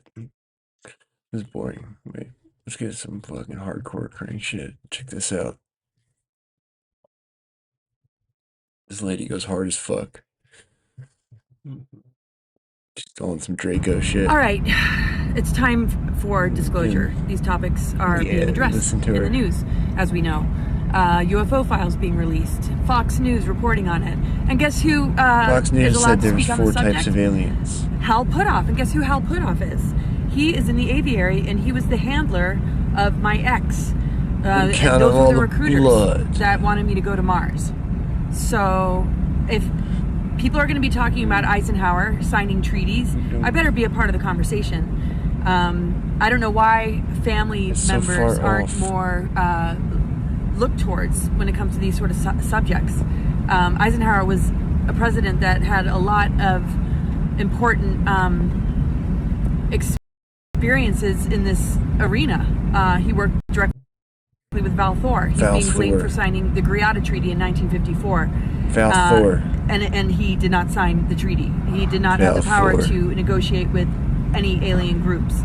That's why he worked with Val Thor covertly, because an unconditional surrender instrument happened in 1952 when the UFOs flew over the Capitol, and we surrendered to the interplanetary corporate conglomerate Nazi Draco Alliance.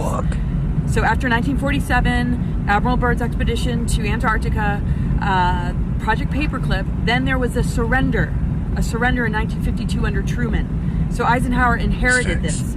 The original treaties, when it came to I believe it. abductions in exchange for technology, was in 1929, and it morphed into many different things from that time forward. During Roosevelt's administration, the Greys actually contacted a lot of world governments. Aleister Crowley, Winston Churchill, and Hitler, Lisa Renee talks about, were the original individuals that formed these agreements, that formed agreements to allow abductions in exchange for technology. So I do a lot of presentations on this. I've written a book about it.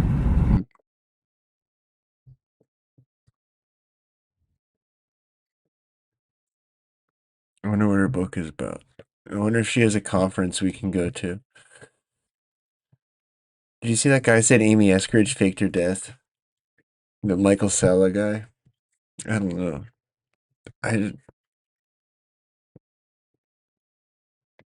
No, I mean, maybe.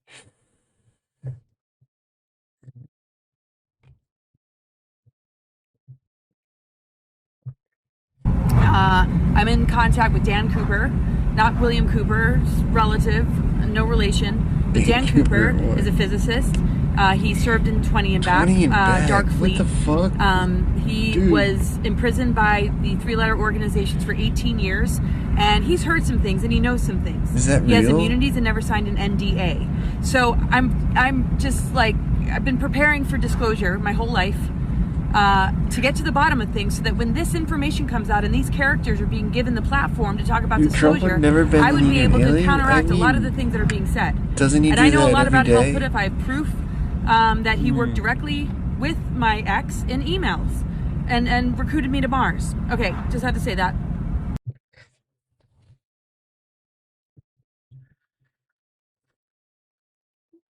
Oh, FD signifier was mean to me. Oi, blokes. Oh, oi.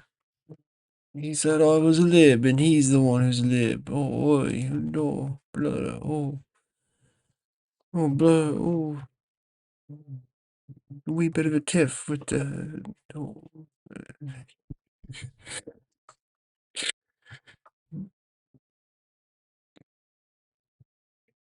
I think that mankind as a whole has forgotten that abundance is our birthright. Dude, they should do a podcast it's together. our birthright. And that we as people have been oppressed and suppressed. And Alex yes, you're Jones, right, Billy Alex. Carson Every podcast would race go of so people hard. on this planet at one point in the past has been enslaved. And Oh, why is God. it that we are not enslaved anymore? Why is it the fact Goy that the slaves. majority of people have been freed? Now, there are some small pocket of slavery going on here and there, like in Libya. Goy But slaves, overall, Billy. the vast majority of us are What not do you slaves mean? because in our consciousness, Goy in our slaves. sentient consciousness, we know that we go against that. And now we have to realize that as mankind, the elites have found a way to enslave us without us knowing that we're being enslaved. But to do that, they utilize divide and conquer tactics. And these divide and conquer tactics go back to time immemorial, way back into thousands of years ago. You go into ancient texts, they utilize the same system of divide and conquer to keep the people fighting each other while they I'm gonna tell you, chopped Billy up all Carson, the bread, you're while so they true. actually That's so true, lived Billy the life Carson. that they wanted, and they lived heaven on earth. They had us thinking that we had to die so that we can live, while they had their heaven now. And it's actually the opposite.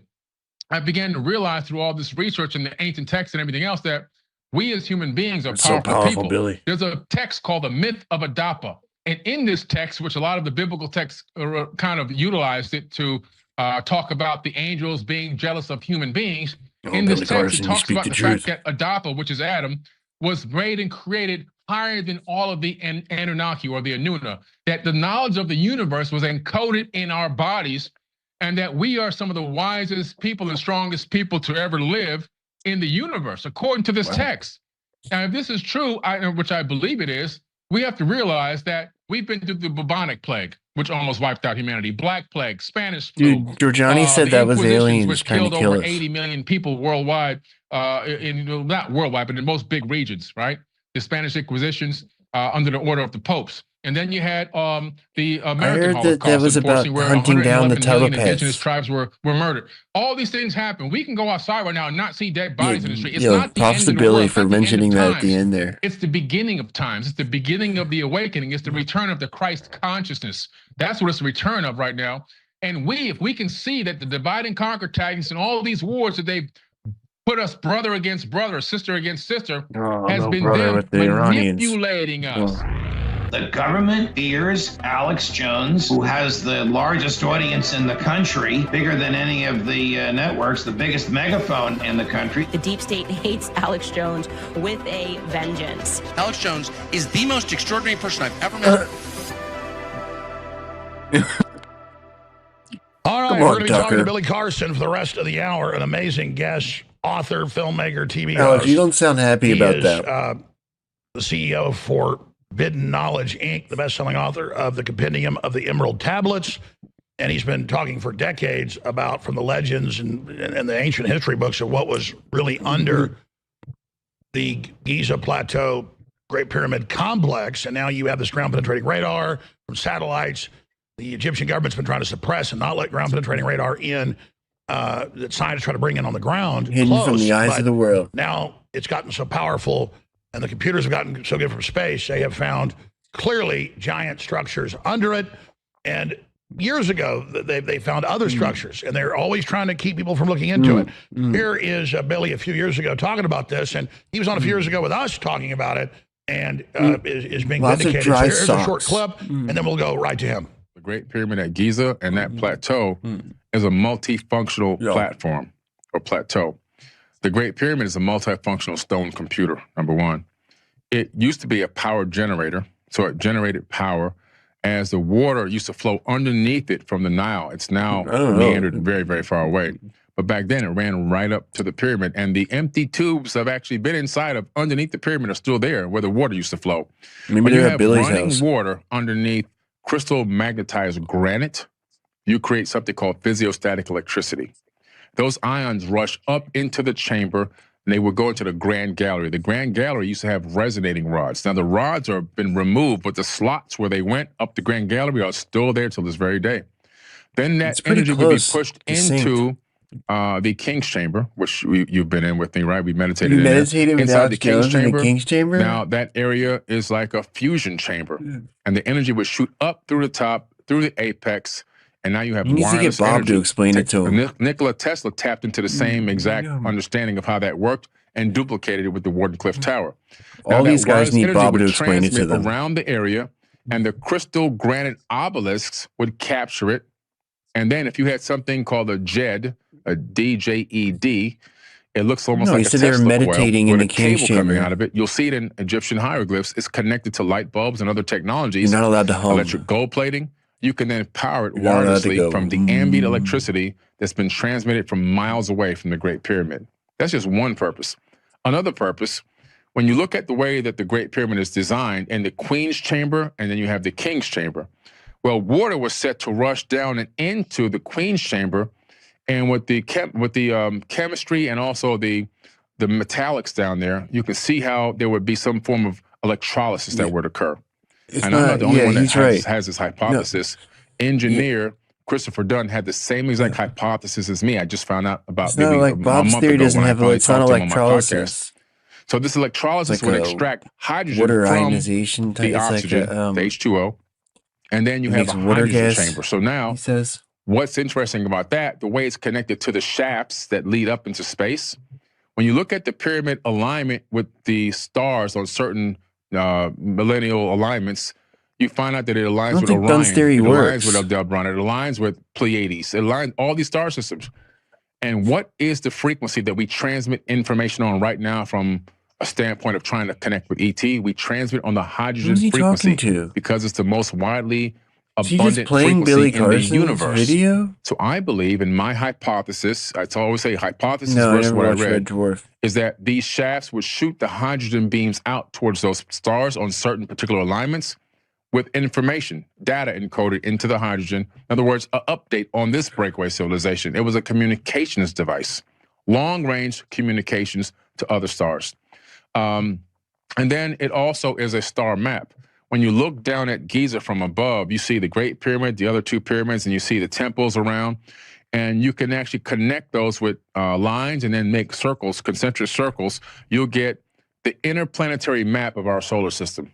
You'll get the sun in the middle, Mercury, Venus, Earth, and you'll even get Mars. And when you take the NASA map of our solar system and you overlay it, it matches down to the millimeter. That's crazy. It even matches to the astronomical unit, which is the distance from the Earth to the sun.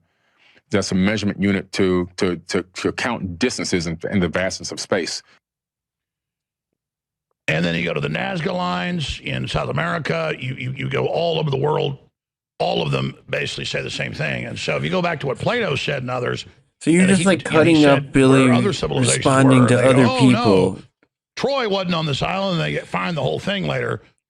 And Dude, Plato said this this was is all going fake. on. What do So you, Alex, it looks like really? what we have there in Egypt is one of the big bases around the world. Now they're digging up giant pyramids in China. They're trying to hide it. The Egyptian government's been trying to hide this stuff. And then remember, they were going to go in the King's Chamber and all these they found in the last decade. They thought there'd be tombs. When they get in there, they find huge copper coils going in, and they find all these new types of communications that they've never seen before that are instruction manuals. So this is what they said thousands of years ago was going on, and it just keeps adding and adding and adding. It's not just this new ground-penetrating radar. That just fits in everything else that's been found. So Billy Carson's been doing a great job for years. That clip you just saw was from 9 months ago before this new information came out. He was on with us in August of last year talking about all this. So it's not like we're just looking at this and saying, oh, look, it's real because of this. You can say, oh, well, their scans are wrong. No, this is what they've been saying for thousands of years. So, Billy, forbiddenknowledge.com, Forbidden Knowledge on X. Great to have you here, my friend. Where do you want to start? Oh, okay, cool. Well, let's start by, first of all, thank you for having me back, Alex. I really appreciate your show, man. The quality of your work is unmatched. Yeah, really. I'd like to start with, let's debunk the debunkers, because there are some, Zahi Hawass out of Egypt immediately, before looking at any data, tried to say, oh, no, we don't have any evidence of this. And so right away, he tried to hush it and oppress it like he does with everything, probably so he could steal the information and put his name on it later, Billy. and label it an actual discovery so he can get paid. He doesn't play However, patty cake. some critics are trying to say that, synthetic aperture radar or SAR radar can't scan that deep beneath the earth, because we're talking about 2 kilometers beneath Giza. So, but they don't understand, this isn't standard SAR technology. It's like it's unlike any other ground penetrating radar that we've ever seen. It's called Biondi's SAR technology, named after the Italian researcher and scientist Biondi. The SAR technology actually employs something called X-band microwaves that have a 10 gigahertz band at 3 centimeters wavelength. Now, this allows it to penetrate from a satellite in space all the way down deep Billy can beneath the call earth. whatever he wants. But what it does is it doesn't penetrate through the rock. It picks up the vibrations that are happening deep underground. And from the vibrations, it detects the subtle surface vibrations and minute shivers, which triggers a resonance response. And this allows it to go deep into special voids that nothing else can ever get to, below or even beneath walls. That pretty well. And as it rides back up these vibrations, it allows it to read all the actual structures and empty spaces. So it sends the data back to the computer, and now it becomes this super advanced level of Doppler. And now we can see everything going on beneath there, and what's down there is exactly what was predicted in my book 5.5 years ago, The Compendium of the Emerald Tablets, which I have on page 34, a depiction or a rendering of this deep underground city, which is almost identical to what they discovered just recently.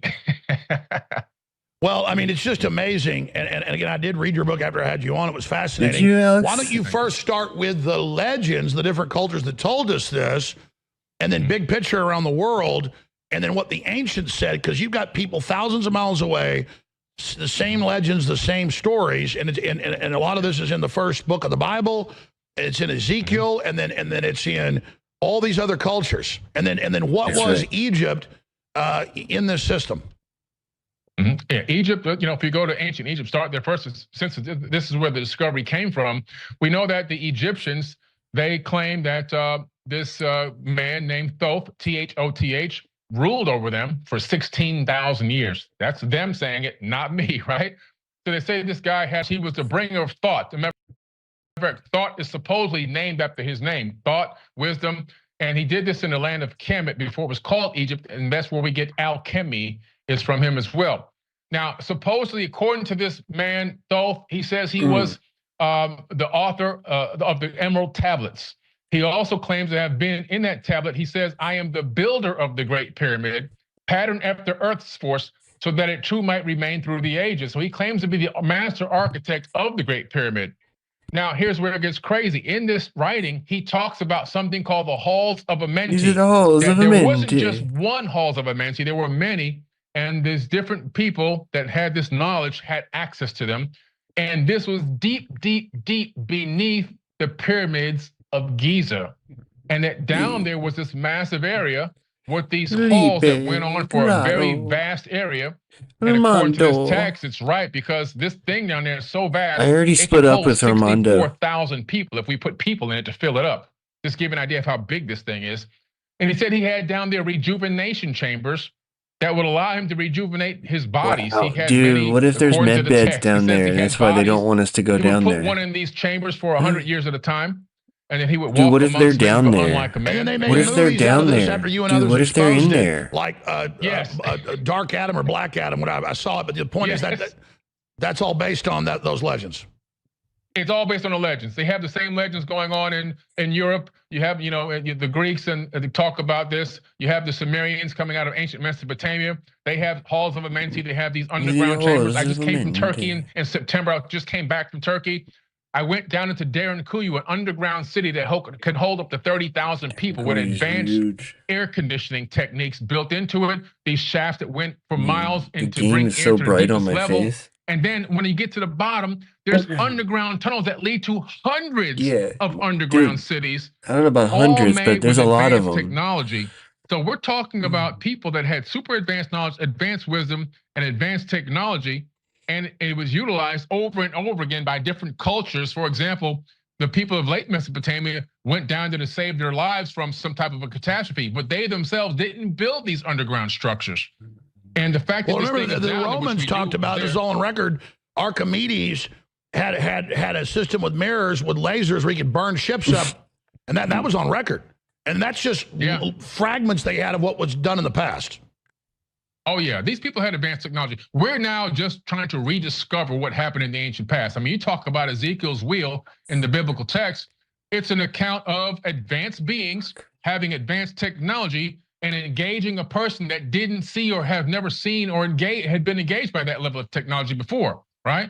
So all of a sudden, it's like this person thinks that they might be talking directly to God, but these people take him to go meet somebody that potentially is God or whatever. So it's we don't understand that this version of human and our technology is not the end all be all. That in the past there seems to have been an account of high level of civilizations in the past. An Anunnaki.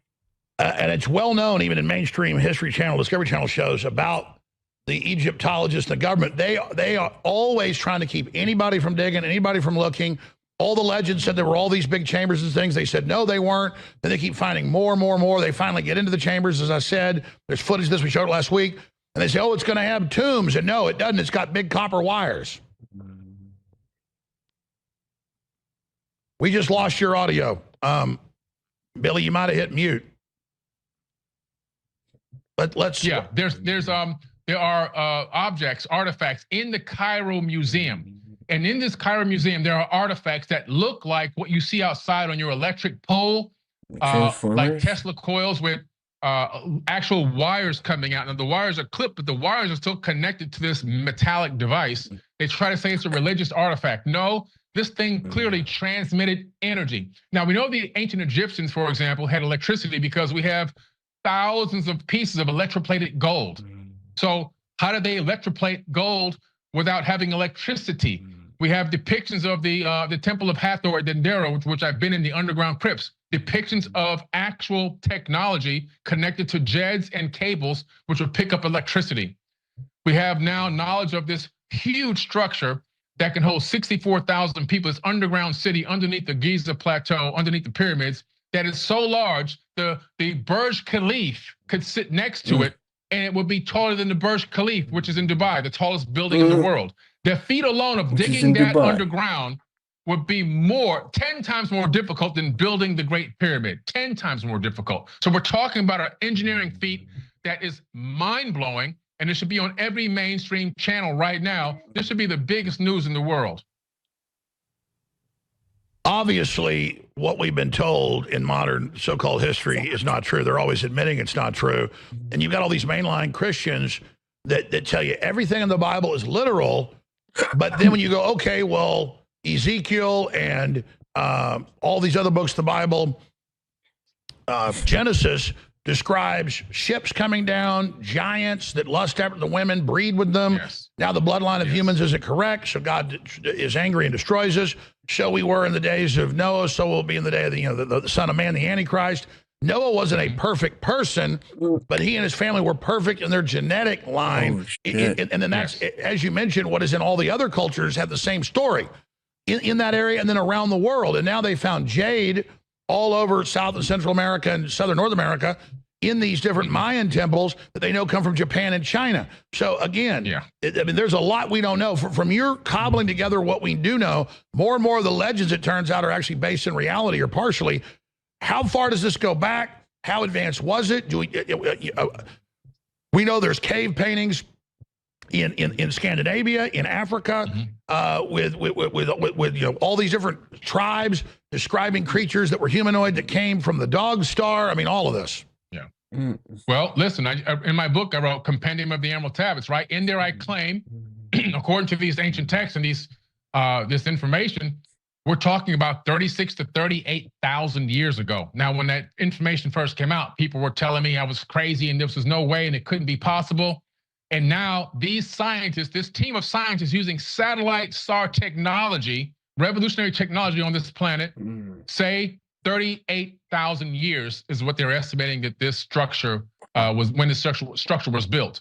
38,000 years. So they're confirming and validating and venerating the work that I put in on this. If you look at the Great Sphinx located at Giza, and you look at the weathering in the enclosure, you can see clearly that the weathering shows it was underwater, the erosion of the stone around the Sphinx.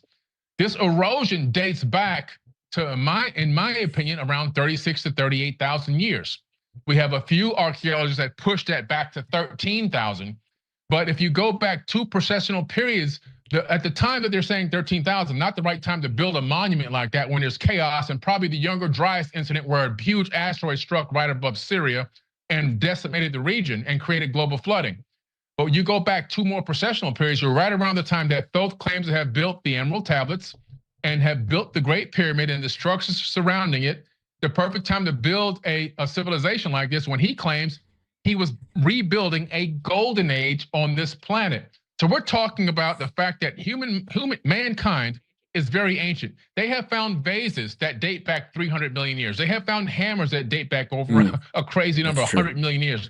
They found something that looks like a spark plug in California, in America, inside of a geode that was collected by geologists. When they broke it open, they saw what looked like an ancient type of a version of a spark plug when they looked at it. 500 million years old estimated age.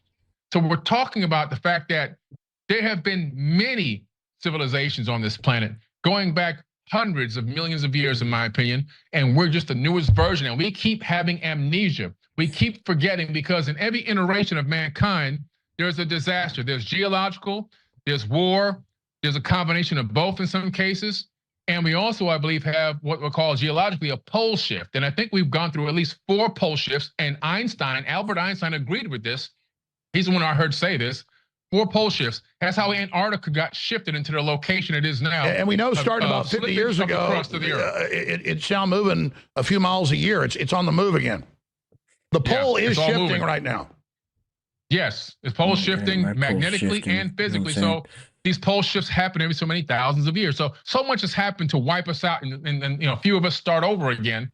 And this is probably the reason for the amnesia. But then you have the elites, the oligarchs that suppress and hold it, and that do have the knowledge and hold it back from us. They hold it back from the general population because if we get a hold of this information, this knowledge, if we really figure out what really happened and we gain this knowledge and wisdom back, they can't keep their boot on our necks because we'll realize that we don't really need them, that the world can have free energy. The world can have access to technologies that can give us better health and understanding. The world will know that there are maybe potentially more other beings within the known universe, and that we're not the only race of beings. Maybe we'll even discover that we are directly connected to God. So there's so much in this information. They want to keep it away from us because they want to control us. They want to dominate us, and they want to keep their boot on our neck. Well, they admit that's what they want, and now they've decided it's post-industrial world. They want to get rid of most of us now because they clearly don't want us to be able to go type 1 civilization, meaning we can survive if the Earth's destroyed. Musk's goal is to get us type 1. That's always been my goal. What do you think of Musk? Musk, I mean, come on. Yeah, well, it's an interesting guy. Some things I agree with, some things I don't. I mean, he wants to go to Mars and take people on a one-way trip to Mars. I believe that he probably has a gag order. He can't talk about what already is on Mars. I believe that there's life on Mars right now. Microbial life, potentially viral life, as well as maybe even small life forms like algae and so forth. I believe that could be up there. There are anomalies on Mars that have been downloaded in the Mars images. These anomalies are things that look like remnants of an ancient civilization here on Earth, and they come directly from several different sources, Caltech, from the European Space Agency, NASA, as well as Washington.edu. Well, the rovers found what they said was the skeletons of microbes, but beyond that, this is like mainline science, folks. The radioactive isotope on Mars would only be created by a giant hydrogen-type bomb, and it's massively, xenon. Yeah, Alex knows about the xenon. Weapons-grade xenon, so you're right. They found abundant amount of weapons-grade xenon on the surface and in the atmosphere, which can only be done by nuclear warfare, nuclear fallout. Something happened on Mars, and I think Mars was called the god of war in ancient times for a reason. It wasn't just a myth. There really was a war that extended from Earth to Mars. And we now know it has frozen ice under both poles. Yeah, frozen ice, as well as millions of tons of liquid water, according to NASA. They found a lake, a liquid lake. They now have found liquid pools of water, and they're saying that the soil on Mars is better for growing crops. No one said that, Billy. Come on. How in the world they would know that? I'm not sure. But in the 1970s no one told you that, Vikings mission, they discovered through a science kit that there were microbes on Mars. That's right, the Billy. scientist that discovered this and who built the science kit was extremely upset and disgusted, and for decades later, tried to go against NASA to release his findings that there is life on Mars, and they hushed him and they shushed him and they suppressed him, and he kept coming out. Billy Carson, this was amazing. Stay right there. We'll be right back. Listeners and viewers have been saying, where is Nitric Boost? Where is, dude, I've heard many people asking about Nitric national Boost. best-selling bodybuilding formula out for over a decade. But we repurposed people come in all the time. They're like, "Where's my Nitric Boost?" Boost? What the Dude, I legends could show say Nitric Boost. at the Why not? Pyramid Complex in Giza. Dude, I could There's do so it. much to hit, so you've got the floor. Especially if they had one that worked, I could show the shit out of it. Dude, I need to I need to join my place in the Alex Jones dick pill pyramid scheme. Like, oh yeah, this shit fucking works great. Oh.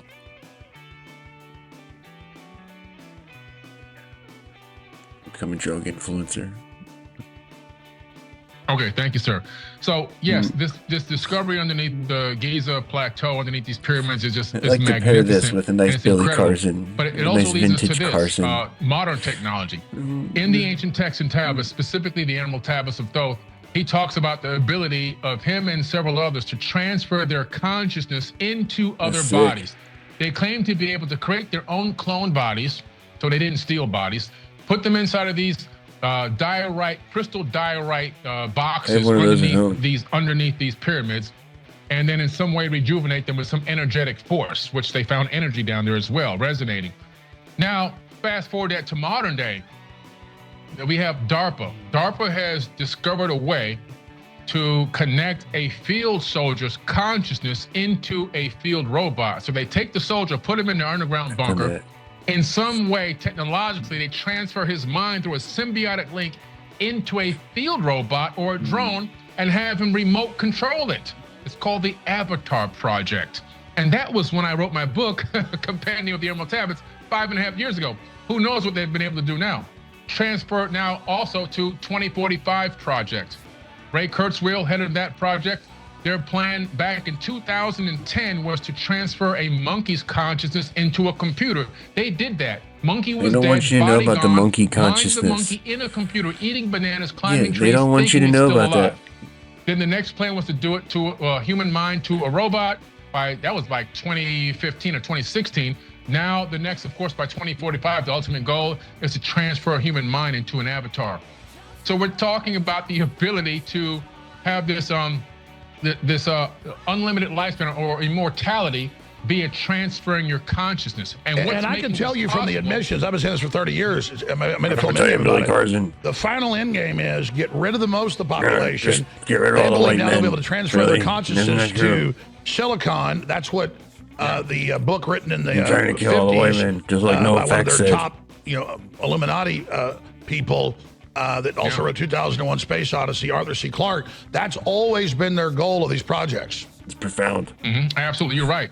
It's to number one, of course, control population, handpick the people that have ability to Green get one access looked to this mirrored. technology, and to What give does them that mean? immortality, so the oligarchs can go on Yeah, living white man forever can't speak and his ruling mind, forever. you know? This is the method that's being used. If you go back into ancient Kemet, They're ancient trying to Egypt, you replace- see they're these trying to mummies, the replace us. mummification process.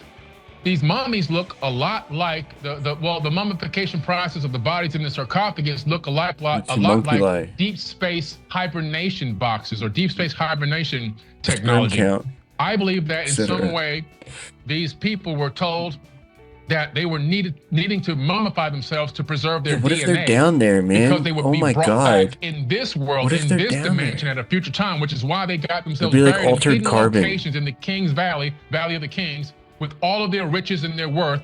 Even their cats were Look like mummified that. and buried with them, their wives and everything else, their assistants and workers. Why would you What's do that that if you were going Alex to the Jones spiritual producer location? What was playing that standing on that, B-roll? though, they were always saying that the little pyramids, beside the big ones, were earlier ones where they learned how, but now they've been able to test it. No, they're actually the new ones. People trying to copy it.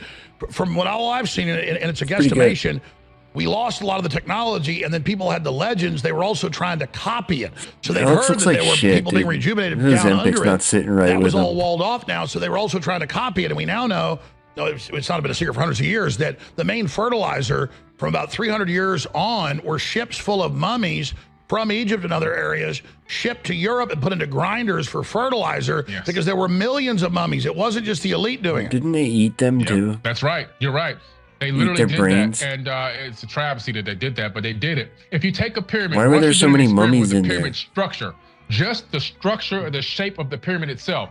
They grew crops on the outside of the pyramid structure, and on the inside, in a hollow area of a pyramid that they made, they grew crops. Same crop. The crop on the inside was many, many more times abundant than the crops on the outside of the pyramid. They did this, they repeated this experiment several times in several places, and they realized that the actual shape, the tetrahedron shape, the pyramidal shape, in some way harnesses energy in a way that rejuvenates biological material and evidence in the plant Ancient growth. cat mummies So into now you have fertilizer. people all around duplicating Cracked this process. Now magazine here's the did. crazy thing. The Great Pyramid at Giza was built by, according to the text, Thoth. Squirrel He on the leaves, roof. according to the text, and goes to South America and builds this Teotihuacan. By the way, let me just stop you. I'd forgotten this. The Toes. elites in Europe would get Egyptian mummies shipped to them, but they believed it extended their life. Mummy and they eating would fat. literally put a hand in a bowl of milk and then eat it. So it wasn't just for, they thought it was associated. This is some weird stuff. Go ahead. Yeah. They thought it would extend their life. They thought they were going to get rejuvenated. This is all coming What back if from the the cats- myth really myth, but the myth that was true. Dude, what if the about Anunnaki come back next year and we ground up all their cats and turned them into fertilizer? Do you think they'll be mad? What do you think they'll do if they were waiting to get... What are you doing?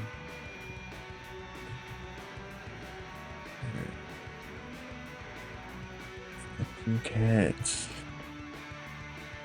Do you think this was just like some late, like, Ptolemaic shyster, like, charging these poor Egyptian families to mummify their cats? Dude.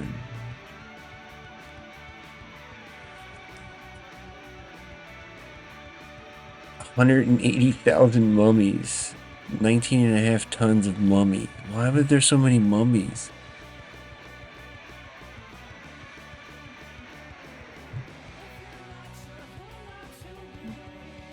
I mean, what were you gonna keep 180,000 cat mummies for? The Victorians' lack of understanding of other cultures.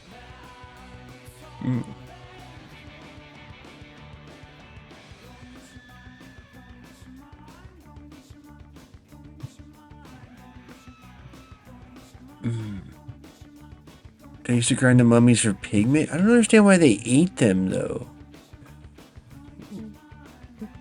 I mean, maybe I would take like a ceremonial bite of the brain, you know, but I don't think the brain is inside the mummy, right? Don't they take the brain out?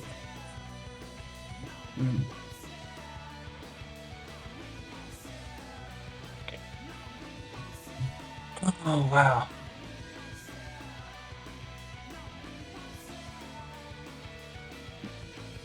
Ancient Kuru. Billy would never do that.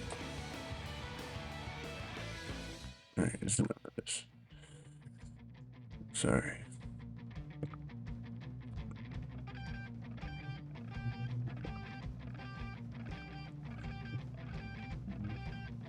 Earlier today, reports began circulating out of the Boston area of a tremendous unexplained boom, the kind of sound that rattles windows and startles entire neighborhoods.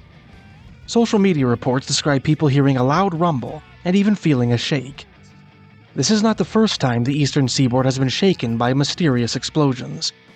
In a previous video, we looked at several strange cases from Canadian history, from the tremendous clap heard over Lake Winnipeg in 1809 by fur trader George Nelson, to the mysterious flash and twin booms over Niagara Falls in 1953, thunder. when many locals suspected that a plane had crashed into the Niagara River, the mummy. only for no wreckage to be found. And then there's the infamous Bell Island boom of 1978, one of the strangest cases of all, when a small island off Newfoundland was rocked by a deafening explosion. Blue flames reportedly shot from electrical sockets, televisions were ruined, and witnesses claimed to have seen strange balls of light and fiery objects in the sky. Some scientists blamed a mysterious phenomenon they called super lightning. Others suspected secret military experiments. Many who experienced it remain convinced that the official explanations did not fit what they saw and heard. These events are sometimes called skyquakes or mystery booms, sudden explosive sounds that seem to come from the sky, the ground, or somewhere in between. Sometimes they turn out to be aircraft, meteors, earthquakes, industrial accidents, or even something as mundane as a malfunctioning generator. But other times, the explanations are much harder to pin down. So with this fresh report from Boston in mind, I thought this would be the perfect time to turn the mic over to my subscribers. Meteor, whatever? Over the years, many viewers of my channel have left comments describing their own experiences with mystery booms. We're going to start with Bob Loblaw, who left a comment 1 year ago. There was a boom here on December 27th in southern Ontario. Oh yeah, see, they don't understand. The Japanese are an intensely anti-murder country. What was that fucking tweet? They don't understand. There's a warrior culture. Like, something... They have an intense aversion to murder. They don't like having their remains eaten. Yeah. Around 9 p.m. that shook houses. Heard 7 miles away in Niagara Falls, New York, and the police found nothing.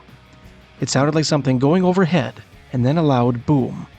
I'm thinking meteor.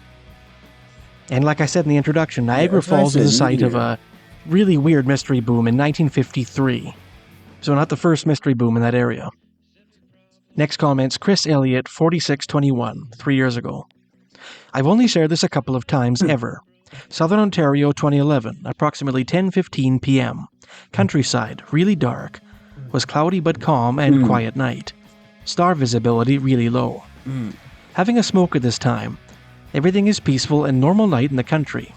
All of a sudden, a massive flash of light came out of nowhere in the northwest direction above the property, followed by a very loud thunderous booming, crackling, humming and echoing above the clouds.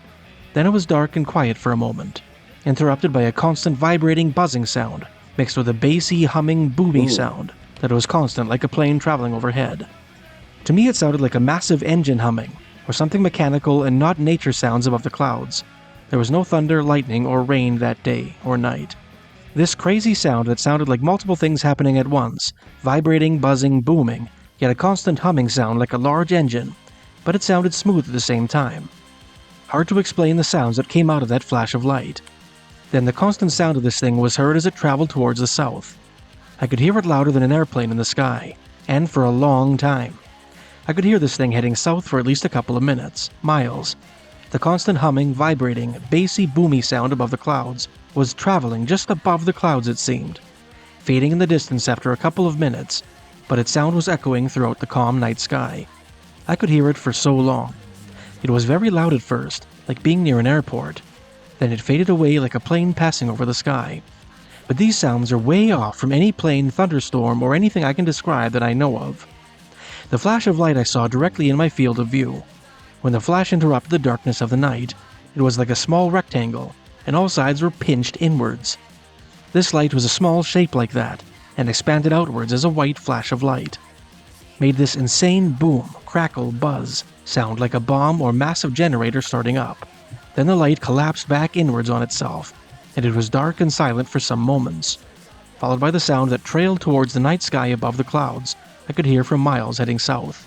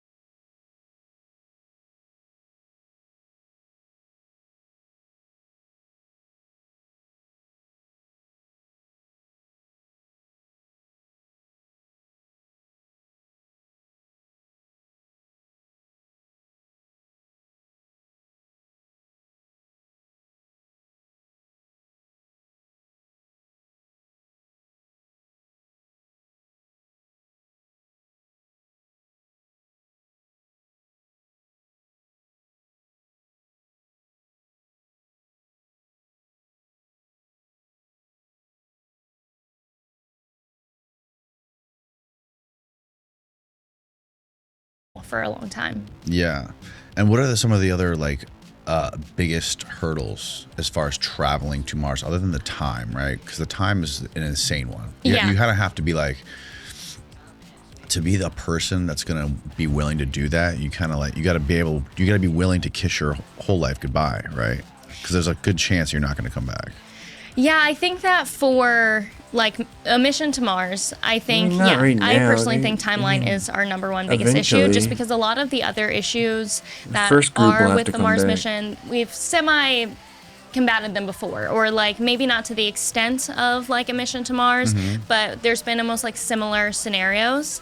I think, at least for the first missions, I don't think there's going to be a possibility of a one-way mission, at least especially from NASA themselves. So unless it's like Elon or like a private industry pursuing some sort of one-way, I don't think NASA will ever do a one-way mission. No. So eventually they might want to stay. Have always been, I guess, the core of their goal is to, have this scientific expedition, scientific discovery, and then bring the astronauts home. So I don't think Mars will be different, and I don't think they will do a Mars mission until the option of a return is possible.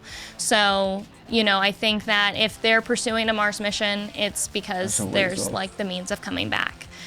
So we'll see if that delays the timeline and making sure that we have more technology to get there, and that maybe opens room for, I guess, commercial endeavors if they have that interest. But yeah, I think a lot of the Mars mission will certainly be a multi-way.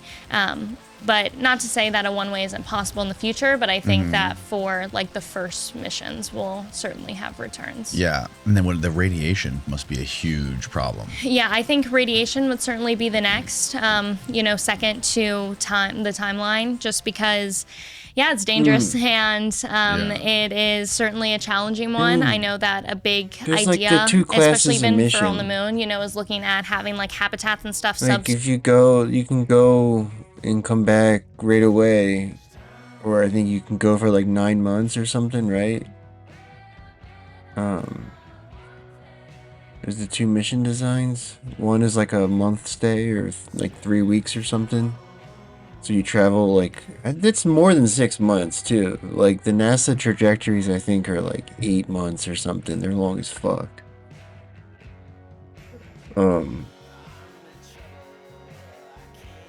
You need like several pre-supply missions. I mean, it's like everything else with the NASA and space exploration is like, if we could actually do what was effective and beneficial and the most, strategic way to go about a Mars mission, we could do it no problem. Like the market mechanisms involved make it just intolerably expensive and like almost impossible. Like, it's just like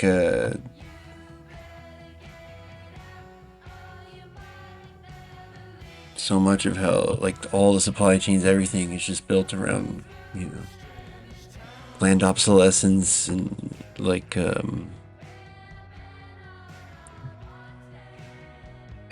doing things like to maximize the contract awards and that sort of thing, right?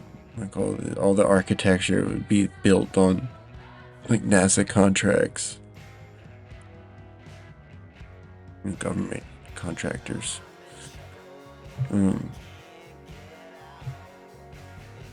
But I mean, I just don't know. Like if you had to start from scratch, how would you design a mission? What would you use? Like,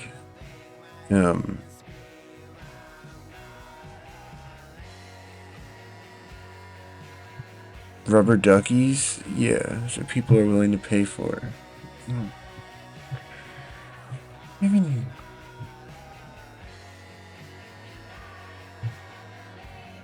a lot of scholarship. I mean, I don't know.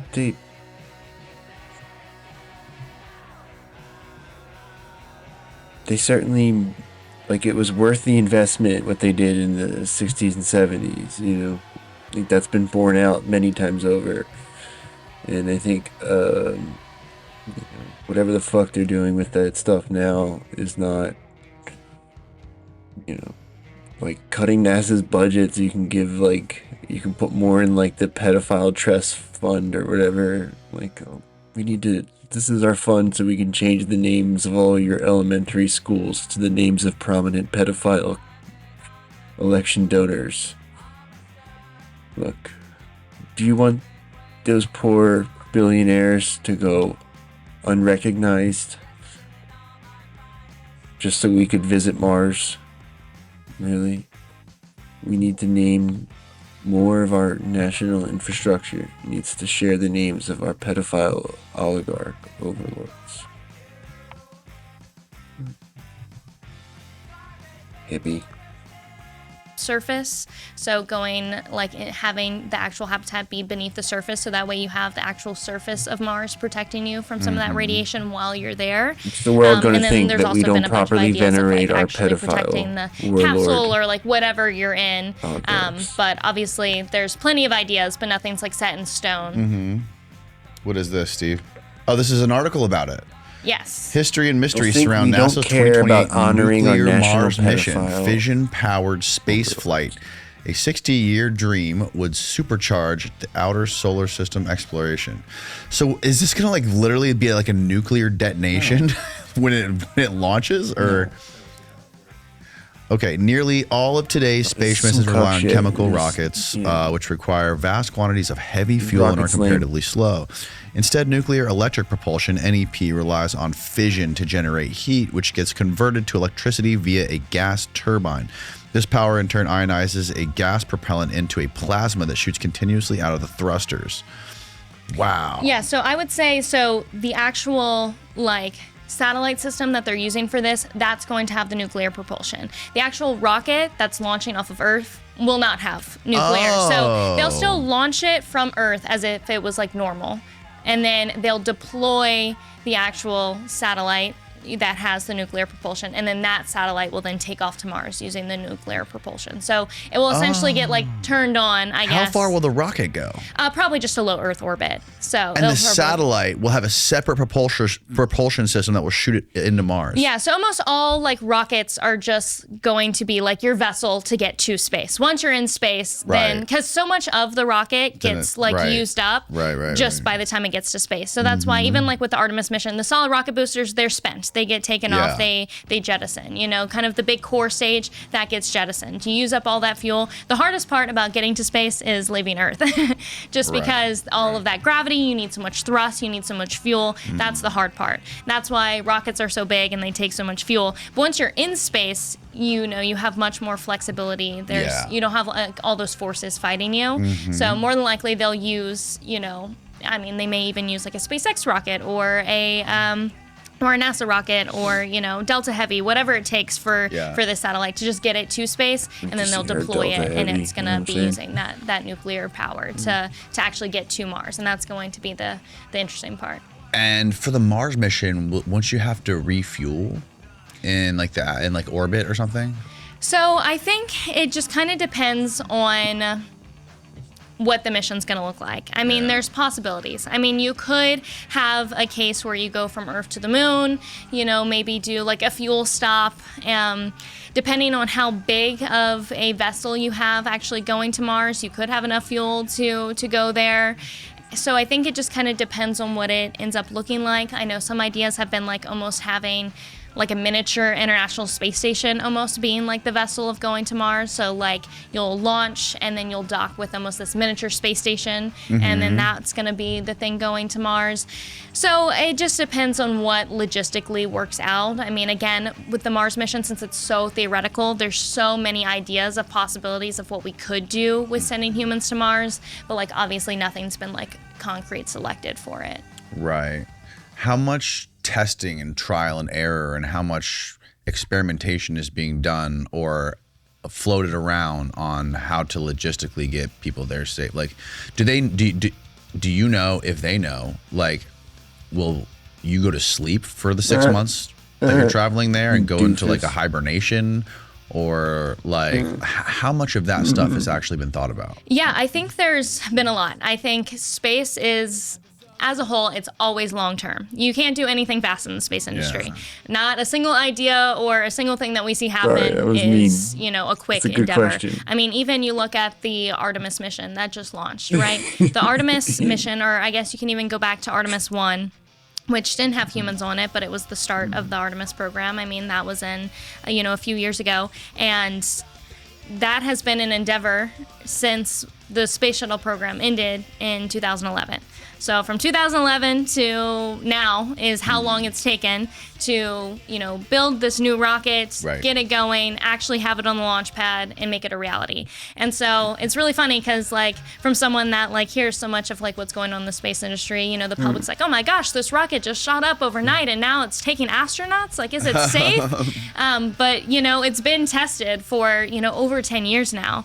And so it's been an endeavor that's been happening. And the Mars mission is no different. I mean, there's a lot of also just academic research that goes into a lot of this too. So universities, I mean, there's people that will do human studies, and you do analog missions, and they have humans practicing that human-human interaction of how would it be to be in a Mars habitat for that period of time. And so there's a lot of those different types of research that's been, happening for many years, and I think we'll continue to kind of gather that data in preparation for a future Mars mission. Right. And so in 2033, I believe, I read something that said Earth is going to be the closest it's ever been to Mars in like thousands of years. Yeah.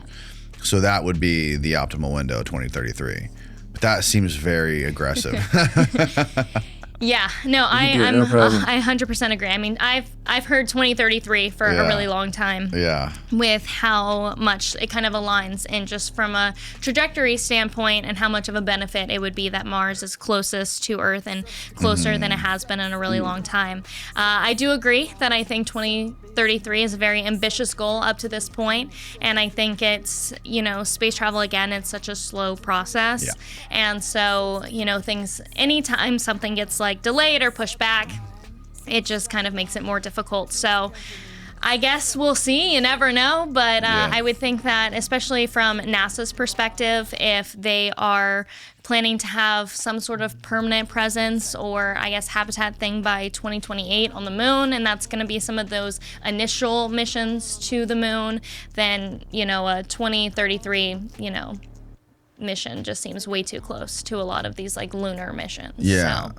Well, it would be probably better if you could launch from the moon, you know? Yeah. If we could set up launch pads on the moon, or somehow get enough resources there, it would be probably far easier.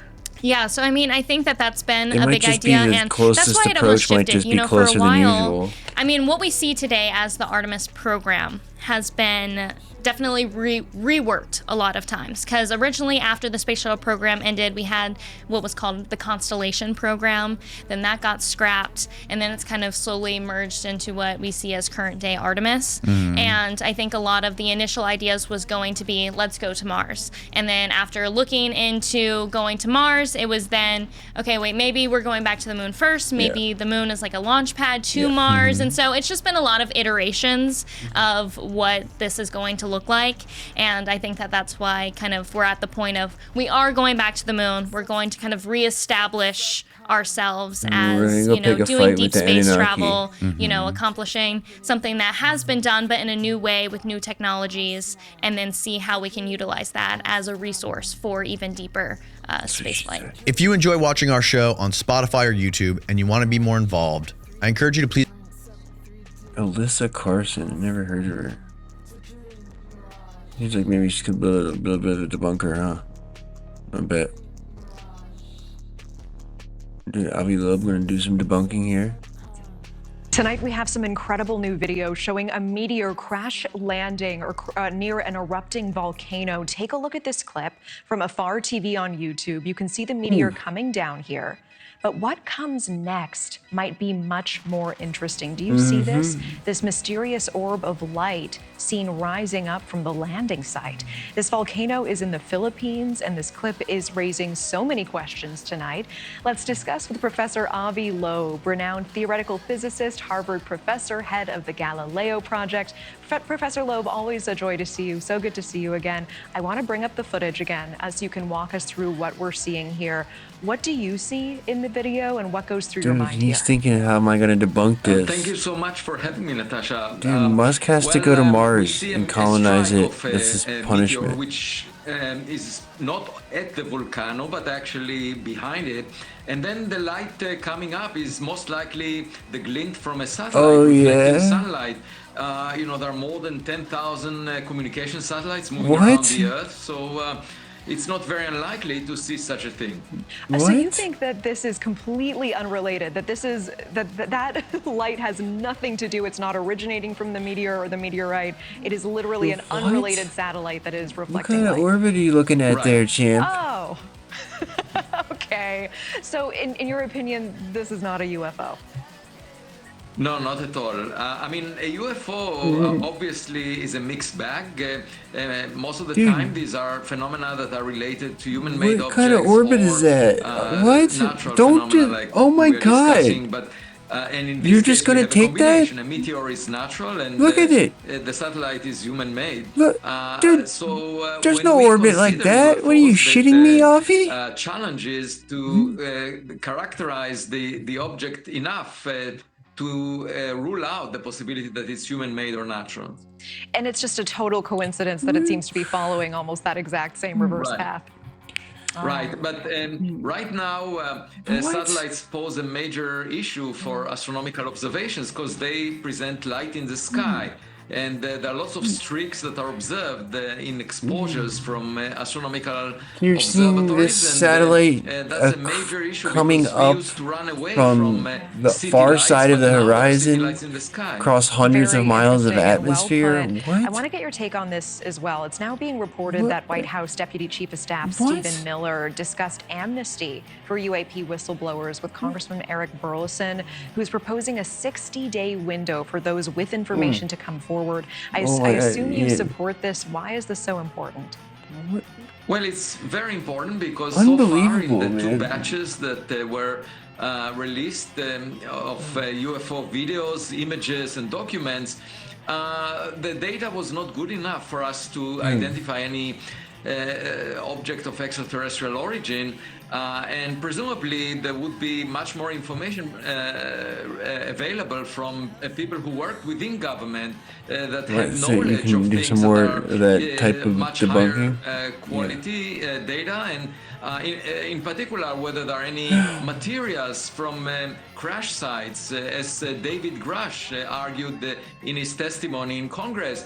And in fact, David Grusch himself will be involved in a public event that will take place on Tuesday in 10 days or so, where he and Representative Burleson, Moskowitz, and Representative Luna and Representative Burchett will discuss possible revelations with the public about UFOs. So the question is, the fundamental question is, whether there is classified information or materials that were delegated to corporations that are of much higher significance. And of course, having amnesty to whistleblowers would be fundamental in allowing this information to get to the public. Yeah, absolutely. I'll be speaking with Congressman Burchett tomorrow, so we'll be discussing that as well. Let me ask you, with the time we have left, there's also this theory going around that the CIA is monitoring certain ancestry or genetic type test websites. You wanted to give him a chance to weigh in on that. Help identify potential aliens living among us.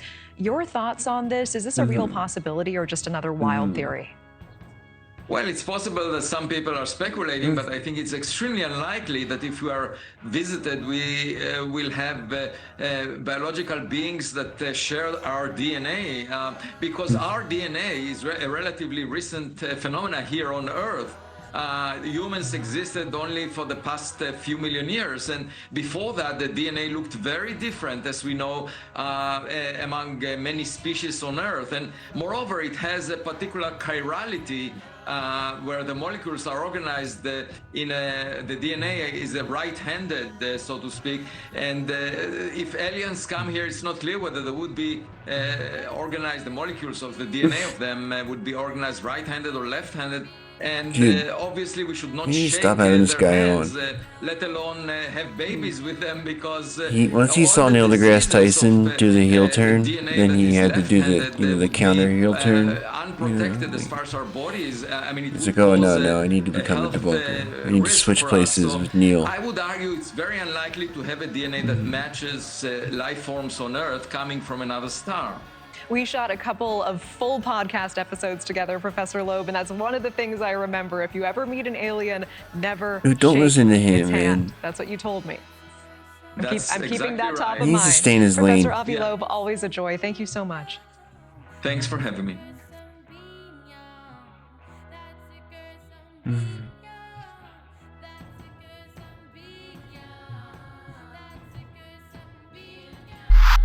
Did you see these UFO files that just came out? And they dropped the thing about the Apollo 17 mission where they saw the UFOs. Yeah, I have not had, I guess, too much time since like a lot of this has like fully dropped, because I think I saw there's like 160 something files or something. Ton of them, right. Yeah, there's a lot. The Apollo stuff is crazy. Yeah, I think I'm very much looking forward to seeing some of this. I mean, I think there's, you know, you always have to remember that NASA is a government agency, of course, and so I think that there's no surprise that there's elements to a lot of the missions that maybe we don't get to see or maybe aren't as public knowledge. But, you know, I think that that's almost anything governmental. Sure. And so, Every government does that. you almost have to expect that when you're looking at, you know, NASA, who is a government agency. You know, we are learning a lot, but obviously I'm sure there's plenty more that we don't. But yeah. I'm excited to... Oh, what are these, the photos? This is one of the photos. Oh, CBS News. Okay. So this is, they're publishing the photo from the actual files that the government dropped. Right. Saying that in 1972, during the Apollo 17, that was the last mission, right? Yes. So yeah, the Apollo 17 mission shows 3 dots in a triangular formation in lower right quadrants of the lunar sky that is clearly visible upon magnification of the image. The Defense Department said in the caption of the image. The Pentagon said that there is no consensus about the nature of the anomaly. But the guys, the astronauts, were saying that it looked like the 4th of July outside the window. They said that these things were like jagged, zooming all around like fireworks in the sky. Yeah, it's insane. And this stuff is like, because there's always been that, one of the conspiracies about the moon is that they went there and they saw UFOs or aliens or whatever and told them not to come back. And like, that was, I think they said that Buzz Aldrin said that at one point, but then people thought that he was being taken out of context. But like this stuff now that the government's like confirming it is kind of crazy. Yeah, it is certainly interesting. I mean, I'm like I said, I'm very interested to kind of read, you know, a lot more, because I mean, it's funny because it's so difficult because it's almost a back and forth. I mean, obviously, I guess with these, they've been kind of looking at this material for, you know, since the 70s. But with space travel, since there are so many unknowns, I remember this story from one of the early missions. I'm trying to remember. It may have been like a Gemini mission. So this was like when they would go to space, but you know, they weren't necessarily going anywhere. They were just learning about, you know, the really early missions. And one of the things was one of the astronauts made like a comment and was like, "It looks like there's fireflies out there. Like we're getting like stuff outside the window. Like we don't know what it is. We think it's like fireflies. Like it kind of looks like that." And then they like later figured out it was like the like tank like dumping the urine like out, and they were, and as it was like hitting the vacuum of space, that's what they were seeing. And so it's so funny because it's like you have two extremes, right? You have one extreme where it's like literally the most simple solution to the issue, and then you have like the other extreme, which is like aliens coming for you. So it's so funny because I think it's always such either one or the other, right? It's always hard to find like I think the balance in a lot of these things. But that's like the thing about like how this stuff evolves over time is like 6 years ago you'd get laughed out of a room for talking about UFOs, and now like the government's literally saying they're real within like 3-week time span. So it's like you can't write that stuff off anymore. That stuff's like legit science now. Yeah, I mean, I would say that it's always been interesting to me that, you know, the idea of aliens has ever been almost like a fully laughing matter, just because, I mean, I think for me, I've always believed that there has to be something somewhere, right? The universe is just so what do you think of the evidence that they've been fucking interacting with Earth, though? Because there's a lot of evidence. I think the concept of, you know, whether they're here or not or whatever else, they always try to debunk the thought experiment that, like, you know, university academics will discuss. They never actually try to address the existing evidence. It's always debunking this like mental conception they have of it. It's like, I think, a really effective way to like mire the conversation in like meaningless fucking intellectual navel gazing. I mean,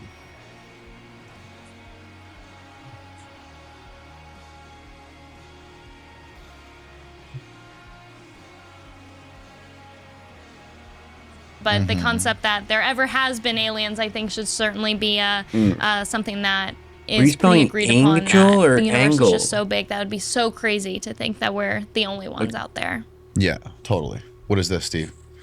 Oh, this is Jesse Michaels. Okay, so I don't know if you're familiar with Jesse Michaels. He's my friend who has a podcast and he covers like the whole history of NASA. He's like a super nerd historian on all of this stuff. He's freaking incredible. and he knows more about like the history of the space program and rocket propulsion than anyone I've ever met. And he goes around the world interviewing these people, and he's interviewed like heads of the different NASAs of different countries all over the world.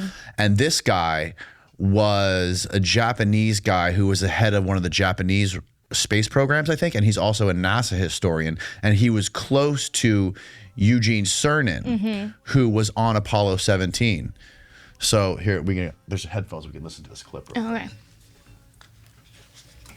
And I think there's captions on it, so you're gonna have to read captions. Okay, go ahead. Buzz Aldrin, do you think that we went to the moon in 1969?実際行ったかっていう。はい。あ、もちろん行ってます。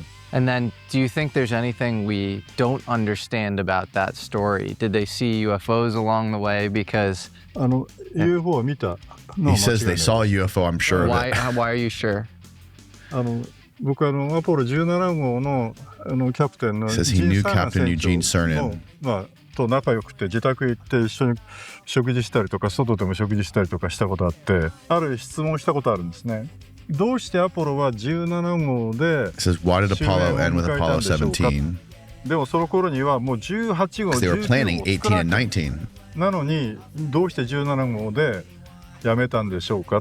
本当の理由を知りたいんですって聞いたんです。I want to know the real reason they stopped at 17. His answer was they told me never to come 二度 back. と来るなって言われたって。Really? これイヤホンじゃないですよ。こう脳に直接語りかけてきた。It was sent directly to my brain. Never come back again. And were any reasons for not coming back again that they cited? 頼むから、I beg you, save humanity on Earth. I was told not to get in their way. Why? 私たちの研究なりを邪魔をしないでくれ。私たちの活動の邪魔をしないでくれって言われた。They told us not to interfere with their 私た activities. ちが何か実験室で実験をしていると、猿がいっぱい実験室に入ってきたら頼むから出て行きなさいって言うでしょ。あれと同じことです。So do you think the extraterrestrials were using the moon as a way to research the Earth? 38万キロ離れた月からもうすでに観察はしてますし、あれは人工的に作られたものだと僕は思って Oh God, he believes the moon was artificially created. そこからずっとこう観察を Anyways, している crazy story. Yeah. From a guy who was friends with Eugene Cernan on Apollo Yeah. 17. You know? Yeah, and I think there's also so many factors. I mean, a lot of ending the Apollo program too certainly came to a big funding issue as well. Yeah, totally. Because I mean, that's another big factor that you have to consider with the space industry. It's like, well, why don't we do this and why don't we do that? I mean, even just looking at it financially, it's insane. I mean, during the Apollo program, NASA had 4% of the government budget. Yeah. And now it has half of 1%. And so it's like, you know, even just from a money standpoint, it's like, yeah, if we had 4% of the government budget, there probably could be a lot of advancements and a lot more happening with like deep space. So I think there's definitely a balance to it in its you know, coming from government funding as well. Yeah, and also the context back then during the whole space race is we were just trying to like flex and prove we could get humans there first. It was more of just like theatrics. Yeah. Like there's no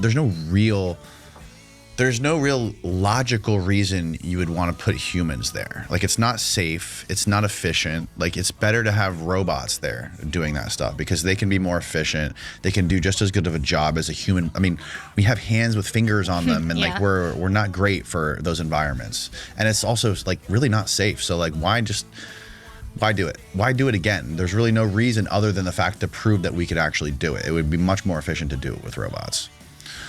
So yeah, I mean, certainly the Apollo program and during that Apollo stage was solely coming from the space race standpoint. I mean, that was every step of the way from literally the first satellite in space was a space race. I mean, it was not even just the human aspect of it. It was, you know, who can send the first satellite, who can send the first animal, who can send the first man, who can send, like, it was every single stage was a space race. And, And a lot of it came from like fear too. I mean, if you go back to like Sputnik that Russia had sent up, you know, it was a fear, you know, that you know, all Sputnik did was beep, but we didn't know that, and so it was coming from a place of fear. It's like, oh well, we also have to be at that point. There was just so much fear surrounding it, which like perpetuated this full like space race that came to the point of going all the way to the moon.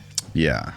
If you enjoy watching our show on Spotify or YouTube and you want to be more involved, I encourage you to please come check out our Patreon community. Not only does our Patreon community get every episode you see on YouTube early, fully uncensored, and ad-free, but we're also doing Patreon exclusive episodes as well as live Q&As, and you can get your personal questions answered by our guests every single week. For me, being able to collaborate and communicate back and forth with our Patreon community every week has been huge, and this is my way of saying thank you for the cost of a cup of coffee a month.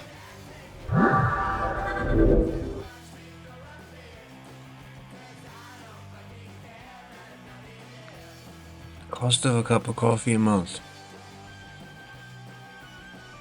Buy me a coffee.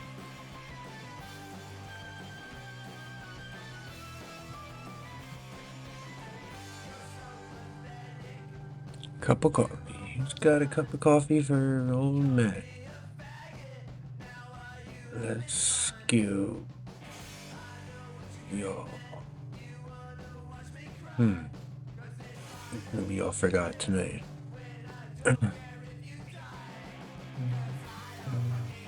The spell that I cast would still be in effect. You feel compelled. What does Angry Astronaut say? He say it's a orbit? It's a thing in orbit. You are getting very subscribery. Ooh. You want to subscribe. You need to subscribe. You want to feel the subscription flow through you. What the hell did we just witness? May 25th, 2026, erupting Mayon volcano in the Philippines. 5 Volks cameras are rolling, the lava is glowing, and then bam, a neon green fireball screams in and appears to smash the flank of the volcano.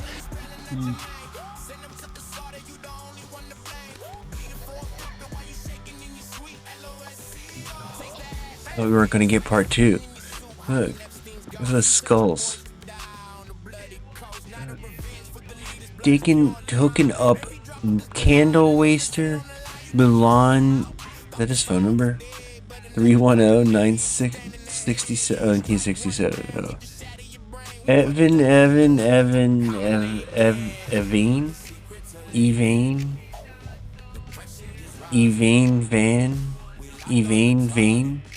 Evane. Dude. Default Denos or Sima.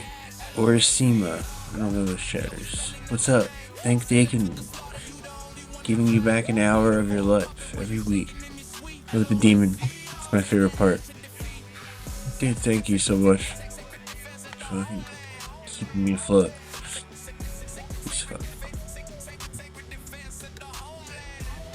Dude, sacred difference. Look at that, it just looks up. That's so cool.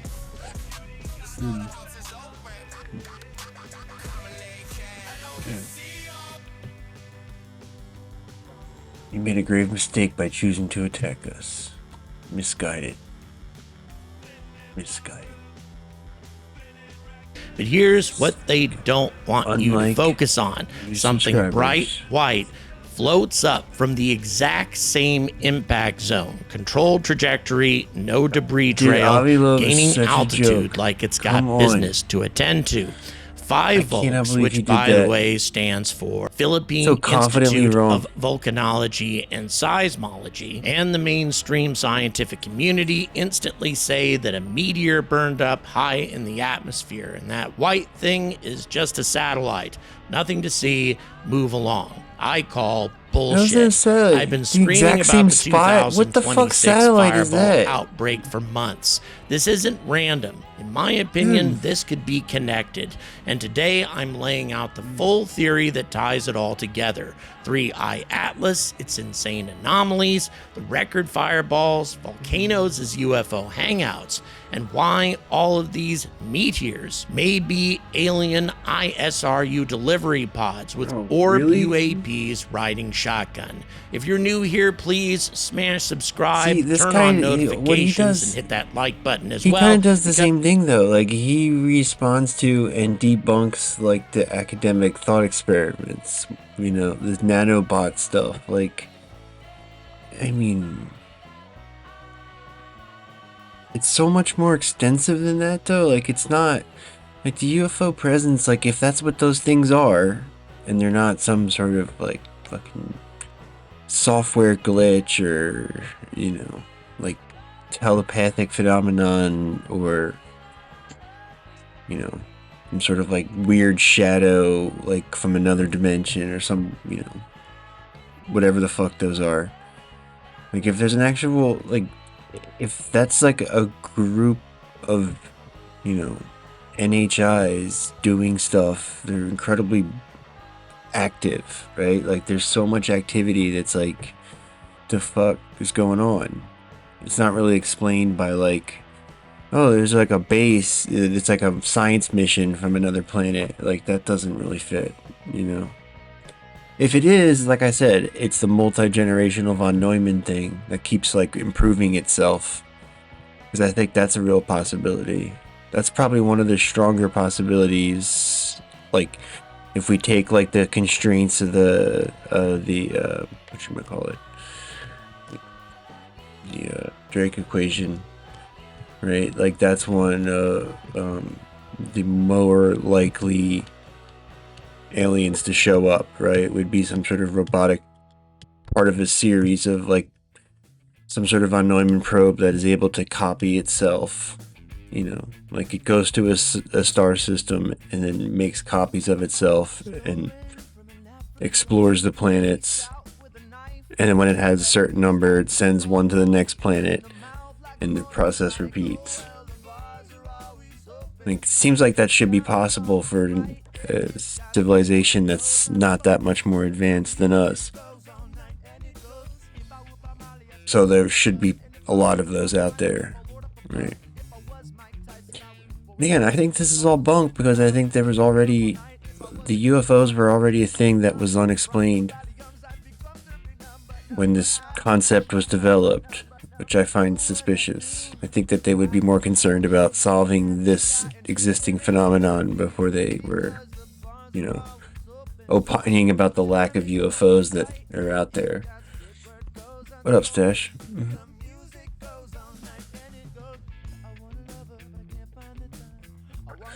In Boston? Yeah, I thought that was last night. Yeah, it's a video we were just watching.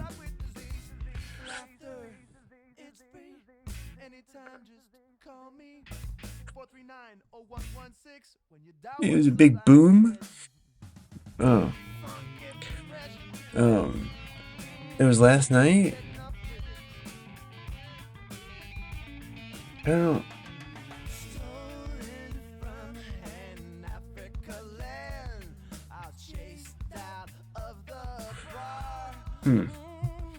Because we're going deep, and also, let's get angry. This video.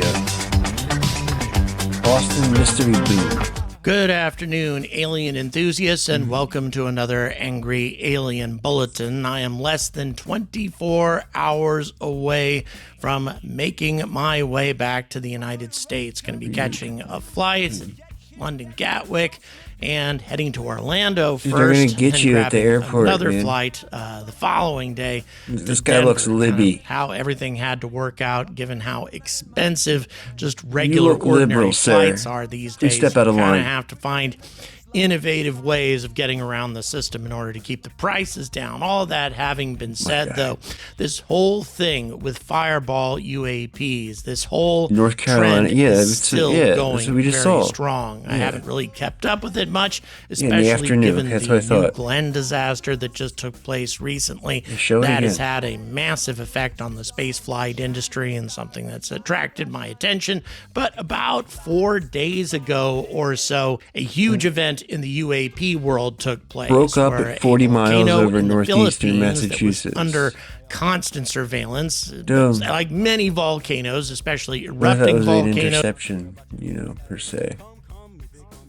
Somebody sets up a stream documenting the eruption, documenting the ongoing geological history of this volcano. It's very nice to have these sorts of things. You really get to see the details of what's happening minute by minute with these volcanoes. The days go on during an eruption, and plus, people really like it in terms of entertainment.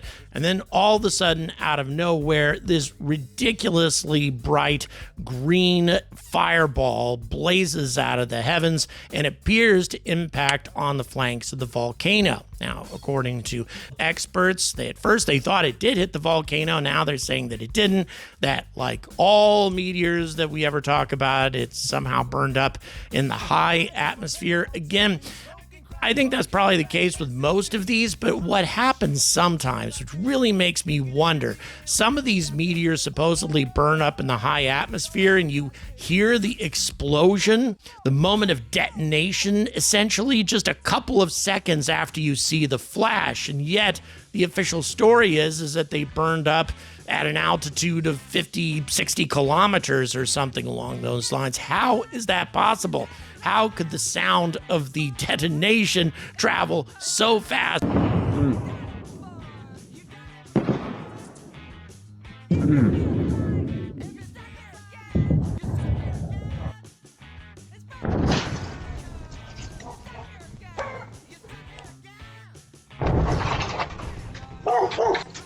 That you'd be able to hear it just a few seconds after the flash. Anyway, I don't know. Just sometimes I wonder about the official storyline with some of these incidents, but this particular one is especially intriguing because immediately after the impact or non-impact, whatever, the burn up of this spectacular fireball, all of a sudden a UAP began to ascend from the flanks of the volcano. And here I saw, an opportunity or perhaps a real life example of something I've been talking about for a long time. What if these fireballs, or some of them, a tiny percentage of them, are not actually meteors at all, but modified meteors? They actually conceal hidden orb UAPs buried inside them, and perhaps these originated from 3I Atlas. And even though all of this may sound quite crazy to you, I'm going to lay all of it out and explain why this actually makes a hell of a lot of sense. Recently, the American Meteor Society data for the first quarter of 2026 just dropped. 2,322 fireball events minimum, highest on record, and not just any fireballs, the big ones.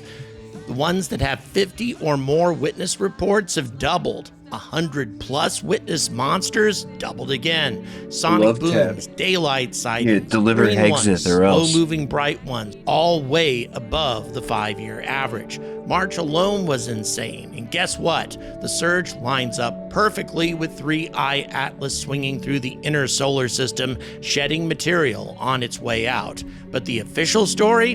Just more cameras plus fireball season. Yeah, sure. Same excuse every time the numbers go parabolic and nobody can explain the shift toward brighter, slower, more populated area events. I've been covering this for some time. This is different. Dude, and Mayon is the smoking gun.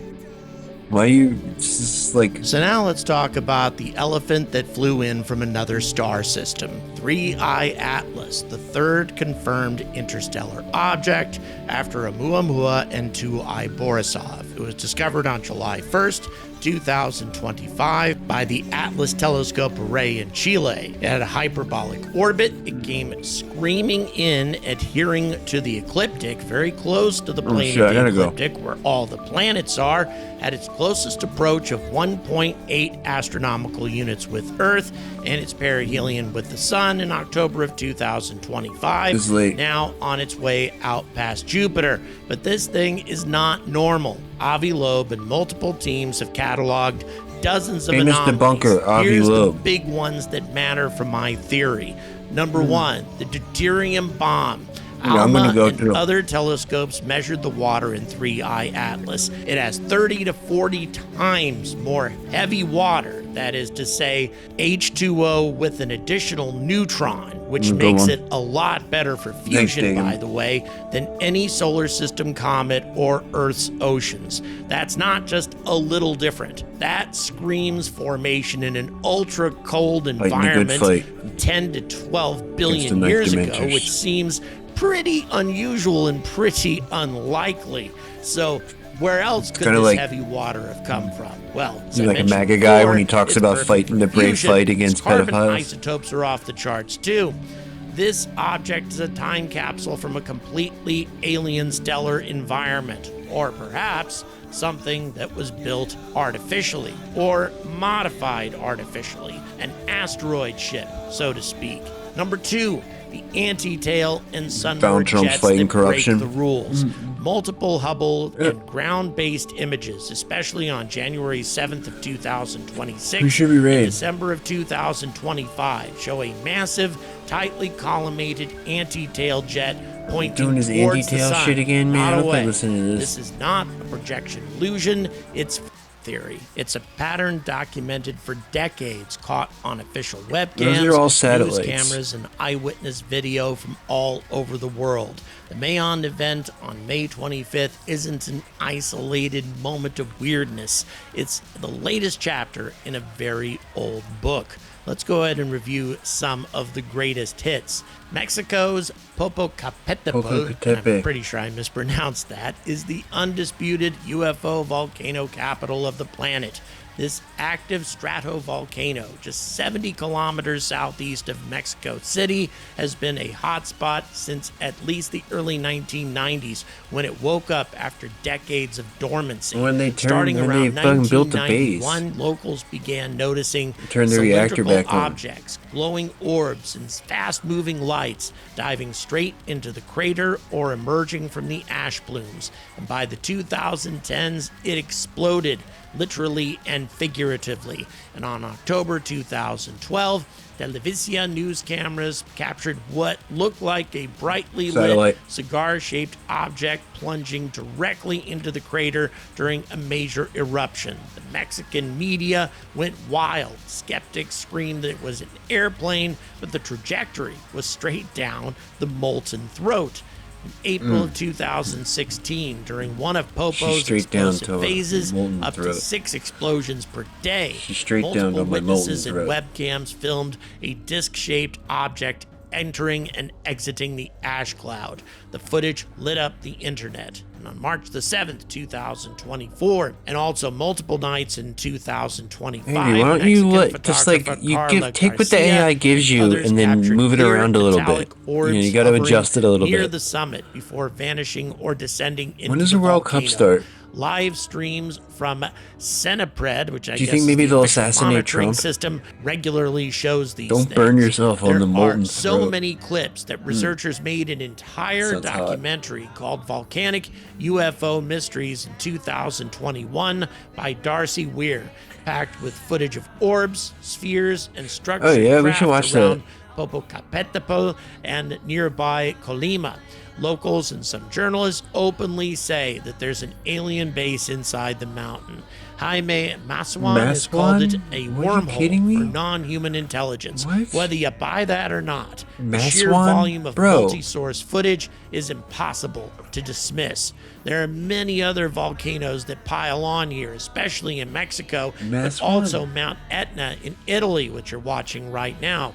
That's Europe's most active volcano, and decades of reports reports of glowing orbs pacing lava flows, diving into the craters during violent eruptions, and also hovering over the summit. Pilots and tourists have filmed them. The electromagnetic chaos and plasma from eruptions seem to attract or enable the activity. Then you also have Chile's Calbuco, a volcano that suddenly exploded after 50 years of quiet, and witnesses and cameras caught luminous objects hovering near the plume before disappearing. Leslie Keane and other researchers covered it. They said it wasn't dangerous, but definitely there. There's also volcanoes in Iceland and Kilauea, where orbs and lights were reported pacing lava rivers. Even Russian and Indonesian volcanoes pop up in reports. So why volcanoes? Well, there are many theories. For example, UFOs might need the energy, geothermal heat, and electromagnetic fields from magma movement could provide unlimited power for bases, charging, or propulsion. Also shielding and concealment. Lava tubes, magma chambers, and thick ash plumes equal natural Faraday cages and visual radar camouflage. 2 weeks what? Perfect for Oh, it doesn't start till underground 2 hangars weeks? as well. Or plasma and magnetic navigation. Eruptions create ionized plasma and strong local magnetic anomalies, perhaps used as beacons, Wait a minute. cloaking, or even maybe dimensional So when we gateways. do our CE5, it'll be like the opening night of the World Cup. This is gonna be like a pagan ceremony. This shit's gonna be epic. We're definitely gonna catch something big.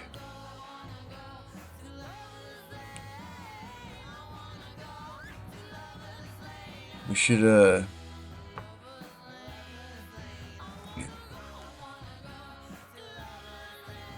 we should turn it into a big thing. Is that like Equinox or something?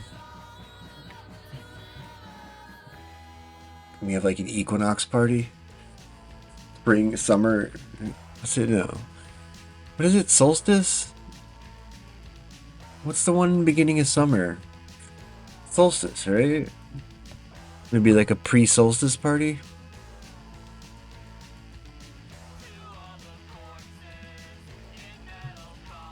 You know, maybe I can like DJ.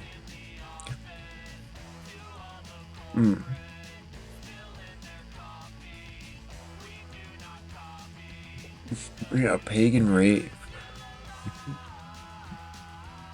It's gonna be like Kali Ma Shakti Day, but like we'll be, you know, chanting for Pete Hegseth's fucking head on a stake.